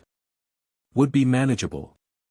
Would arrive at Hogwarts hungry for belonging and guidance, and would be easier to steer. He said all of this. Not in those precise words, he used words like grounded and protected from the weight of expectation and spared the burden of knowledge before you could carry it, but Harry read through the wording to the structure beneath it, and the structure was exactly what he'd thought. He had been an asset, carefully conditioned. "I believed," Dumbledore said, at the end of the 7 minutes, "and I believe still, that what I did was necessary. Not kind. I will not pretend it was kind. But necessary, in the context of what was coming and what needed to happen to stop it." "What needed to happen?" Harry said. "The prophecy, I know the prophecy," Harry said. "I've read the full text. It's in Hogwarts enchantment record, it was spoken in this building, it's woven into the information field of the castle. I've had it for a week." Dumbledore's hands, folded on the desk, went very still. "Neither can live while the other survives," Harry said. "That's the core of it. You've spent 12 years preparing me to be the weapon that ends Voldemort." He looked at Dumbledore with complete steadiness. "And you decided the best version of that weapon was one that didn't know what it was, had no independent support structure, and was entirely dependent on your guidance." "Harry, that's accurate," Harry said. "I'm not asking you to confirm it, I'm telling you that it's accurate and that I understand it." He leaned forward slightly. "Here's what I need you to understand. The version of me you were building toward doesn't exist anymore. It's been replaced by the actual version. And the actual version is not going to be anyone's weapon, not yours, not Voldemort's, not Olympus's. If Voldemort needs to be dealt with, I'll deal with him. On my terms and timeline. Dumbledore looked at him across the desk, and for the first time in 2 years of knowing him, Harry saw something new in the old man's expression, not the warmth, not the wisdom, not the calculation. Something more honest than all of those. Something that was, if Harry was reading it correctly, very close to the specific sorrow of someone who has spent a great deal of effort building something and is watching it become something else entirely. "You're angry," Dumbledore said quietly. "Yes," Harry said. "But I'm not here because of the anger. I'm here because there are things that need to be said and arrangements that need to change, and I'd rather do that directly than through proxies." He reached into his jacket pocket and set 3 small objects on the desk between them, tiny, precise, each one a physical manifestation of a monitoring charm's anchor point, which he'd removed from his person this morning by reaching through the wand's network reading and simply lifting them free, the way you removed a thread from fabric. "Those are yours." Dumbledore looked at the 3 anchors on his desk. His expression didn't change, but the reading charm in the room, still active, fed Harry the information that Dumbledore's own emotional state had just moved sharply. "I see," Dumbledore said. "I found them 2 days after I came back to Britain," Harry said. "I left them in place because I wanted to understand how you were using the information. I've understood it now." He sat back. "New arrangement, no monitoring charms without my knowledge and consent. If you need information about my well-being or activity, you ask me directly. I'll decide what to tell you." "Harry, the monitoring was for your safety. I've sealed a Titan fragment in Tartarus," Harry said. Not bragging, stating. "I've spent 5 days in the underworld being trained by Hades. I have a wand built from Vibranium and Underworld shadow metal that connects me to every information network in range. I have Tony Stark's architectural support and S.H.I.E.L.D's logistical capability." He looked at Dumbledore. "What threat do you anticipate that I need covert monitoring to handle?" The question sat in the room between them. Fawkes, on his perch, trilled once, a short, contemplative note, and went quiet. Dumbledore looked at Harry for a long time. The calculation was still running behind his eyes, but it was running differently now, the variables having shifted beyond what the original model could handle. He was not a man who was easily outmaneuvered, he was possibly the most strategically sophisticated person in the British magical world, and what Harry was watching him do in real time was accept, with the painful grace of genuine intelligence, that he was operating on outdated information. "You're right," Dumbledore said. "That I owe you an honest account, and that the arrangement I've maintained is not one that serves you as you actually are." A pause. "I won't pretend that I find it easy to relinquish the framework I built. I built it because I believed it was necessary, and some part of me still believes that, even now." "I know," Harry said. "I believe you believe it." "But," Dumbledore said, and there was something almost rueful in it now, an old man finding his own argument insufficient against its object. "But I'm not the child you built the framework for," Harry said.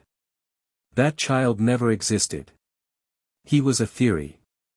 He looked at Dumbledore steadily. "I'm here. I'm real. I'm not going to pretend I need management I don't need, and I'm not going to pretend I don't see the strings in exchange for the comfort of being looked after." He paused. "I'd rather have an honest adversarial relationship than a comfortable false alliance." "Adversarial," Dumbledore said.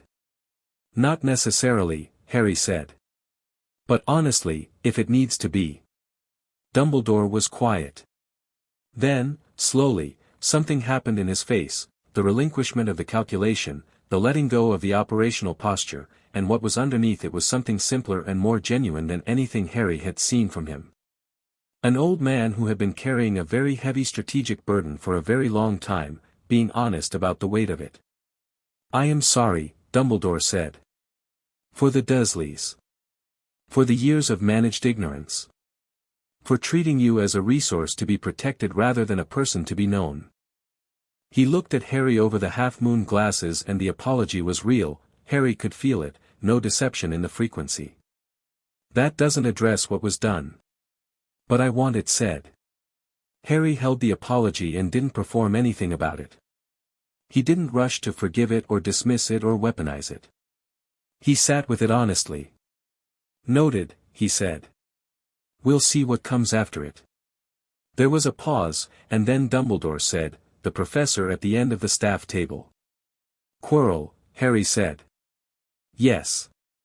He's occupied. I know, Dumbledore said. I've known since the term began. I've been watching, waiting to determine. He's degrading, Harry said. The frequency is less coherent than first year. Voldemort is losing structural integrity in that host. He has weeks, not months, before Quirrell becomes unusable. He looked at Dumbledore. He'll move before that. Probably through the stone again, I assume it's here. It is not, Dumbledore said. After last year I moved it. But there are other objects in this castle that Voldemort would find valuable. I know, Harry said. I've read the castle's enchantment record. 3rd floor, warded, not as well as you think. He paused. What's your plan for Quirrell? Dumbledore looked at him with something that might have been, in another mood, appreciation. I had been allowing him to move freely while gathering evidence for a clean removal, he said. The Ministry is currently occupied with Sirius Black's exoneration, Harry said. McGonagall submitted the documentation Saturday night. The case is progressing. He leaned forward slightly.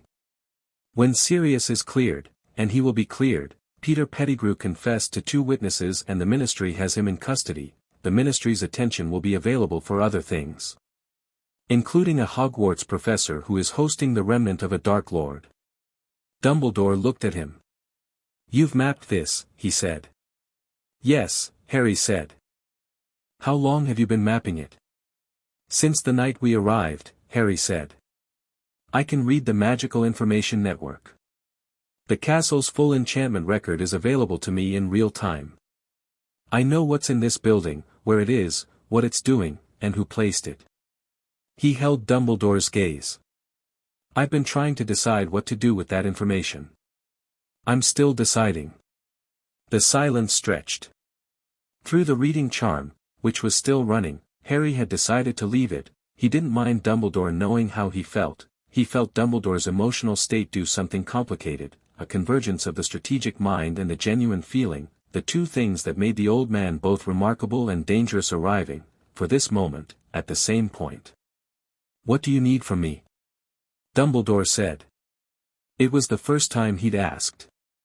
Harry noticed that, and let it sit for a beat before answering. Honesty going forward, he said. No managed information.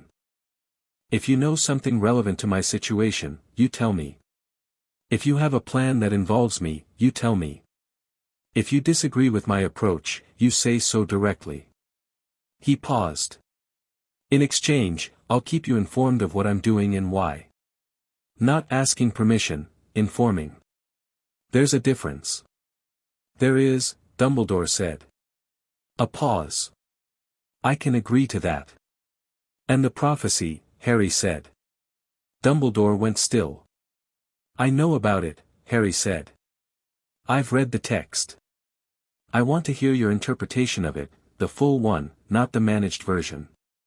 He looked at Dumbledore. I want to know what you think it means, and I want to tell you what I think it means, and we can disagree, and neither of us will pretend the disagreement isn't there. Dumbledore looked at him across the desk for a long, slow moment, and then he did something Harry hadn't expected. He smiled. Not the warm headmaster smile, not the benevolent wisdom smile, something smaller and more genuine, the smile of someone encountering an argument they can't defeat and finding it, despite themselves, somewhat impressive. Very well, Dumbledore said. The prophecy. They talked for an hour. It was the most honest conversation Harry had had in this office, possibly the most honest conversation either of them had ever managed in this office, and it was not comfortable, and it was not entirely resolved at the end of it, but it was real. Dumbledore's interpretation of the prophecy was that Harry was fated to be the instrument of Voldemort's defeat. Harry's interpretation was that the prophecy described a convergence event, not a predetermined outcome, and that the one with the power to vanquish the Dark Lord was not a directive but a description, and there was a significant difference between having the power and being obligated to aim it on someone else's schedule. Dumbledore didn't agree. But he heard it. That was new. At the end of the hour, as Harry stood to leave, Dumbledore said, "Harry. The things that are coming, and they are coming, more quickly than either of us would prefer, I want you to know that whatever our disagreements, I am not your enemy." "I know," Harry said. "You're something more complicated than an enemy." Dumbledore looked at him. "What am I?" Harry thought about it honestly. "Someone who loves me instrumentally," he said. "You care about my well-being because it's connected to an outcome you need. That's real, and I don't discount it. But it's not the same as caring about me independent of the outcome." He picked up his jacket. "I'm working on being all right with that. I think I will be. Eventually." He walked out of the office, down the spiral stairs, past the gargoyle, and into the castle corridor, and the castle hummed its deep familiar note around him, and the monitoring charms were on the desk in Dumbledore's office rather than on Harry's person, and the wand in the holster was warm and steady. Halfway back to Gryffindor Tower, the shadow under his feet rippled with urgency. Harry stopped. He felt it through the wand a half-second after the shadow's warning, a disruption in the castle's information field, sharp and recent, on the 3rd floor. Not Quirrell's occupied frequency, something different, something that had entered the castle from outside, pushing through the outer wards with the deliberate force of something that knew the wards were there and had come prepared for them. He was already moving. He sent a thread of shadow ahead of him, feeling the 3rd floor corridor as he ran. The disruption was there, dense and active, and when he reached it the nature became clear. 3 entities, in the corridor outside the warded room Dumbledore had mentioned, and their signatures were unlike anything Harry had read in the castle before. Not standard dark wizards. Not creatures. Something compound, magical architecture in a human shell, the specific quality of a signature that had been deliberately constructed rather than born. Constructs. Built things. Something had sent built weapons into Hogwarts. He felt Hermione before he saw her, her magical signature coming from the direction of the library, moving fast, and he realized she'd felt the disruption too, or heard it, or simply been in the right place at the right time because Hermione Granger was constitutionally incapable of being in the wrong place when something was happening.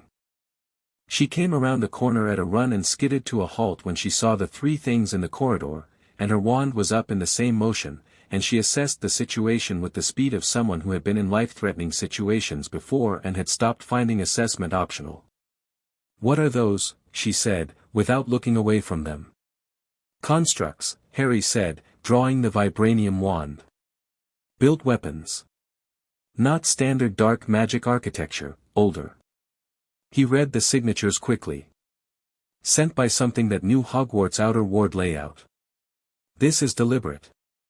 The nearest construct turned toward Harry and the thing that happened in its face, because it had a face, roughly, the suggestion of one, was the specific recognition of something that had been built to find a particular target. It had found the target. Harry felt the foreign frequency in it reach toward him the way Voldemort's probe in the Great Hall had reached, but with less subtlety. This was not a probe, this was an attack vector, and it came fast. Harry moved the wand and the underworld frequency came through it clean and massive, and the shadow extended from the floor to his left and hit the nearest construct like a physical blow, not dark, not dramatic, just force, directed with the precision of 5 days of underworld combat training and 6 weeks of practice, and the construct flew backward into the wall with enough impact to crack the stone. The other 2 diverged, one toward Harry, one toward Hermione, which was a tactical error by whoever had sent them because Hermione Granger did not stand still when something came at her. She cast 3 charms in rapid succession, the first to bind, the second to disorient, the third to shatter the construct's outer structure, and the combination worked with the focused efficiency of someone who had been studying for exactly this kind of situation since approximately September 2nd. The construct collapsed. Harry dealt with his in a different way. He felt the construct's internal architecture through the wand, the magical framework that held it together, the specific frequency that animated it, and instead of breaking the structure he reached for the animating frequency and pushed it out. The threshold ability, small scale and precise, a tiny opening in the air at the construct's center, just enough to let the animating force dissipate into the threshold space, and then sealed. The construct collapsed into its component materials, and what dropped to the floor was a pile of stone and metal and something that looked like compressed intention, now inert. The third construct had stopped moving. It was standing against the far wall, and where the first two had been animate and aggressive, this one had gone still in the specific way of something that has been receiving updated instructions. Harry kept the wand trained on it. "It's communicating with whoever sent it," Harry said. "Can you read it?" Hermione said. She was already back at his shoulder, her wand up, scanning the corridor behind them. Harry reached through the wand's network reading to the construct's internal architecture and found the communication channel, a thin thread of signal running out through the castle wards and into the night, and he followed it back not to break it but to read it, and found at the other end a frequency he recognized. Not Voldemort. Not Quirrell's occupied signature. Something older than both. Something Olympian. He withdrew from the channel carefully, not wanting to announce that he'd traced it, and looked at the still construct. It was waiting for new instructions. He had, at most, 30 seconds before those instructions arrived. "Hermione," he said. "Go to McGonagall's office. Tell her there's been a third-floor incursion, constructs, entry through the northwest ward gap. Tell her to alert the castle's defensive enchantments and to contact S.H.I.E.L.D. through the relay number I gave her last week." He didn't look away from the construct. "Tell her the source is Olympian." Hermione looked at him. "You're staying." "I want to send a message back," Harry said. "Harry, I'll be fine," he said, and the way he said it was exactly the same way he'd said it to Maria Hill in Nevada, not reassurance, not performance, simply accurate. "Go." She went. He could feel her signature moving quickly down the corridor, purposeful and fast, and he turned his full attention to the construct. The new instructions arrived. He felt them enter the construct's architecture, a directive, complex, and underneath the directive a signature that he now read clearly. A divine frequency. Olympian, as he'd thought, but specifically which divinity. He extended the wand's reading, pushing into the construct's deeper layers, and found the architect's stamp buried in the magical framework the way a manufacturer stamped a serial number into a product. Ares. The war god. Not in person, the construct was a proxy, several removes from the divine source, but the architecture was his. Ares had built these, or had them built, and sent them into Hogwarts with instructions to locate and assess Harry Potter. The construct moved. This time its directive was different, not aggressive acquisition but something more subtle. It reached toward Harry not with force but with what he identified after a half-second as a reading attempt, a scan, trying to take a full inventory of Harry's capabilities and report it back through the communication channel. Harry let it try. He opened every channel simultaneously, the full dual-frequency signature, the Underworld network connection, the Stark tech interface, the shadow manipulation, the threshold capacity, all of it running full and clear and unguarded, completely visible to anything reading him. He stood in the corridor and let the construct read him like an open book, and through the communication channel he felt the Olympian source receive the reading. There was a pause. Then the construct went still again. Harry spoke to the channel. Not loudly, it was barely above a thought, pushed through the wand's shadow metal component along the communication thread. "Tell Ares," Harry said, "that if he has something to say to me, he can say it directly. I'm not interested in proxies." Another pause. Longer. The construct dissolved. Not broken, dissolved, called back by its creator, the communication channel closing cleanly. The corridor was empty except for the inert materials of the first two on the floor, and Harry stood in the third-floor corridor with the wand in his hand and both frequencies running steady and thought about the fact that an Olympian war god had just taken a full reading of his capabilities and decided to withdraw. Hades had said the Olympian response would crystallize once Harry carried the wand. It was crystallizing. He was still thinking about this when the sound came from behind him, not a construct, not a magical signature, just footsteps, quick and purposeful, and he turned to find Professor Lupin coming down the corridor with his wand drawn, robes slightly disheveled, the lunar frequency in him that Harry had long since identified bright and close to the surface in the way it got, Harry had noticed, on the approach to the full moon. Lupin looked at the inert construct materials on the floor. At Harry. At the wand in Harry's hand. He lowered his own wand. "McGonagall sent me," he said. Granger got to her fast. He scanned the corridor with professional efficiency. "Are they contained?" "Dissolved," Harry said. "The third one was recalled. The sender didn't want to commit further after reading what I am." Lupin looked at the materials on the floor, the compressed stone and metal and inert intention, and then at Harry with the thoughtful dark eyes that Harry had come to read as Lupin's version of respect, which he gave with a precision that made it mean something. "You handled 3 of them." "2, Harry said. "Hermione handled the middle one." Lupin almost smiled. "Of course she did." He looked at the wand in Harry's hand. "Olympian construct architecture," he said, "not quite a question. I've only seen it once before, in a text. The signature is distinctive." "You've read Olympian texts," Harry said. "I read everything," Lupin said simply. It was the most Lupin answer possible. "Do you know which?" "Ares," Harry said. "His architect's stamp is in the framework." Lupin went still. "The war god." "He was reading me," Harry said. "Assessing." Hades said the Olympian response would come once the wand was operational. "I think we just had the first phase of it."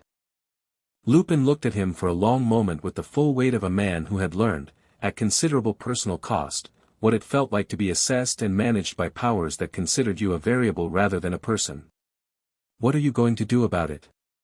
"Wait and see what he decides," Harry said. "I sent a message back. If Ares wants a conversation, he can come have one." He paused. "Do you think he will?" "Gods are not generally inclined toward direct conversation when they can use proxies," Lupin said, with the dry tone of someone who had opinions about powerful entities and their communication preferences. "But sending proxies that get handled by a 13-year-old and his friend in a castle corridor probably damages the leverage somewhat." Harry looked at the inert materials on the floor. "I'll clean this up before anyone else sees it." "I'll help," Lupin said. And then, quietly, as they worked, Harry. "The things that are gathering around you, the Olympian situation, the Voldemort situation, Dumbledore's framework," he stopped, as if deciding how much to say. "You don't have to handle all of it alone." "I know," Harry said. "I'm not alone. Granger and Weasley are remarkable," Harry said, with complete conviction. "But I also meant," he paused, and thought about how to say it accurately. "There are more people in my corner than anyone who's been watching me from outside could probably see. More than Dumbledore accounted for. More than Voldemort has." He vanished the last of the construct materials. "That matters." Lupin looked at him with something that lived between professional assessment and the specific look of someone who had once been a young person with more enemies than allies and had survived it. "Yes," he said. "It does." The week that followed moved fast. Sirius Black's exoneration came through on Thursday. The ministry moved with unprecedented speed when Peter Pettigrew was in custody and his full confession was on record and the case against the original conviction unraveled under scrutiny with the ease of something that had never been properly examined. McGonagall had gone to the ministry herself on Saturday night and come back Sunday morning with the focused satisfaction of someone who had delivered a document that could not be ignored, and by Thursday the administrative machinery had ground through its process and the verdict had been reversed. Harry heard about it through the castle's information network before the official owl arrived, felt the shift in the magical administrative record, the file updating, the legal status changing, and by the time Sirius's own letter arrived it was confirmation of something Harry had already known for 6 hours. The letter was short. Sirius wasn't a long letter person. Harry had figured that out from the 3 total letters they'd exchanged and from what he knew of Sirius through James and Lupin's accounts. Free, it said.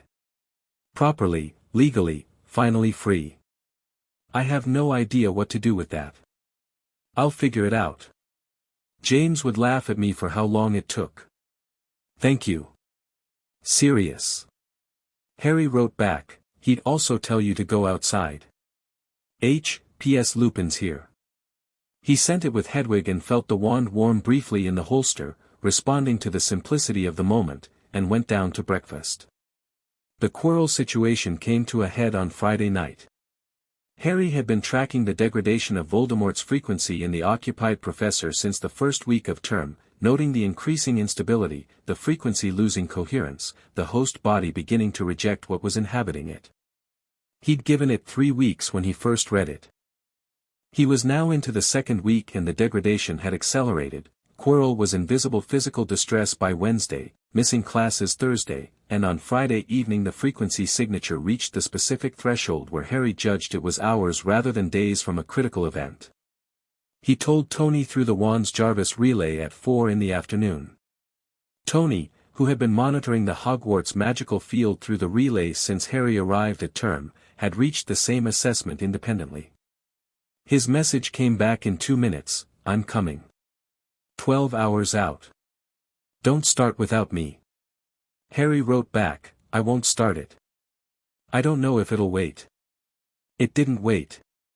At 8:30 on Friday evening, the castle's information field shifted sharply as Quirrell moved, not toward the 3rd floor warded room but toward the dungeons, toward Snape's office, with the erratic purposeful movement of something that had stopped trying to be subtle.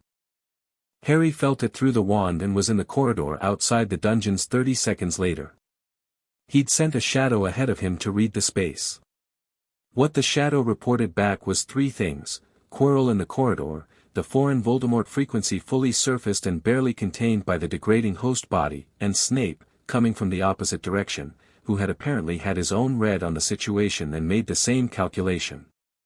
They arrived at the same moment from opposite ends of the corridor, Harry and Snape, and Quirrell between them turned toward Harry with the specific recognition of something that had been afraid of him since September. Potter, said the voice that wasn't Quirrell's, and Harry recognized it immediately, the remnant frequency fully voiced now, thin and high and structurally compromised, Voldemort with most of his power and all of his malice and none of his former coherence. Tom, Harry said. Snape, from the other end of the corridor, had his wand raised and was perfectly still in the specific way of an extraordinarily capable wizard deciding which of several simultaneous tactical problems to address first. He looked at Harry's wand, the Vibranium shadow metal composite, and something moved in his expression. He said nothing. You've changed, Voldemort said, through Quirrell's increasingly unstable body. The form was failing, Harry could see it, not just feel it, the physical deterioration visible now in how Quirrell stood. I felt it at the feast. What you are. A pause, and in it was something Harry had not expected, not rage, not contempt, but something closer to fear. A precise, specific, cognitive fear, the fear of something that had recalculated and found the result disturbing. You carry his domain. Yes, Harry said. I cannot touch what carries death itself, Voldemort said, and the thin voice had something in it that might have been hatred but was more specific than hatred. Even Hades I cannot defeat, you cannot defeat anyone from inside a dying host, Harry said. Not right now. He looked at what was left of Quirrell with something that was not mercy but not cruelty, simply accuracy. Let him go. He's done nothing to you except say yes when he was afraid. You would have me simply leave, Voldemort said. You can't stay, Harry said. The host is finished. You know that. Leave him and go back to whatever interim state you've been maintaining, and we'll address each other properly at another time. He paused. Or I can remove you from him. Your choice. But if I do it the second way you'll have significantly less left to work with. The corridor was very quiet. Snape had not moved. The shadow pooled under Harry's feet had extended 6 feet in every direction, reading the space, and through it Harry felt the Voldemort frequency assessing, calculating, running its rapid cold intelligence against a situation it had no good options in. "You'd let me go," Voldemort said. Disbelieving. "I'm not afraid of you showing up again," Harry said. "I know what you are.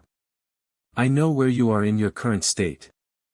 I know more about your structure than you'd be comfortable with, because the dead talk and you've sent a lot of people to my father's domain."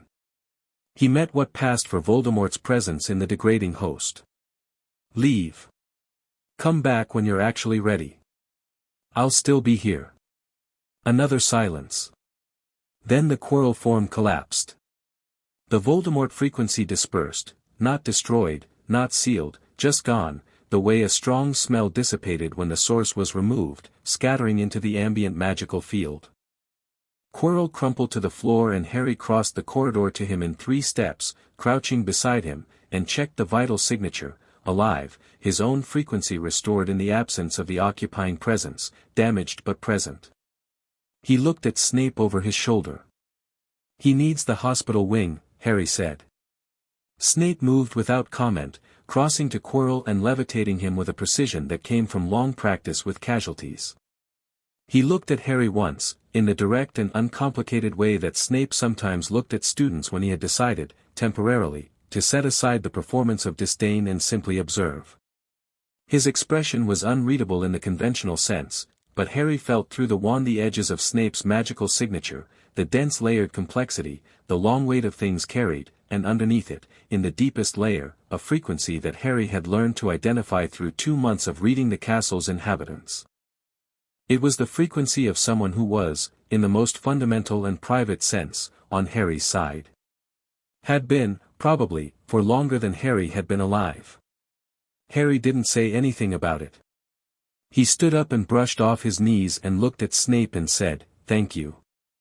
Snape looked at him for 1 more second. Then, detention for being in the dungeons after hours, Potter. He turned and levitated Quirrell down the corridor toward the hospital wing. Saturday morning. My office. Harry watched him go. He thought Snape probably needed the structure of it as much as anything else. He filed the detention under things that are actually fine. He went upstairs. He passed Dumbledore on the 2nd floor, the headmaster coming down from somewhere, and they met in the staircase landing, and Dumbledore looked at Harry with the blue eyes and the half-moon glasses and a full understanding of what had just happened in the dungeons, because the castle's enchantment field had registered all of it. "He's gone," Dumbledore said. "Not a question." "Left voluntarily," Harry said. "Quirrell is with Madame Pomfrey." Dumbledore was quiet for a moment. "You let him go." "He'll come back," Harry said. "When he has a proper form and a proper plan. We'll deal with it then." He looked at Dumbledore.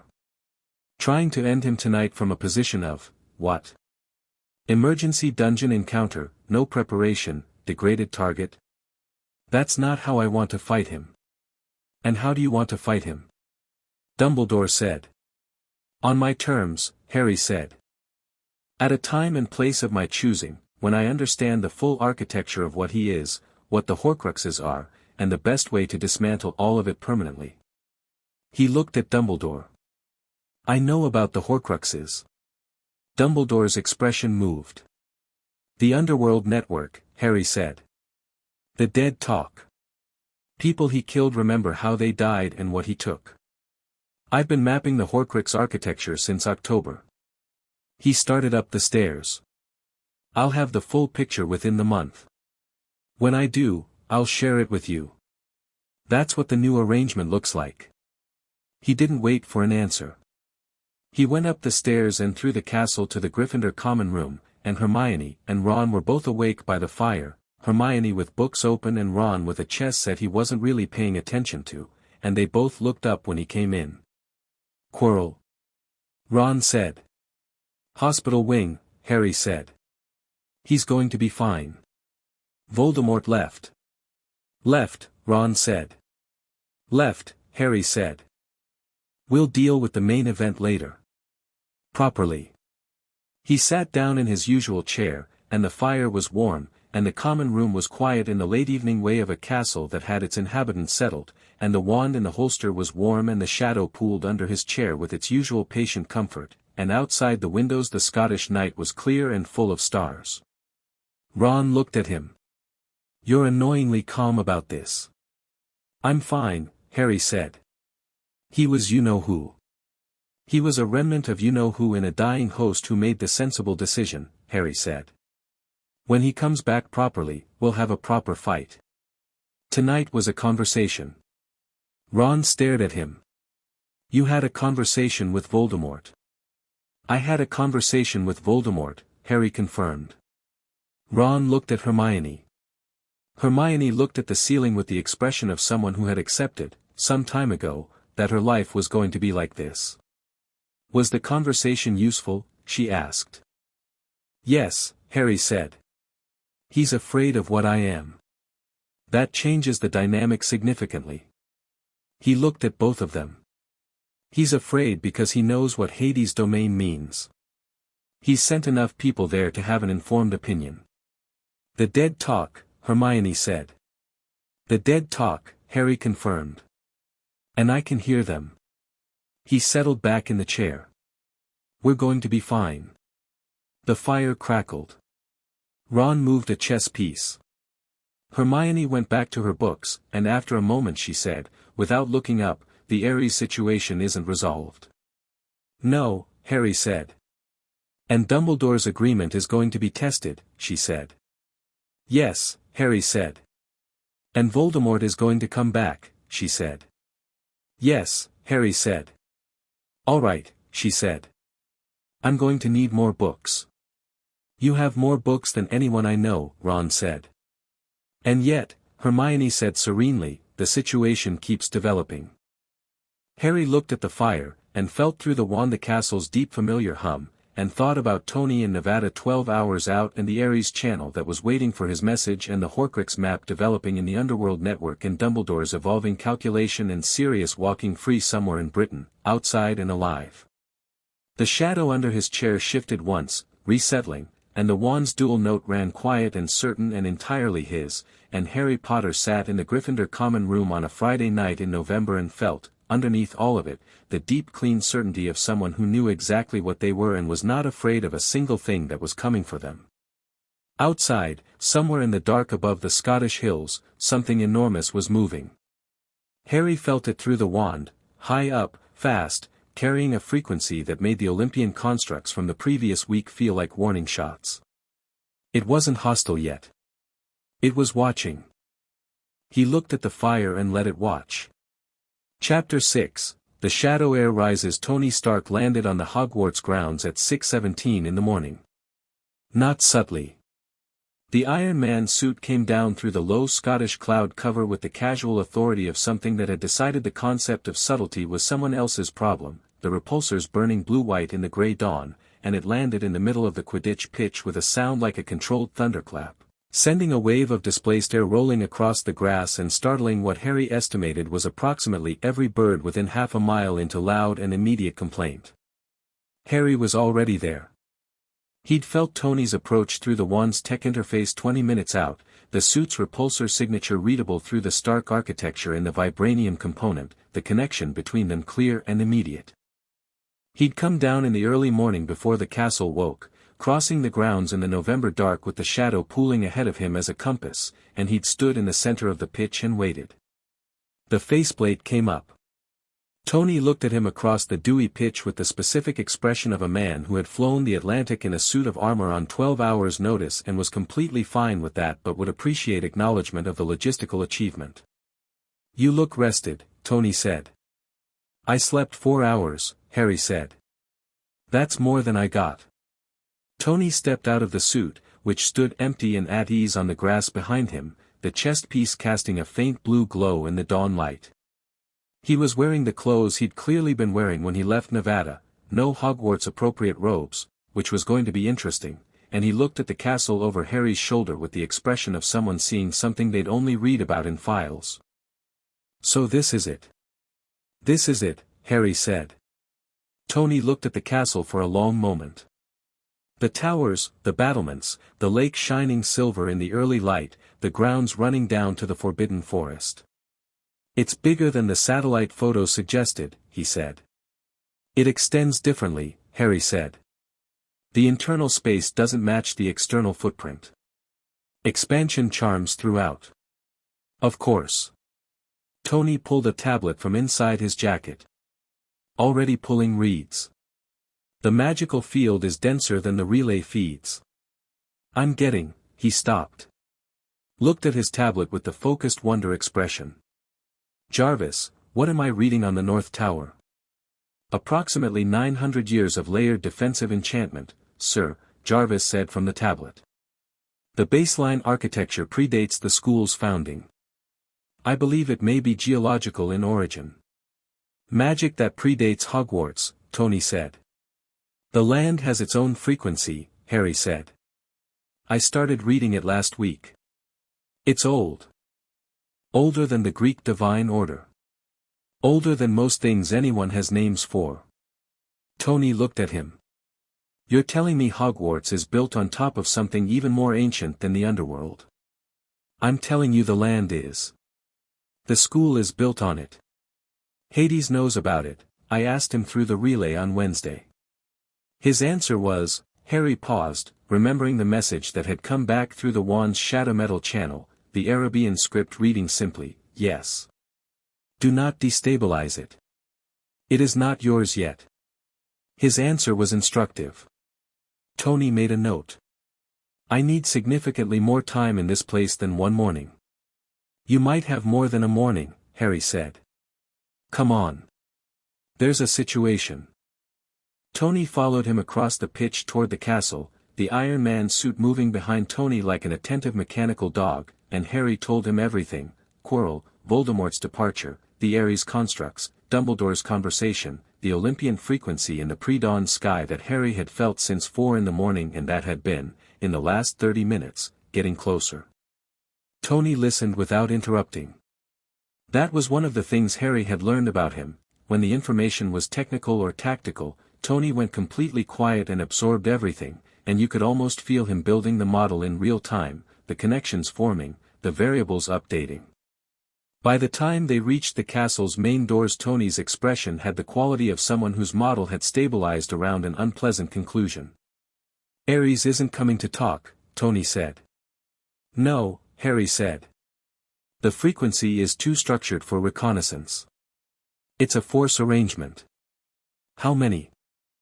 "Multiple signatures," Harry said. "I stopped counting at 11. Tony looked at the castle doors. Then up at the sky, which was brightening with the thin November dawn but still carrying the low cloud cover that the overnight wind had brought in. "And the Voldemort frequency?" "Back," Harry said. "Since about 2 this morning. He's moved faster than I expected. He found a new interim host. The frequency is stronger than it was in Quirrell, more coherent. He's had time to stabilize." He looked at the sky. "And he's coming from the east. Ares is coming from the north. They're not coordinated, they don't know about each other's approach." Tony stopped walking. 2 separate threat vectors arriving simultaneously at a school. "At me," Harry said. "The school is the backdrop." "That doesn't make me feel better about the school," Tony said. "There are children here." "I know," Harry said. "That's the first problem." They went through the castle doors and Harry felt immediately the shift in the morning, the castle waking around them, early rising students beginning to move on the upper floors, the kitchen sounds from the direction of the great hall, the first portraits stirring in their frames. He felt through the wand the deep pulse of the castle's ancient land frequency, steady and enormous beneath everything. Dumbledore was in the entrance hall. He hadn't been there a moment ago, Harry would have felt him, but he was there now, fully dressed, his wand in hand with the specific readiness of someone who had been awake for the same reason Harry had been awake. He looked at Tony Stark arriving in Muggle clothes with an empty suit of armor walking behind him, and then at Harry, and the assessment ran fast and complete behind the half-moon glasses. "I felt the external frequencies an hour ago," Dumbledore said. "No preamble, no warmed performance. Direct." This was the version of Dumbledore that existed when the stakes cleared everything else away. "Two of them." "Three," Harry said. "Voldemort, Ares, and something below Ares in the hierarchy, a second Olympian frequency, different structure. I think it's Hermes. Messenger or scout function." Dumbledore's eyebrows moved fractionally. "You can distinguish Olympian divine signatures." "Hades made me familiar with the divine frequency range," Harry said. "Ares and Hermes are distinct." He looked at Dumbledore. "I need the students inside and I need the castle's defensive enchantments activated. Full activation, not the partial wards, the complete system." "That requires my direct input," Dumbledore said. "Then let's do it," Harry said. There was no negotiation about authority. No positioning, no performance of deference on Harry's part or management on Dumbledore's. The situation was what it was and both of them knew it, and the new arrangement that had been established in Dumbledore's office 3 days prior was being tested and was, Harry found with a cold satisfaction, actually functional. Dumbledore moved directly to the castle's primary ward node, a location Harry had mapped in the first week, a room behind the entrance hall's east wall that most students didn't know existed, and began the activation sequence, and Harry and Tony went to the Great Hall. They went through the Great Hall's main doors at 7:15, just as the first students were coming down for early breakfast, and Harry cast a sonorous without the incantation, the spell running clean and resonant through both frequencies, his voice filling the hall with a clarity that cut through every conversation instantly. "Listen," he said. "Not loudly. Just clearly. There's something approaching the castle. Students stay inside. The castle's defensive wards are being activated now. Prefects, your common rooms are evacuation points if the Great Hall becomes untenable. McGonagall will coordinate." He looked at the staff table, where McGonagall was already standing, reading the situation with her usual pinpoint efficiency. Questions. Silence. Not the silence of shock, the silence of a room that had been addressed by something that carried in its voice an authority that came from somewhere other than institutional rank, and had decided to trust it. Ron, at the Gryffindor table, looked at Harry with the expression of someone who had accepted that his life was like this and was choosing to be useful rather than alarmed. "What do you need?" "Stay with the younger students," Harry said. "Keep them calm. You're good at that." Ron nodded once and turned to the third years near him with the immediate purposeful warmth of someone who knew exactly what their job was. Hermione appeared at Harry's elbow as he turned from the hall. She had her bag. She had approximately 7 books in her bag. She looked at him with the focused clarity of someone who had assessed the situation and reached her own conclusions about her role in it. "I'm coming with you," she said. "I know," Harry said. Tony had pulled up a full tactical display on his tablet, the Iron Man suit standing at attention near the hall's main doors, and he was running the external frequency reads through Jarvis with the concentrated speed of someone who did this professionally and was very good at it. "Ares is 40 minutes out," he said. "The Voldemort signature is closer, 25, maybe less. Hermes is a wild card, I can't read his trajectory cleanly." "Hermes won't fight," Harry said. "He's there to observe and report back to Olympus." He looked at Tony. "Whatever happens here, Olympus gets a full account of it through Hermes. That's actually useful." Tony looked at him. "You want Olympus watching?" "I want Olympus informed," Harry said. "What they decide to do with the information afterward is up to them. But if Ares takes a hit today in front of Hermes, the Olympian political calculation changes." Tony looked at him for a moment with the full focused attention. "You're not just defending the castle," he said. "I'm establishing terms," Harry said. "For all 3 worlds simultaneously. If this goes right, I won't have to have this fight again." Tony was quiet for a half second. He made a sound that was not quite a laugh and not quite admiration but lived between them. That's a very specific kind of insane. Is it wrong? Harry said. Tony looked at his tactical display. No, he said. It's not wrong. The castle's defensive wards came alive 17 minutes later. Harry felt it through the wand like a chord striking across the entire magical field, the ancient enchantments waking in sequence from the deepest baseline upward, the land frequency engaging the school's constructed wards with the settled power of something that had been waiting a long time to be needed at full capacity. The air around the castle changed quality, the way air changed before lightning, and the light on the grounds took on the specific character of a space that was now actively protected. From Dumbledore's position at the ward node, a message came through the castle's internal communication enchantment, a pulse through the information field that Harry read as, "Full activation complete. Holding position. Your lead. Your lead." Harry stood at the entrance hall's main window and watched the sky.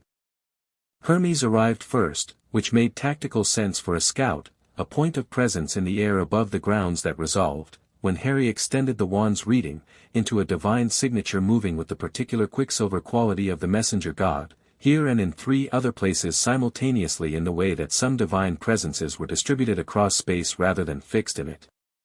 No physical form that Harry could perceive. Just presence, watching.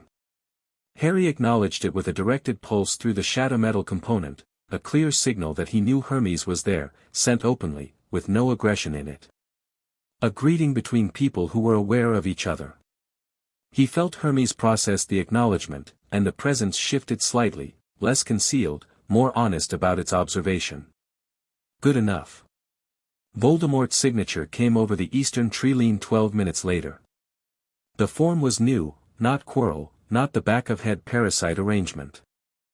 This was something more deliberate and more disturbing, a body that had been built rather than borrowed, a construct of dark magic and will and the specific desperate ingenuity of something that had spent months being nothing and was tired of it. It was coherent in the way that emergency solutions were coherent, functional, temporary, entirely sufficient for immediate purposes. The body was tall and pale and moved wrong in the small way of things that had been assembled rather than grown, and it landed at the edge of the Hogwarts grounds with the considered confidence of something that had made a plan. Behind it, 12 figures in dark robes. Death Eaters, their magical signatures the specific layered quality of people who had committed to a frequency not their own. Harry opened the castle doors and walked out. He heard Tony's repulsors engage behind him, the suit closing around Tony with the familiar articulated sound, and Hermione's footsteps on the steps, her wand up. He didn't tell them to stay back. They wouldn't, and that was correct. The morning air hit him, cold, smelling of the lock and the coming rain, and the wand in his hand was running full dual frequency, both channels completely open, and the shadow extended ahead of him across the grounds with the easy reach of something at home. Voldemort stopped at the ground's edge. The red eyes, the signature eyes, the ones that Harry had always found in dreams, looked at him across the November grass, and what was in them was complicated in a way that pure malevolence wasn't. Something that had recalculated and was operating on the new calculation. Fear as information, shaping strategy. "You let me go last night," Voldemort said, and the voice was recovered, the cold high clarity of it, the specific cadence that Harry associated with intelligence operating without anything resembling empathy. "Generous. Practical," Harry said. "You are Hades' heir." "Yes. And Stark's son." The red eyes moved to Tony, who had landed 6 feet to Harry's right. "Interesting company for a wizard." "I keep interesting company," Harry said. "Tell your Death Eaters to stay where they are." There was a pause. The 12 figures stopped moving. It was not Harry's instruction that stopped them, he knew, it was Voldemort's gesture, barely perceptible, the minimal command of someone who didn't need to be loud to be obeyed. "You said, last night, that you would deal with me properly at another time," Voldemort said. "On your terms. At a time and place of your choosing." "Yes," Harry said. "And yet here I am, at your castle, at my choosing," Voldemort said. So one of us is operating on the wrong information. You came because the Quirrell situation failed, Harry said. You came because I've spent 8 weeks mapping your Horcrux architecture through the Underworld network and you felt the mapping and it frightened you. You came because waiting while I gather information is worse, from your position, than forcing a confrontation before I'm ready. He looked at Voldemort across the grounds with complete calm. But I am ready, Tom. That's the problem with your timing. The red eyes held his. And in them Harry read the confirmation. The fear as information was fully present, the intelligence running behind it in fast cold calculation, and the calculation was arriving at the same place it had arrived the night before in the dungeons, the place where Voldemort's greatest surviving skill, self-preservation, the pure animal drive to continue, was fighting his strategic objectives and winning. You know about the Horcruxes, Voldemort said. All of them, Harry said. Their locations, their hosts, their construction methodology. The diary was destroyed second year, which you know, that's one. The ring, the locket, the cup, the diadem, the snake, and one you made accidentally that lives in a person I have no intention of harming. He let that land. I know the full architecture, Tom. I know how to dismantle it permanently and I know how to do it in a way that leaves you nothing to rebuild from. The grounds were very quiet. Why are you telling me this? Voldemort said. Because you came here to force a confrontation before I was ready, and I want you to understand that you failed at that, Harry said. And because what happens next depends on what you choose to do in the next 60 seconds. You're offering terms, Voldemort said, and there was something in it, incredulity, contempt, and under both of them, running like a current beneath ice, a desperate attention. I'm telling you what's coming, Harry said. This is not negotiation. There are no terms where you keep your Horcruxes. There are no terms where you continue as you are. The only variable left is how much damage happens between now and the inevitable. He looked at Voldemort with the direct honesty of someone for whom this was not a performance. I don't hate you. I don't have the investment in your destruction that everyone around me seems to expect me to have. I want you finished because you're a wound in the world that's been open for 50 years and it needs to close. That's all. Something moved through the grounds, not wind, not magical effect, but the specific quality of a moment that everyone present could feel on its surface, the weight of something arriving at a turning point. Voldemort looked at Harry. The red eyes moved to Tony in the suit, to Hermione with her wand, to the castle behind them with its fully active wards, to the sky above where Harry knew Hermes was watching from, and back to Harry. You won't give me a war today, Voldemort said. Not if you're sensible, Harry said. I am never sensible, Voldemort said, and it was the most honest thing Harry had ever heard him say, and what followed it was not sensible. The Death Eaters moved on Voldemort's signal, 12 of them, spreading wide across the grounds in the practiced formation of people who had done this before. Harry didn't sigh. He didn't perform reluctance. He simply shifted and let it begin. Tony went east, the suit's repulsors cutting clean lines through the grey morning, and 4 Death Eaters in the eastern spread broke formation to deal with what was coming at them from the air. That was good. Tony in the air with the suit's weapons and shields modified combat protocols for magical adversaries was 4 Death Eaters' problem, not Harry's. Hermione took the western flank, and Harry had watched Hermione Granger fight enough times to know that her threat assessment was calibrated and surgical and that 3 Death Eaters on the western spread were going to discover something important about underestimating a 14-year-old girl with 8 books in her bag and no patience for being dismissed. That left Voldemort in 5, and Harry walked toward them with the wand drawn and both frequencies running, and the shadow extended across the ground around him like a second skin. The first 2 came with killing curses, the green light crossing the grounds toward him, and Harry moved the shadow up like a wall and the curse hit the underworld frequency material and did what killing curses did when they encountered death domain energy, which was that they were absorbed. Not blocked, absorbed, the energy going into the shadow the way water went into a sponge, the underworld frequency taking in the death magic and processing it with the ease of something encountering its own native material. Harry heard someone behind him, inside the castle, make an audible sound. He filed it. He reached through the wand and opened two small thresholds under the feet of the two Death Eaters who'd cast, precise, narrow, not deep enough to do anything permanent, just enough that they found themselves standing on suddenly unstable ground as the earth boundary destabilized under their feet. Both went down. He sealed the thresholds before anything else came through.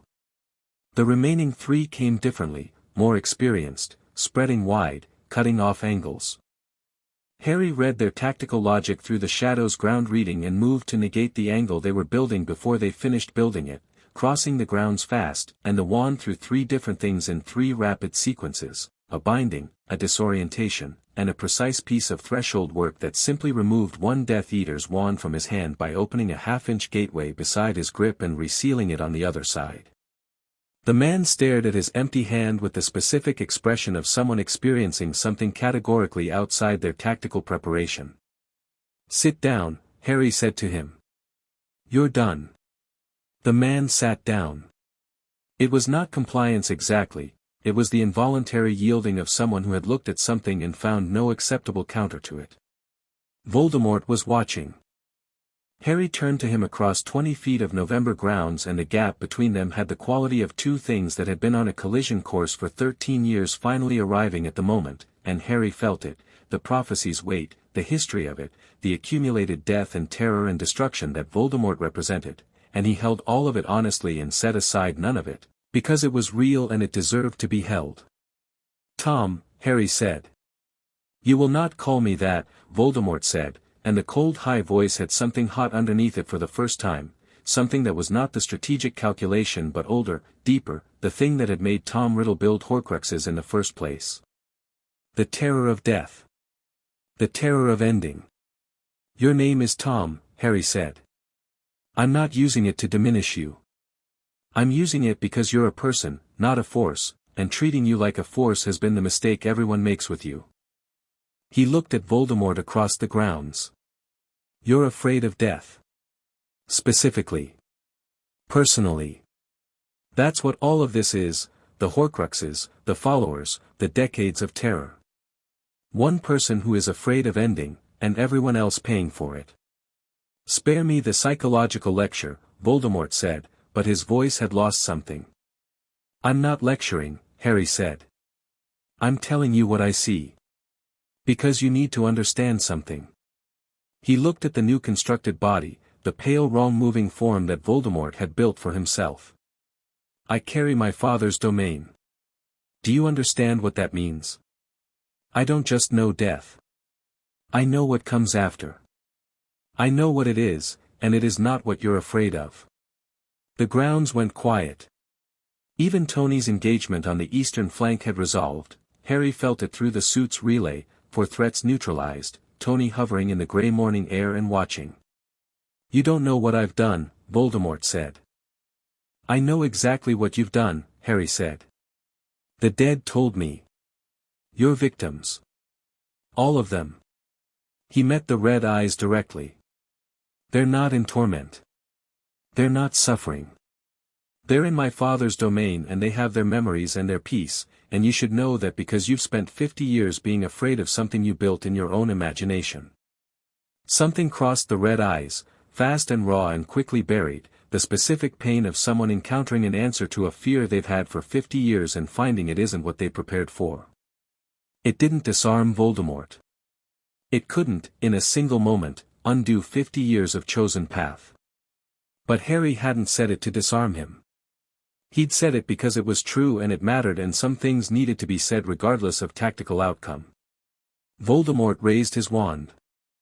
Harry raised his simultaneously, and what came through the vibranium shadow metal composite was not a specific charm or curse, it was the raw dual frequency, channeled with precision through the wand's full architecture, the regular magical frequency and the deep underworld pulse together, running in the specific resonance that Hades had trained him toward in the underworld's deepest chambers. A wave of force that was half magic and half something older than magic, the Boundary Keeper's authority, the power that maintained the threshold between living and dead, that sealed Tartarus and opened pathways through realms, that had absorbed killing curses this morning and sent a Titan fragment home. It hit Voldemort's new constructed body and the construction failed. Not dramatically, not an explosion, not a disintegration, but a clean and total structural collapse, the dark magic architecture that held the form together coming undone in the same way the construct's animating frequency had come undone from Quirrell's body the night before, the same mechanism at a different scale. The constructed form dissolved. The Voldemort frequency remained, the core of him, the soul fragment sustained by his Horcruxes, stripped of its physical housing again, the way a fire was stripped of its fuel but maintained its heat. Harry felt it in the air above the grounds, present and enraged and impotent, and he reached through the wand into the underworld network. "I need a containment," Harry said, to the wand, to the shadow metal connection, to his father's domain that ran in his blood and in the instrument in his hand. The shadow rose. From the grounds, from every shadow cast by the castle and the trees and the overcast sky, it came together, not his shadow, not the single shade that had been his companion since Privet Drive, but the underworld's shadow, his father's domain responding through the air connection with the ease of something that recognized its own. It gathered above the grounds in a contained sphere, and the Voldemort frequency, homeless, furious, fractured, was caught in it. Not destroyed. Contained. There was a difference. Harry held the containment steady through the wand and felt the underworld network pulse the deep familiar note, and through the shadow metal channel came a single piece of communication in the Arabian script, his father's hand, "Well done. Hold it. The Horcruxes first, then release to me." Harry almost smiled. He held the containment and looked at the grounds, the Death Eaters down, 7 in various states of incapacity, 3 more that Tony had handled from the air. No casualties on Hogwarts' side. The castle's defensive ward still running at full activation. In the sky above, Hermes had stopped pretending to be invisible and was simply watching openly, the presence bright and attentive and feeding everything back to Olympus in real time. Good. Tony landed beside him. The faceplate came up. Tony looked at the contained Voldemort frequency in its sphere of shadow above the grounds, and then at Harry, and his expression was the one that Harry had learned was Tony's full unguarded response to something that genuinely mattered to him. "You've got him." "For now," Harry said. "The Horcruxes are still active. As long as they exist, he regenerates." He looked at Tony. "I need a week to locate and dismantle them through the underworld network. The containment will hold for that." "A week," Tony said. "The locket, the ring, the cup, the diadem, the snake, and the last one." He looked at Tony. "The last one is going to require something specific. The Horcrux is in a living person. I need to extract it without harming the host. He paused. "That's the hard part." Tony's eyes sharpened. "Who's the host?" "Me," Harry said. The grounds were quiet for a moment. Tony stared at him. "The night Voldemort tried to kill me as an infant," Harry said, "the killing curse rebounded because of my mother's sacrifice magic. But a fragment of his soul had nowhere to go. It latched onto the nearest living vessel. Me." He felt it now through the wand's reading, had felt it since he developed the capability to read his own signature properly, a foreign frequency buried deep, quiescent, the smallest and least coherent of the 6 fragments but present. "It's been there since I was 1 year old." Tony was very still. "Harry."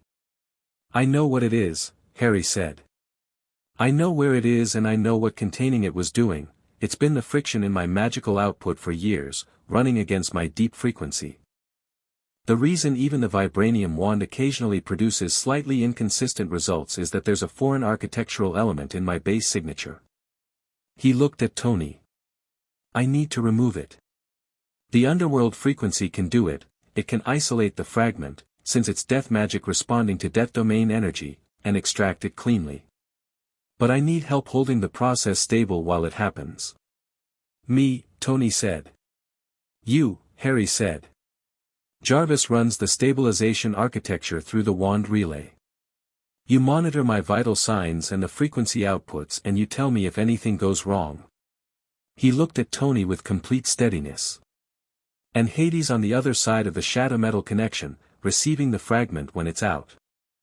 Tony looked at him for a long moment with the full weight of everything he was, the genius and the engineer and the person who had spent 14 months building toward this and who had, somewhere in those 14 months, stopped thinking of Harry as a file or a convergence event or a compact consequence and started thinking of him as exactly what he was.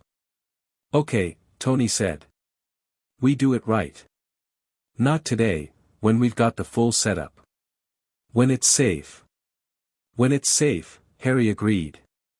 The grounds were lightening as the sun pushed through the cloud cover in thin determined lines, and the containment sphere above them was steady and still, and around them the castle stood fully warded with its 1,000 years of magic awake and running. In the air above, Hermes had not left. Harry looked up at the Olympian presence and addressed it directly. "Tell Olympus," he said, his voice carrying the dual frequency in it the way it always did now when he meant something fully, "that Harry Potter, Hades' heir and Stark's son, is the authority on this situation. That the underworld threat is contained. That any further Olympian proxy action against this location or its people will be answered directly. That if Ares or anyone else wants to discuss terms, I'm available to do that through proper channels." He paused.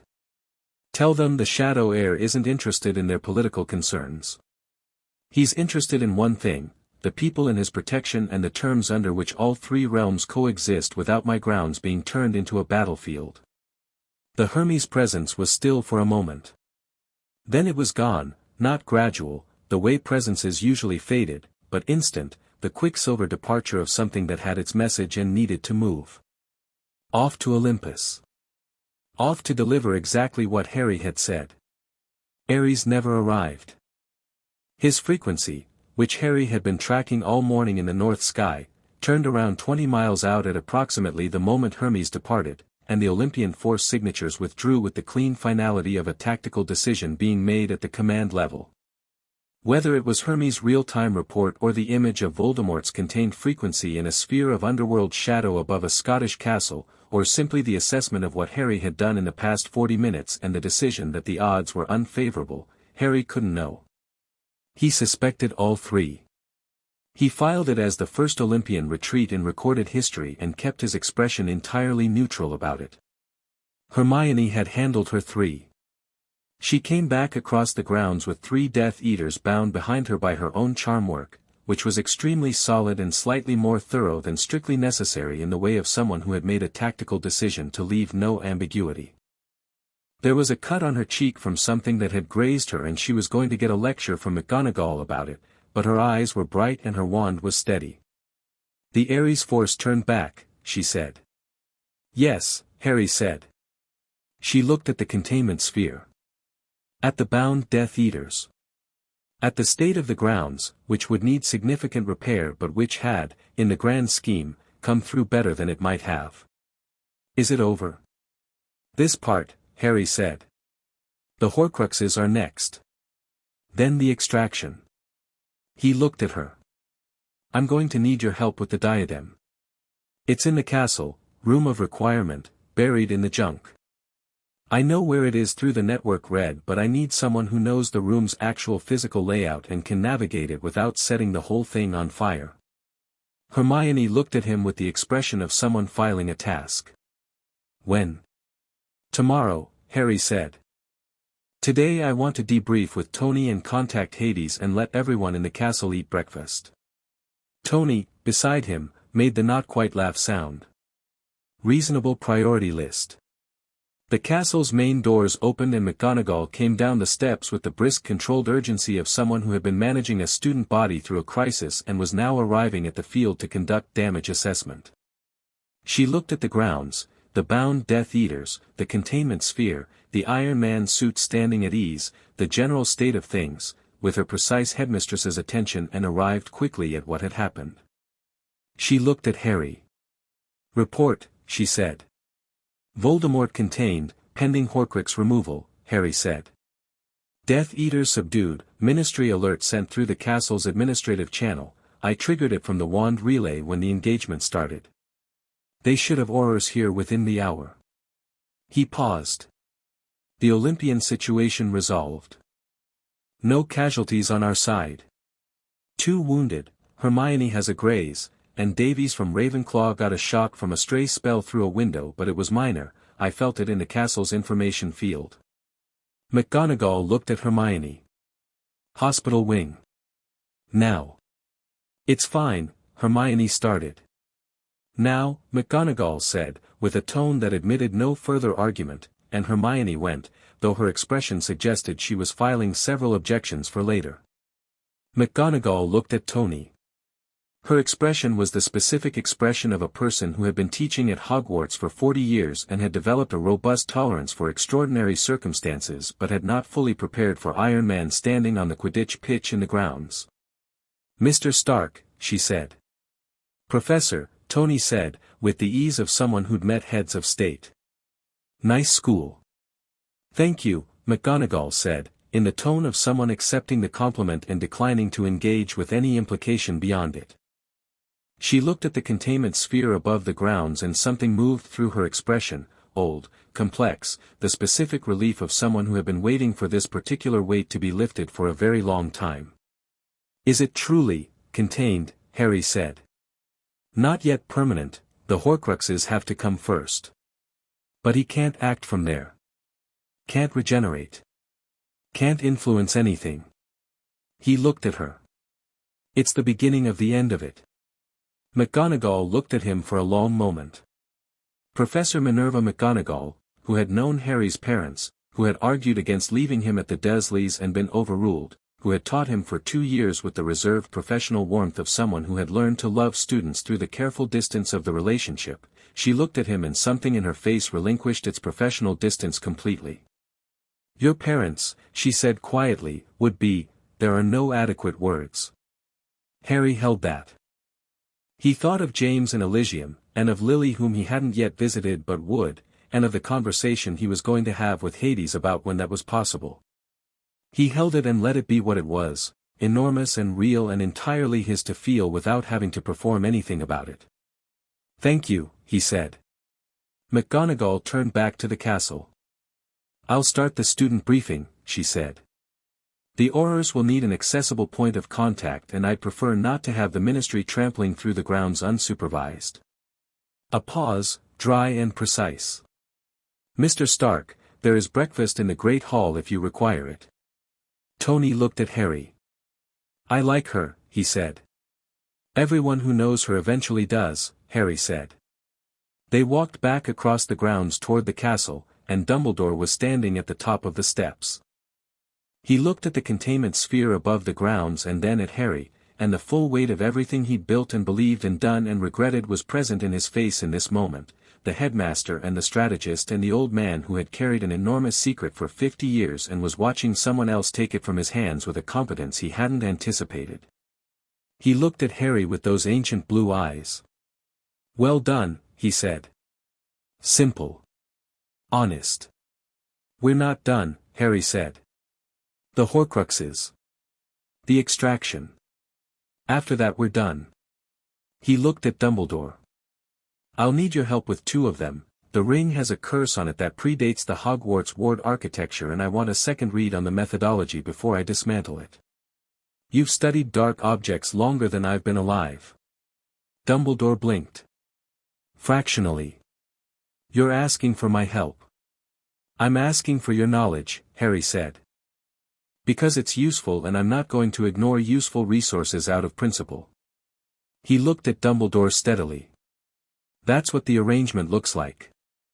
I'm not asking you to be secondary or irrelevant. I'm asking you to be honest and useful and to stop trying to manage the outcome. You be that and I'll be this and it might actually work." Dumbledore looked at him for a long moment, and the fraction of something that had been in his eyes since their Wednesday meeting had grown, and what it was, Harry thought, was something close to genuine hope, not the strategic variety, not the hope that his plan would succeed, but the simpler and more vulnerable kind. The hope that the person in front of him might actually be all right. "Yes," Dumbledore said. "All right." "Yes." Harry nodded once and went through the doors into the castle. The week that followed was methodical. Hermione navigated the room of requirement with the systematic thoroughness of someone who had prepared for the task and found the diadem in 4 hours, and Harry took it from its resting place and dismantled it through the Underworld network the same evening, reaching through the shadow metal connection to Hades' domain, using the wand's threshold capability at the finest scale he'd ever attempted, opening a pathway just wide enough for the soul fragment to pass through and sealing it behind. The process was clean and left the diadem as what it was without the dark architectural addition, an extremely old piece of metalwork with a pleasing inscription. The ring, with Dumbledore's help reading the curse architecture, followed on the 3rd day. Dumbledore's knowledge of dark objects was exactly as comprehensive as Harry had expected, and he shared it without qualification or editorial, and Harry dismantled the Horcrux while Dumbledore held the curse suppressed, and afterward they sat in Dumbledore's office and drank tea without speaking, and it was the most honest 2 hours they'd spent together. The locket, the cup, the snake, Harry located them through the Underworld network's extensive records of Voldemort's movements in the memories of the dead, and their dismantling took 3 days and the coordinated support of Tony's relay architecture, Hades' domain receiving each fragment, and Jarvis running the stabilization. The snake was in the containment sphere with Voldemort's main frequency, which simplified that piece. The extraction was last, and it was a Thursday morning, the castle quiet in the early hours, Tony there, Hermione there because she had refused to be anywhere else, the wand in Harry's hand and the Jarvis relay running through it, and Hades' presence at the shadow metal connection, patient and ready. Harry sat in the center of the stone room on the facility's lowest floor. Tony had replicated the architecture at Hogwarts for this specific purpose, the vibranium panels in the floor, the Arabian script, the connection point, and felt the foreign fragment in his base signature, small and old and entirely not his. He'd been carrying it for 13 years. It had been the friction in everything he'd ever done magically, the grain of sand in the machinery, the thing that had made his holly wand fight his deep frequency from the first day. He reached into himself with the wand's dual-channel precision and found it, and it felt like what it was, Voldemort's architecture, cold and covetous and afraid, buried in Harry's own signature the way a splinter was buried in skin. "Ready?" Tony said. His voice was even. His hands on the monitoring equipment were steady. Harry felt the suit on standby 6 feet away, the Jarvis processes running at full capacity. "Ready," Harry said. He opened the threshold inside himself, the smallest one he'd ever attempted, the most precise, a boundary between his own frequency and the fragments, and he pushed through the wand's shadow metal component, the underworld frequency at its most surgical, the death domain energy that was native to everything in him but alien to the fragment. The fragment resisted. Of course it did. Soul fragments did not leave their hosts willingly, even when the host didn't want them. Harry was patient. He had learned patience from a god of the dead and had 13 years of waiting already behind him, and the wand in his hand was built for exactly this precision, and he held the threshold open and steady and kept the extraction pressure exactly right, not forcing, not tearing, but separating, the way you separated two things that had been accidentally joined rather than deliberately bound. Hermione's hand found his shoulder, warm and grounding, simply there, and Harry felt it and held onto it and kept working. The fragment came free. Not painfully, it was the absence of pain, the lifting of something he hadn't fully known he'd been carrying until it was gone, the friction in his signature releasing the way and not released, and both frequencies ran clean and unobstructed for the first time in his life, no foreign element, nothing fighting the dual channel, nothing between him and himself. He pushed the fragment through the shadow metal connection and felt Hades receive it. The silence afterward was profound. Tony looked at the monitoring displays. Both frequencies clear, he said, and his voice had something in it that was not medical professionalism. No secondary signature. "You're clean, Harry." Harry breathed. The containment sphere above the Hogwarts grounds, with no Horcruxes remaining and no host to regenerate to, would pass to Hades' domain. Voldemort, Tom Riddle, the sum of his choices, would go through the threshold of death the way everything living eventually did, and in the underworld he would be what everyone who died was, a shade, with his memories, and his life to reckon with, and the long quiet of the dead stretching out before him. Not torment. Not justice in the theatrical sense. Simply the truth of it. Harry sat in the quiet of the stone room for a long moment and felt himself, fully, for the first time, with nothing borrowed or imposed or accidentally lodged in him, and the wand in his hand ran its dual note, warm and clean and entirely his. He stood up.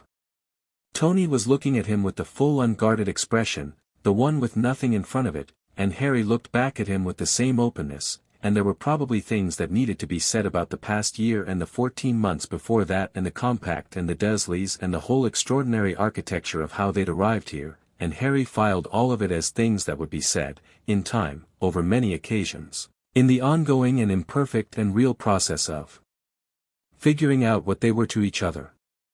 For now, he just looked at Tony and nodded once. Tony nodded back.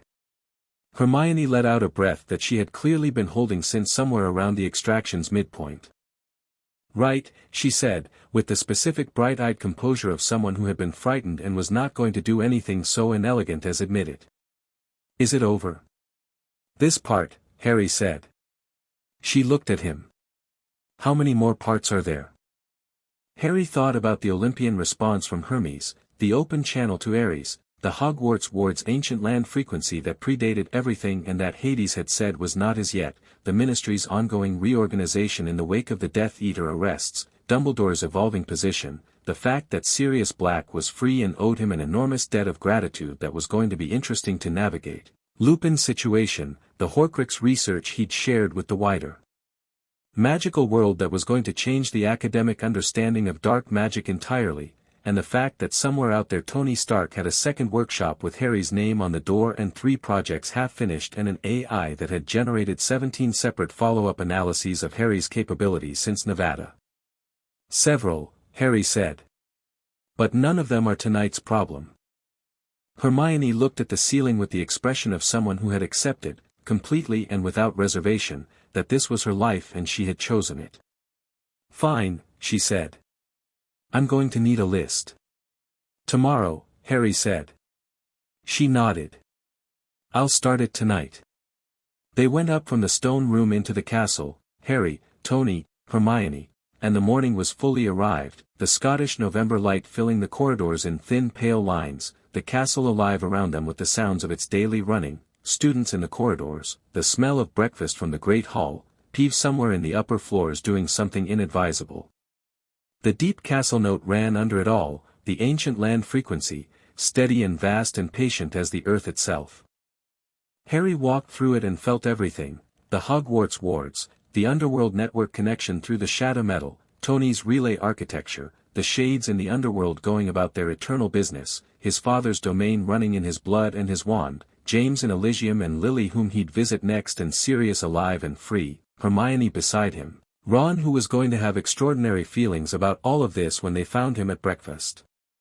He walked through his castle, because it was his, not in the sense of possession, but in the sense of the place that had been the first place in the world to want him, the first home he'd had before he'd known he needed one, and felt the future arriving fast and loud and entirely unmanageable in the best possible sense.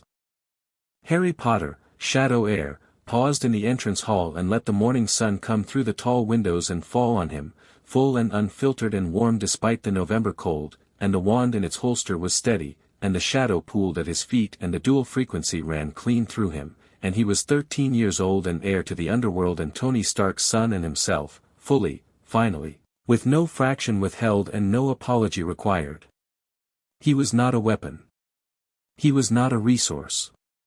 He was not a prophecy or a convergence event or a diplomatic incident waiting to happen, though he might be all of those things incidentally. He was Harry. That was enough. That was, in every sense that mattered, more than enough. He walked into breakfast.